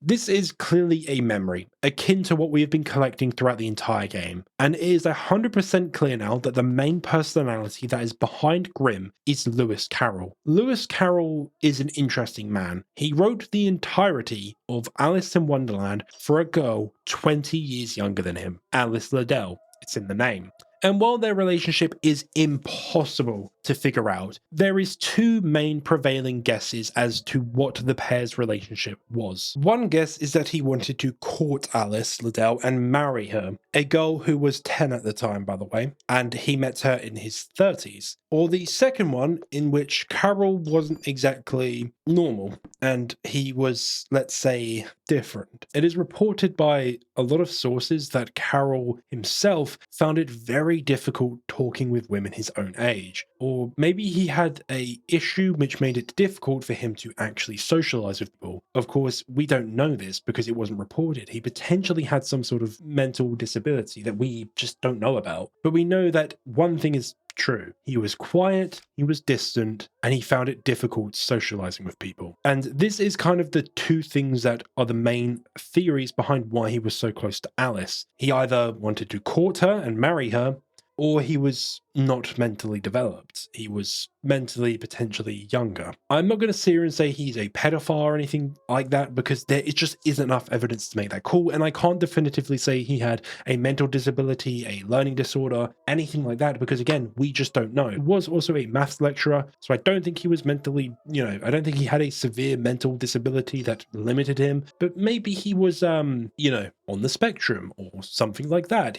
The way his brain worked didn't fit into society at the time. But Black Souls 2 chooses to go the way with him falling in love with Alice and obsessing over her. And once they were separated, it ruined his life. The real story in real life is weird to say the least, but most of his actions and behaviors are not that odd, especially when you look at what Victorian England was like. Photographing random 10-year-old children wasn't that weird in Victorian England. A lot of people photographed children. I don't know why. I'm not a historian, but it was normal apparently. It was just something people did, and courting people much younger than yourself was also pretty normal. Not 20 years younger, that big age gap even then would have raised a few eyebrows, but it wasn't unheard of. Most of the time, men in their late 20s would marry girls who had just turned 16, 17, 18. Yes, in the UK the age of consent is 16. Do I agree with it? No, I don't. But unfortunately it is the law here. But even back then, when people had 10 plus year age differences, a 30-year-old man being around a 10-year-old girl was even then very strange. For this visual novel section, we can also meet Lorita, Alice's older sister, and Edith, her younger sister. And throughout this, we have to take care of them, ensuring that they don't die or get kidnapped, as the paper seems to always warn us about something happening, being murder, kidnapping, being arrested for pedophilia. It kind of hints at what potentially actually happened in this world, almost a different universe retelling of it. Now, at one point, Edith also gets sick and we have to give her medicine, which, yeah, Edith reportedly was a very sick person and eventually did die very young at the age of 22. It almost plays into that point. And if you want to know, if you save Edith and take care of the girls, yes, you can engage sexually with all of them. This was the worst scene of the entire game because it is very apparent that yes, these are 100% young children. Again, you can choose not to do this. You can choose not to engage with them sexually. So please, if you're mentally stable, don't. But anyway, something else I wanted to highlight with this visual novel section that isn't the sex was the other two characters that appear. No, not the cat Dina. Yes, the Cheshire cat is named after the real life pet of the Liddells. But the smiling man and the tall woman, and also the child outside as well. So the smiling man has a shit ton of mystery behind him, and I mean a shit ton. It isn't stated anywhere about who this person is, and I couldn't find really any good speculation about who he is. So it comes down to me to do the speculation, and I have two guesses. One is that it is the girl's father, the Dean, but he doesn't really look like the Dean from earlier, as we saw his portrait from earlier, so I don't think it's the Dean. So who do I think it actually is?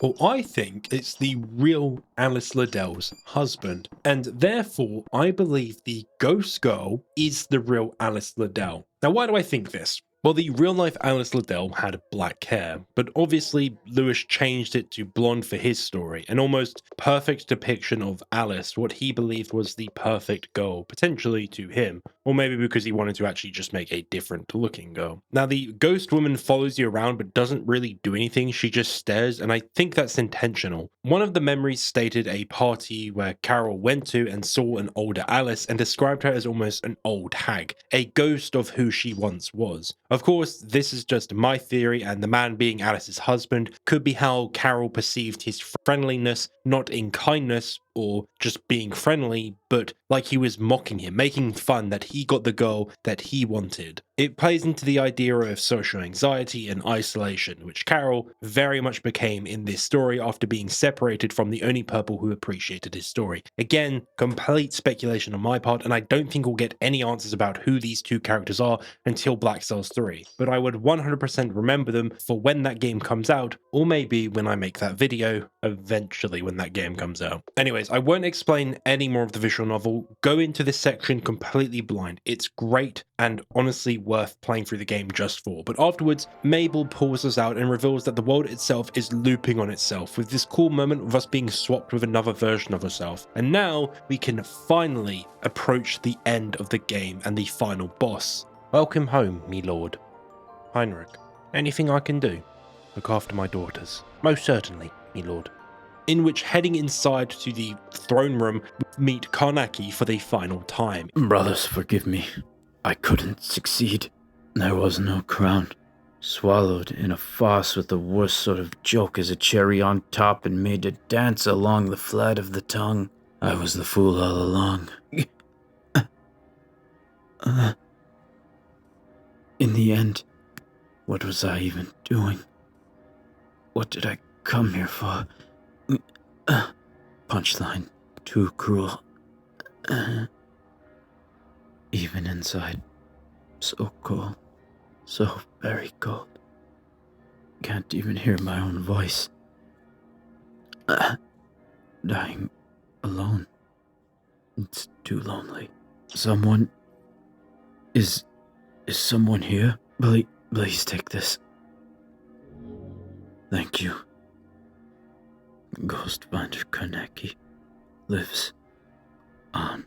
With all that said and done, we can now actually end the game, and make sure you have Pricket's ring equipped as you talk to Mabel to enter the final area. And she has quite a long chinwag with us, and it's quite interesting what she says that all the key players in this world, the queens, the crawling one, and even Mary Sue, believe that a story lives through its repetition, meaning that stories are only effective if they are constantly repeated, if the same narrative beats are used and reused constantly to reinforce their meaning, which, yeah, isn't true, and there's a reason why narratives try their best not to copy each other. They get boring and stale, which is exactly what Mabel states. Reality becomes boring. But also the Grand Guignol desires the ability to innovate, which is something that only humans are capable of, and the combination of that with the ability to change from Mary Sue will create a very beautiful garden, according to Mabel, as she walks us down this very long flight of stairs. Well, that's certainly one narrow staircase. It's poorly designed in all aspects. Now, my garden, on the other hand... forgive me.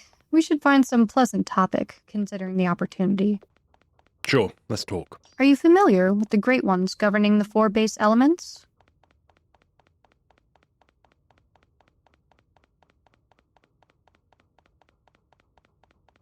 Did they outright reject their invitations to Wonderland in their egoism? Or were they not invited to begin with? However, their lust for domination is strong.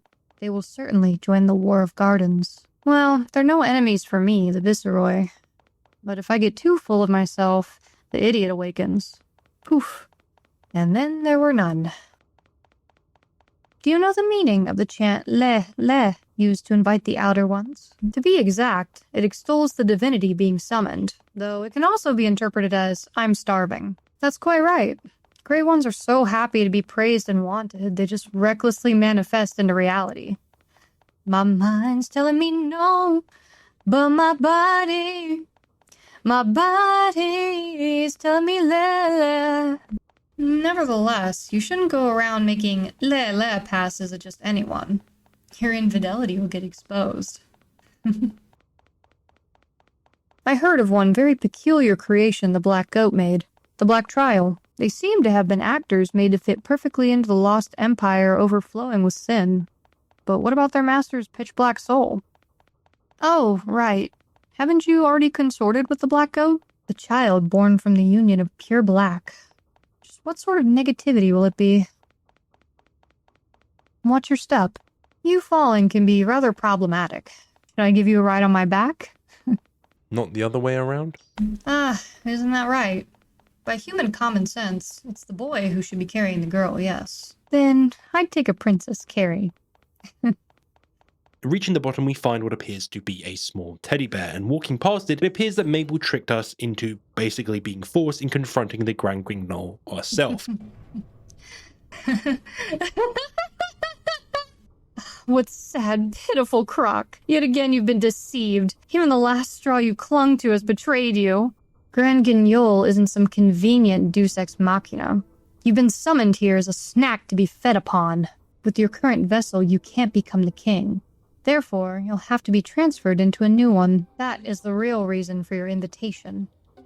I'm terribly sorry. Mabel really is one awful girl, isn't she? The fairy tale fantasy will come to an end as nothingness spreads. Past, present, and future, everything will share the same fate. If such a conclusion terrifies you, then go forth without looking back. Follow the script and offer yourself to Grand Guignol. Despite the considerable impact, the bars stand unyielding. My, do you hate me so? Do you want to kill me? To rape me? I suppose it's only natural. But you've no need to worry. Mabel will die even left as is. It seems I've served my purpose. I did enjoy it, you know. Playing love with you. You're running out of time even for yourself, much less to care about me. Hurry ahead, or do you want to see my grotesque demise? I don't particularly want it to be seen.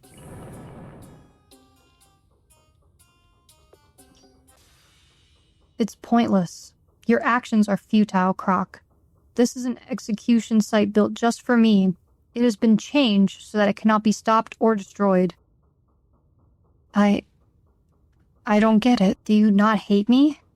Are you not trying to kill me? Why do you look so sad? I don't understand it. I just can't understand the human heart. Why, Croc? Why? The last blow has left cracks on the bars. Just a bit more, and I'll be able to save her. I grip my weapon, putting all my strength in it. I swing. The impact warps the bars, and yet somehow the cracks are already mending, as if they were never there. Why? Croc. I cannot destroy this jail. It's pointless. I cannot do anything. I can't think of anything. Once again, I cannot save. Croc, listen to me.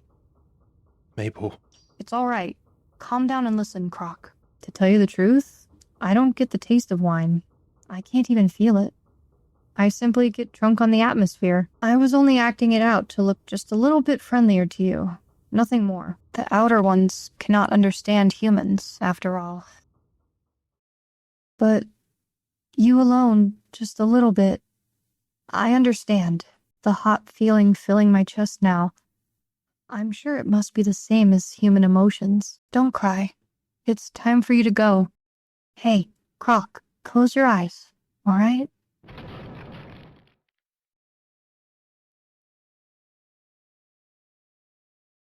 In Mabel's final moments, she is allowed to feel something she never felt before, a true human emotion that we showed her. She states that she doesn't understand anything and she doesn't feel anything. She doesn't feel pleasure from drinking the wine that she was drinking earlier. She's only doing it to fit in. So when we try to save her at the very end, she felt a warm feeling in her chest, the symbolic description a lot of the time used for love, and it makes her death all the more sad. Mabel may have tricked us into basically being fed to the Grand Guignol, but she was also another friendly face throughout our journey. But anyway, past the gruesome sight of what happens to Mabel, we reach the library, which goes a little bit crazy, eventually changing, and we see the Grand Guignol in its true form, that doll from earlier. And we are given another choice, which can lead into two different paths, leading into some very different endings. So let us start with the shorter one. Choosing to be embraced by the Grand Guignol, we begin to merge with it, becoming a single great one with the ability to change and also the ability to innovate. Two key things that will create a truly beautiful garden. But as time goes on, we are eventually awoken by Node's voice.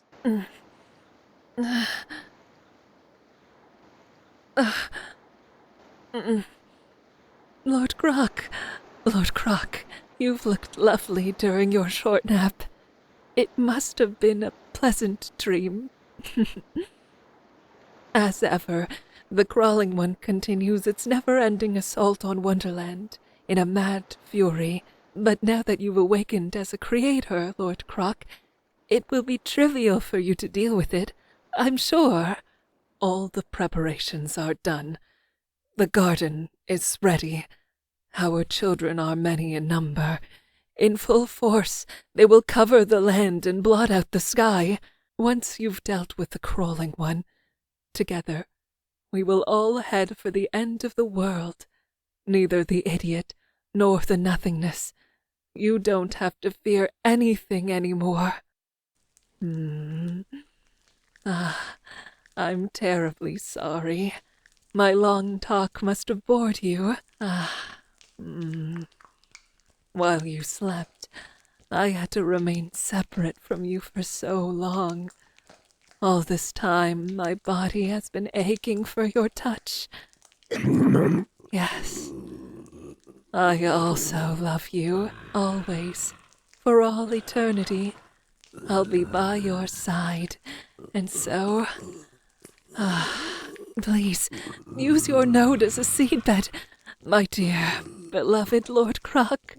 Fucking hell, I cannot show that. So we become a creator, something above the outer gods themselves, something which, by its namesake, has the ability to create, not just change. This is what Mary was on about earlier. We are capable of creation, not just change. We are truly a god now. And also, Node here has sworn her entire allegiance to us, or what we have become, this weird black tentacle monster thing, and she allows us to use her as, in her words, not mine, a seedbed, using her to birth God knows how many children for the upcoming war against the other gods, something that Mabel mentioned with the Crawling One itself. It's almost a disgusting love in a way, akin to that of Ending B, but instead of us being used for this purpose, it is now flipped with Node being used with us doing it. It kind of just shows how fucked she actually is mentally and how almost dangerously obsessed she is with us. This is a bad ending, all things considered. We are just choosing to give up and let the Grangwing Knoll enact its plan and completely take over us entirely. We completely lose ourselves. Node was a character that showed us nothing but kindness and friendliness, apart from the idea that she was technically using us, but she did love us entirely, and the fact that we would do this to her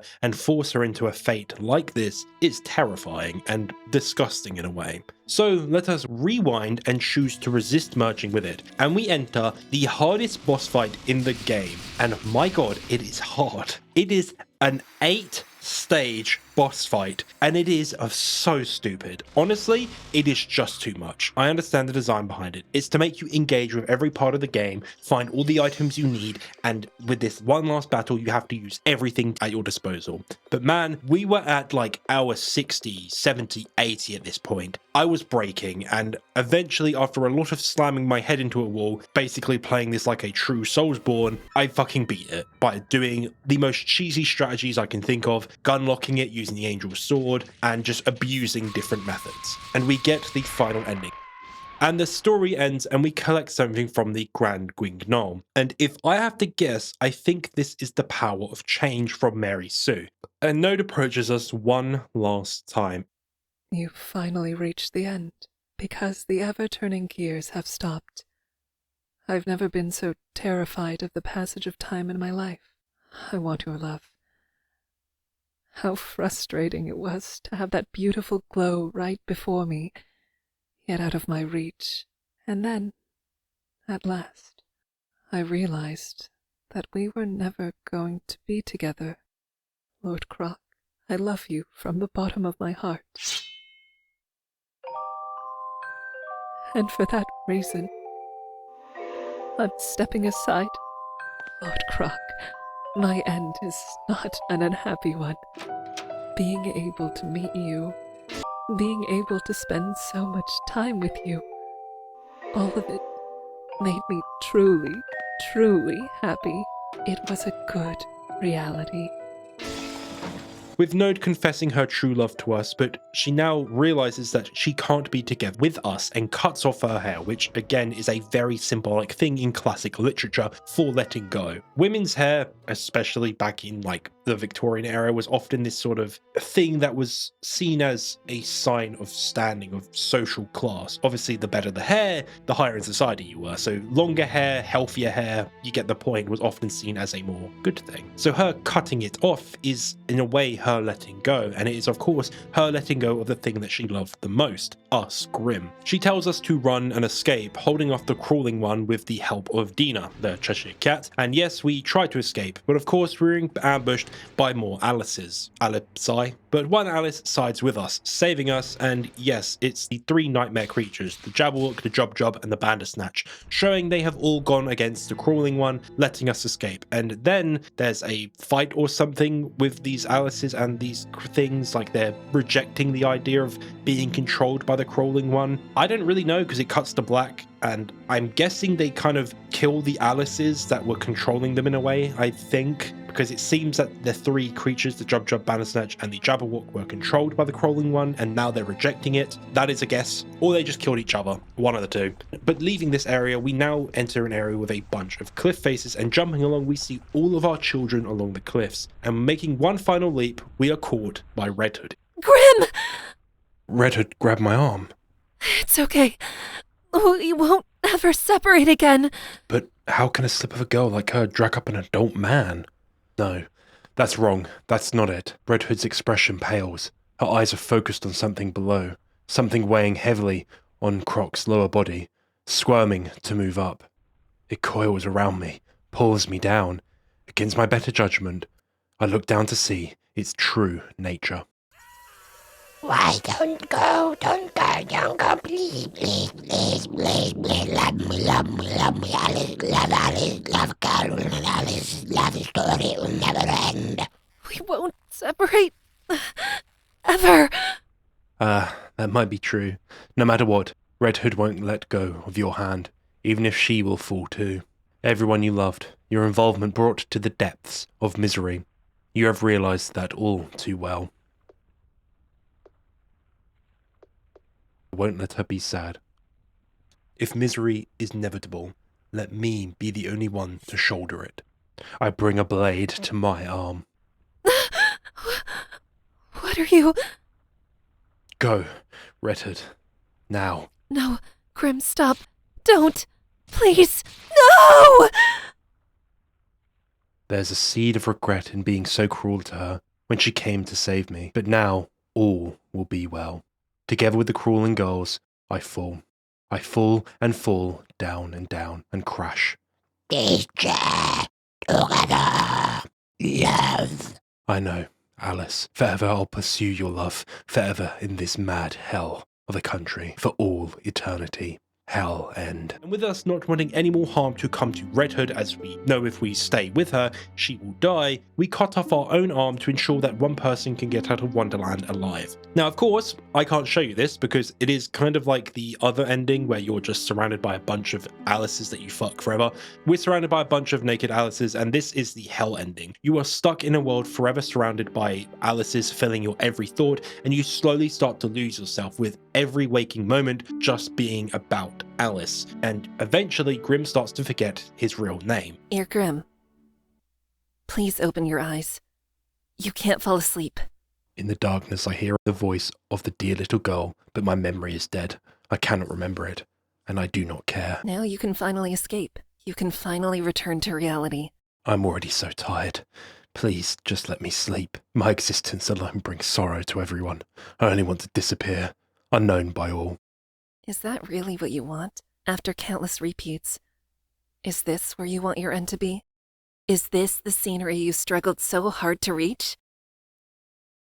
No, I won't accept it. This is the worst tale. I'm sorry. Because of me, you've suffered so. I shouldn't have run away like now. I should have been by your side. The crawling one doesn't move.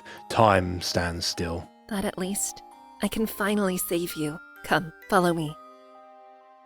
With the girl leading me, I stumble through the darkness. Light shines through, and I see it. This is the door leading outside. I step into the white world. Before I realized it, her hand has left mine. She's standing away, seeing me off with a smile. Come together with me. I reach out to clasp her hand once more, but she remains in the darkness, smiling, yet unmoving. I'm sorry, I can't be with you anymore. My memories, my touch. Please forget it all like a dream and walk.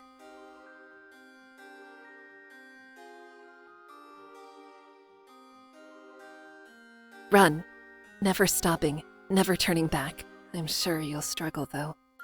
No, I will never forget you. Alice, one day I'll take your gentle hand. I'll return to save you, and we'll reunite as lovers once more. And credits start to roll. But of course, that is not the whole game. After the credits, we get one last scene. And this scene is the best scene in the entire series, in my opinion. Honestly, it is one of the best scenes I've ever seen in a game. The morning sun is beautiful. It is. Hey, could you clasp my hand? Yes, certainly. Today is the happiest day of my life. If only it could last forever. Yeah. I'm sure it will.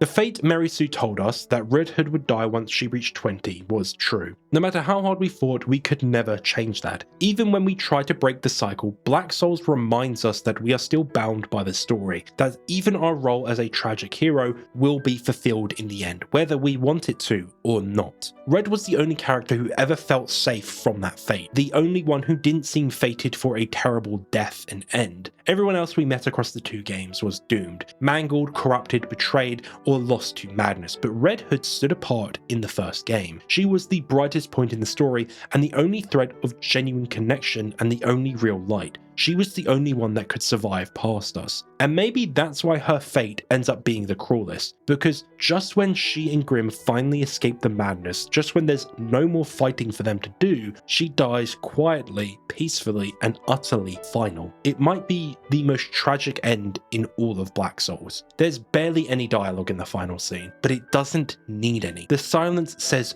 more than words ever could. The music plays softly and gently, and the song used is symbolic in its use. It is the song Scarborough Fair, a very famous song that outlines the themes of unrequited love and missed connections, but most importantly, it's about a man who wants to prove his love to a woman, and she gives him an impossible task that he must fulfill in order to prove it. And I think this song isn't used because it's just a royalty-free song. I think it was chosen because of its meaning to Grimm and Red. We will never be able to see that relationship to the fullest and truly bloom. It will be one that is missed, unrequited, and never fulfilled. And Red's request at the end is impossible. She wishes that the day will last forever, and it won't. It ties perfectly into this scene, and the screen slowly fades from warm storybook colours to black and white. The world around Grimm loses all its light and colour because Red was the colour that was left in his life. She was one of the only reasons we kept fighting. She was the last reason to keep going, and now she's gone. It's a heartbreakingly beautiful moment, and it brings everything full circle. In my analysis of Black Souls 1, I said Grimm was using the fantasy world to run away from trauma, from grief, from something he couldn't face. But fantasy can only shield you for so long. Problems don't disappear. When you ignore them, they rot, they spread, and they infect everything else. And to me,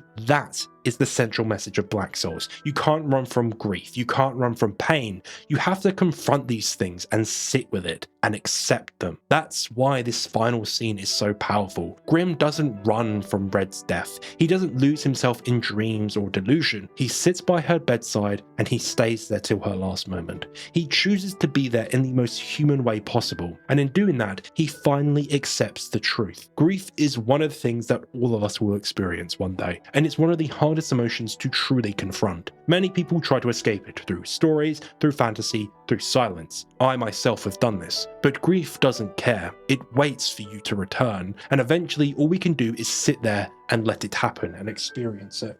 Red's death, though unbearably sad, and a lot of people do say it is one of the most heartbreaking scenes, is also peaceful in a way, and I think that matters. Black Souls is a world and a story filled with endless cycles of horror, torture, betrayal, madness, physical and sexual violence. It's a game where no one is spared from the most disturbing fates. But Red, she is. She gets to drift off peacefully. No pain, no screaming, no madness. Just quiet. And that makes her death feel more like a release than a tragedy. She escapes from the cycle. She's freed from the nightmare itself that she was forced to survive. And for once, the story allows her to go gently. Even for Grimm, for us, the player, her death isn't a failure. It isn't a punishment. We gave her something real. We gave her the happiest day of her life. We made it to the end and we let her rest. That's not a good ending, of course, not in the traditional sense, but it's the closest thing to salvation that Black Souls will ever give us. And that's what makes it beautiful in its own way.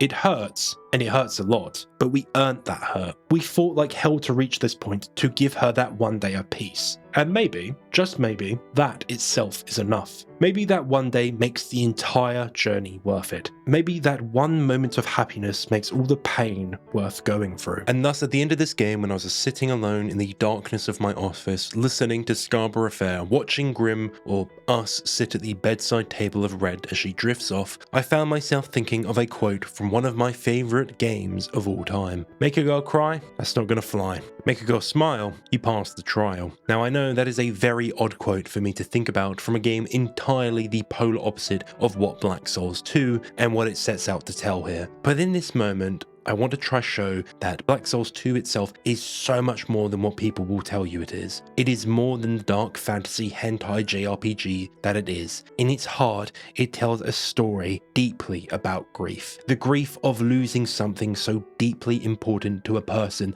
that you build up a fantasy and run away from it, trying your best to escape it. You run and keep running from the pain you have in you. But even in fantasy, those feelings spread and turn that fantasy into a nightmare.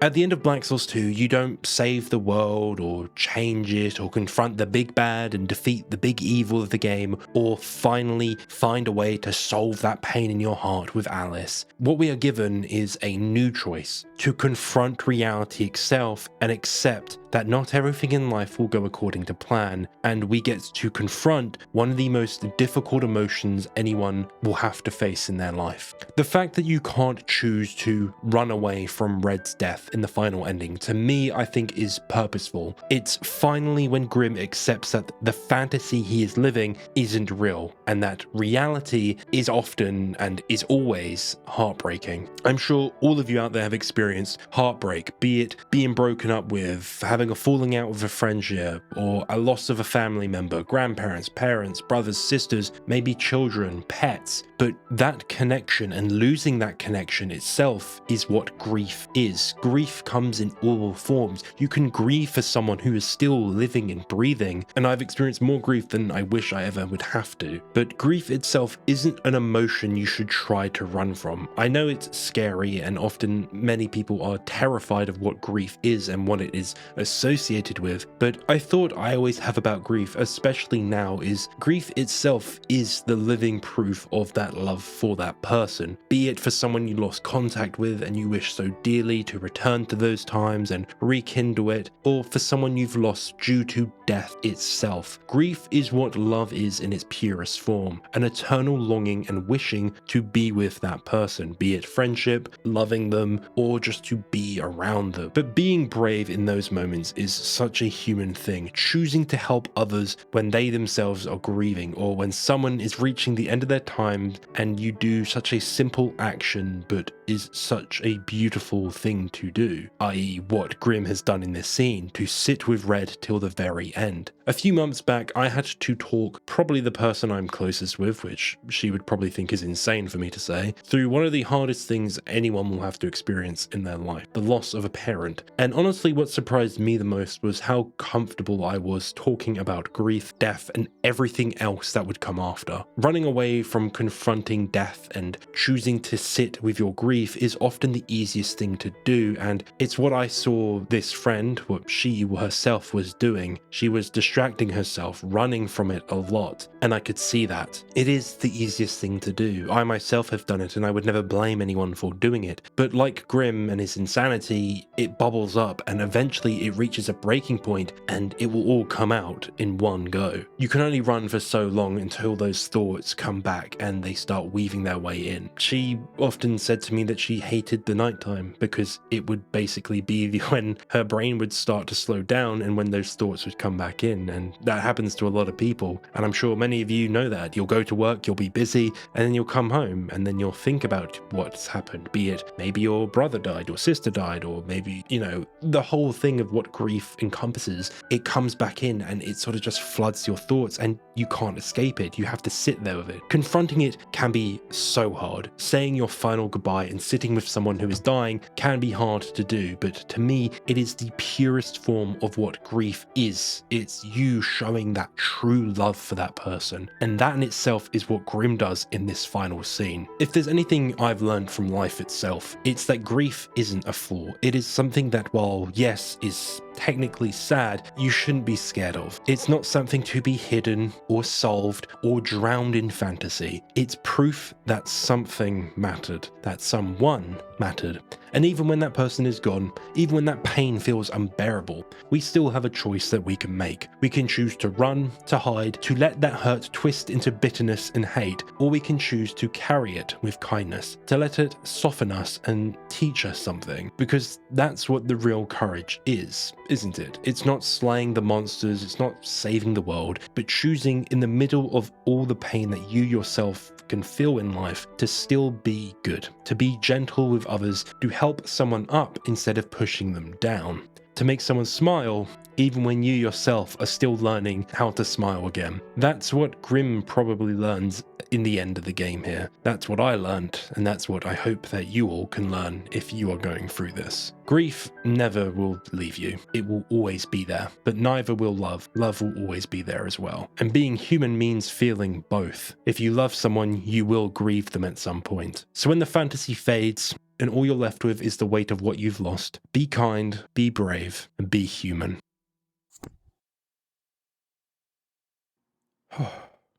Hello lads and lasses. Thank you for watching, and thank you for waiting for me to actually finish this fucking video. I really did not want this video to take this long. It just did take this long because of the game is significantly more complex. I played the game for about 60 hours in total, and yeah, it was long. The script as well was significantly longer to make, and then also I was working with voice actors and actresses as well on the side, so I had to do all that as well. And then juggle in my work schedule, which is seemingly seems like I'm working every fucking day for some reason at this point. I don't know what's going on. But yeah, finally it's fucking done, and man, what a fucking project this has been to make. Honestly, I have adored making this fucking video. It has been so fun to make, and I'm so happy that so many of you reached out and wanted to be a part of it. In the description, of course, will be the full cast list, of course, of everyone involved, all their socials that they wanted shouted out, because some people, you know, they don't want to be shouted out in this video. So in that way, but I will make sure that at least they're listed below, along with all their characters, so you can figure out who played who. A big shout out specifically to Adox and Zinnia, who honestly, them scripts I gave you were very long for the pair of you, and you both did an absolute great job for me, and I very enjoyed working with the pair of you, and honestly just big up them. they made this video way better than it entirely deserved to be. So yeah, all love from me, and it was a pleasure working with them. So please go show them some love as well. Anyway, of course, member shoutouts. So there's quite a lot of you, and as of recording this, I hope no more members join because I'll miss you. So if you join within the next few days of when I'm recording this outro bit, I'm sorry I missed you, but I need to get this done now. Chelsea and Tyler, Marty Morris, Not Saber, Game Scavenger, Artman XP, Rat, Darren76, It's Bert, Carter Phillips, and Curigo, I think. I don't know, my English is getting really bad at this point. Yeah, thank you everyone, for all members, of course. Your love is very appreciated. But again, thank you to everyone as well. The recent support, especially for that Black Souls video, has been insanity, and of course the insane growth of the channel, even though I haven't uploaded anything in the last month. But yeah, hopefully regular videos will be coming, of course. I hope. As long as work doesn't keep kicking my ass. So let's talk about my plans, of course, for what I want going the next few months, what I'm planning on doing. So of course, I've stated multiple times, the next video is going to be Resident Evil 7 or RE7 Biohazard. There's dogs barking outside. The script is basically done at this point. I'm just finishing off like the last DLC for the game because I'm going to do all the DLC. Them dogs are going mental. I'm just finishing off the last DLC, End of Zoe, just finishing up the script for that and sort of tuning it up a bit. But it's probably going to be a bit of a shorter video. Well, I think. The script is quite long for it. Is on the longer end of my normal scripts. Of course, it's not Black Souls too long, but it's, you know, if I had to relate it to a video I made, it's probably along the lines of the Dead Space 2 or Dead Space 3 videos, that sort of length. But yeah, I am very happy with the script, and hopefully I can make a fun video with that. After that, as I stated, I want to try and make something a bit different. I don't want to, you know, keep doing these narrative-based things. I want to try to do something a bit more personal again, in vein of Dead Space 2, of course. That video was very personal, and the Dying Light video as well. I want to try to do a Counter-Strike video, or CS2 as it's called now. To me, it's CSGO still. Of course, that video is highly inspired by Nakey Jakey's video. I absolutely adore that video he made on Counter-Strike, and it was such a fascinating look to me in a newcomer's perspective to the game. I am a very long-time fan of Counter-Strike. I've been playing the game since 2015 on and off, and I've recently come back to it, watching the pro scene and everything again, which I used to be heavily into. So it's been fun getting into it and relearning the game and sort of teaching myself for once actually how this game works, because I've always had someone next to me to teach me and sort of help me like learn the game. So for me to come back alone now is always an interesting thought, because I'm doing things that people taught me that I no longer talk to. Anyway, I think it'd be a fun video for me to make, and also a good challenge. I want to be challenged by the videos I make and really try to think outside the box of the videos, and I have a kind of cool idea for it that I'm kind of workshopping. I've wrote 2 scripts and already thrown them out because I don't like them, but the third script is for showing some promise for it, I will be honest. But as I stated, if anyone out there plays Counter-Strike and you don't even have to be good at it, if you just enjoy Counter-Strike like I do, hit me up, comments, email me if you fucking want to. I do check my emails every day. You know, you can be a part of the video. You can talk about your love of Counter-Strike, what made you fall in love with the game, because I want it to be sort of a video talking about not only my love for this game, but why I fall in love with games specifically. But yeah, that is, you know, a while away. I still got to make fucking Resident Evil 7 first. But after that is open. I was going to do RE8, but I'm debating on putting it up for a vote and maybe doing RE8 after that. I don't know what games I'm going to put in that vote. There is still quite a few games I want to do, like from a few months back that I've bought on Steam.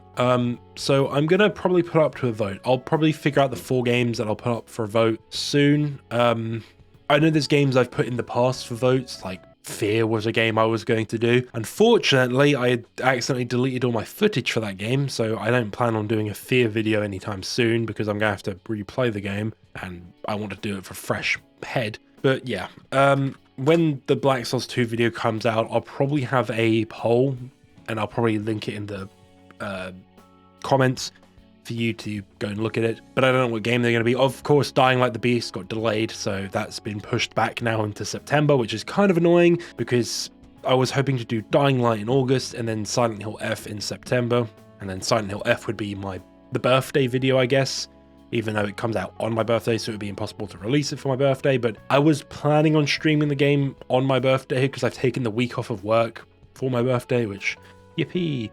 But yeah, if you guys want any of that, just let me know. If you want me to stream Silent Hill F when it comes out, fuck, if you want me to stream Dying Like the Beast for a night or something, let me know. But yeah, that is my plan at the moment. Of course, once this video is out and you're watching this and listening to me yap, check out the poll, vote for what you want, and then I will make that video, because I'll make sure to pick 4 games that I know I can make a video on. But yeah, that is entirely enough waffling from me. Shout out again to everyone a part of this video, and shout out to all members. All love from me. See you around. Crocodile.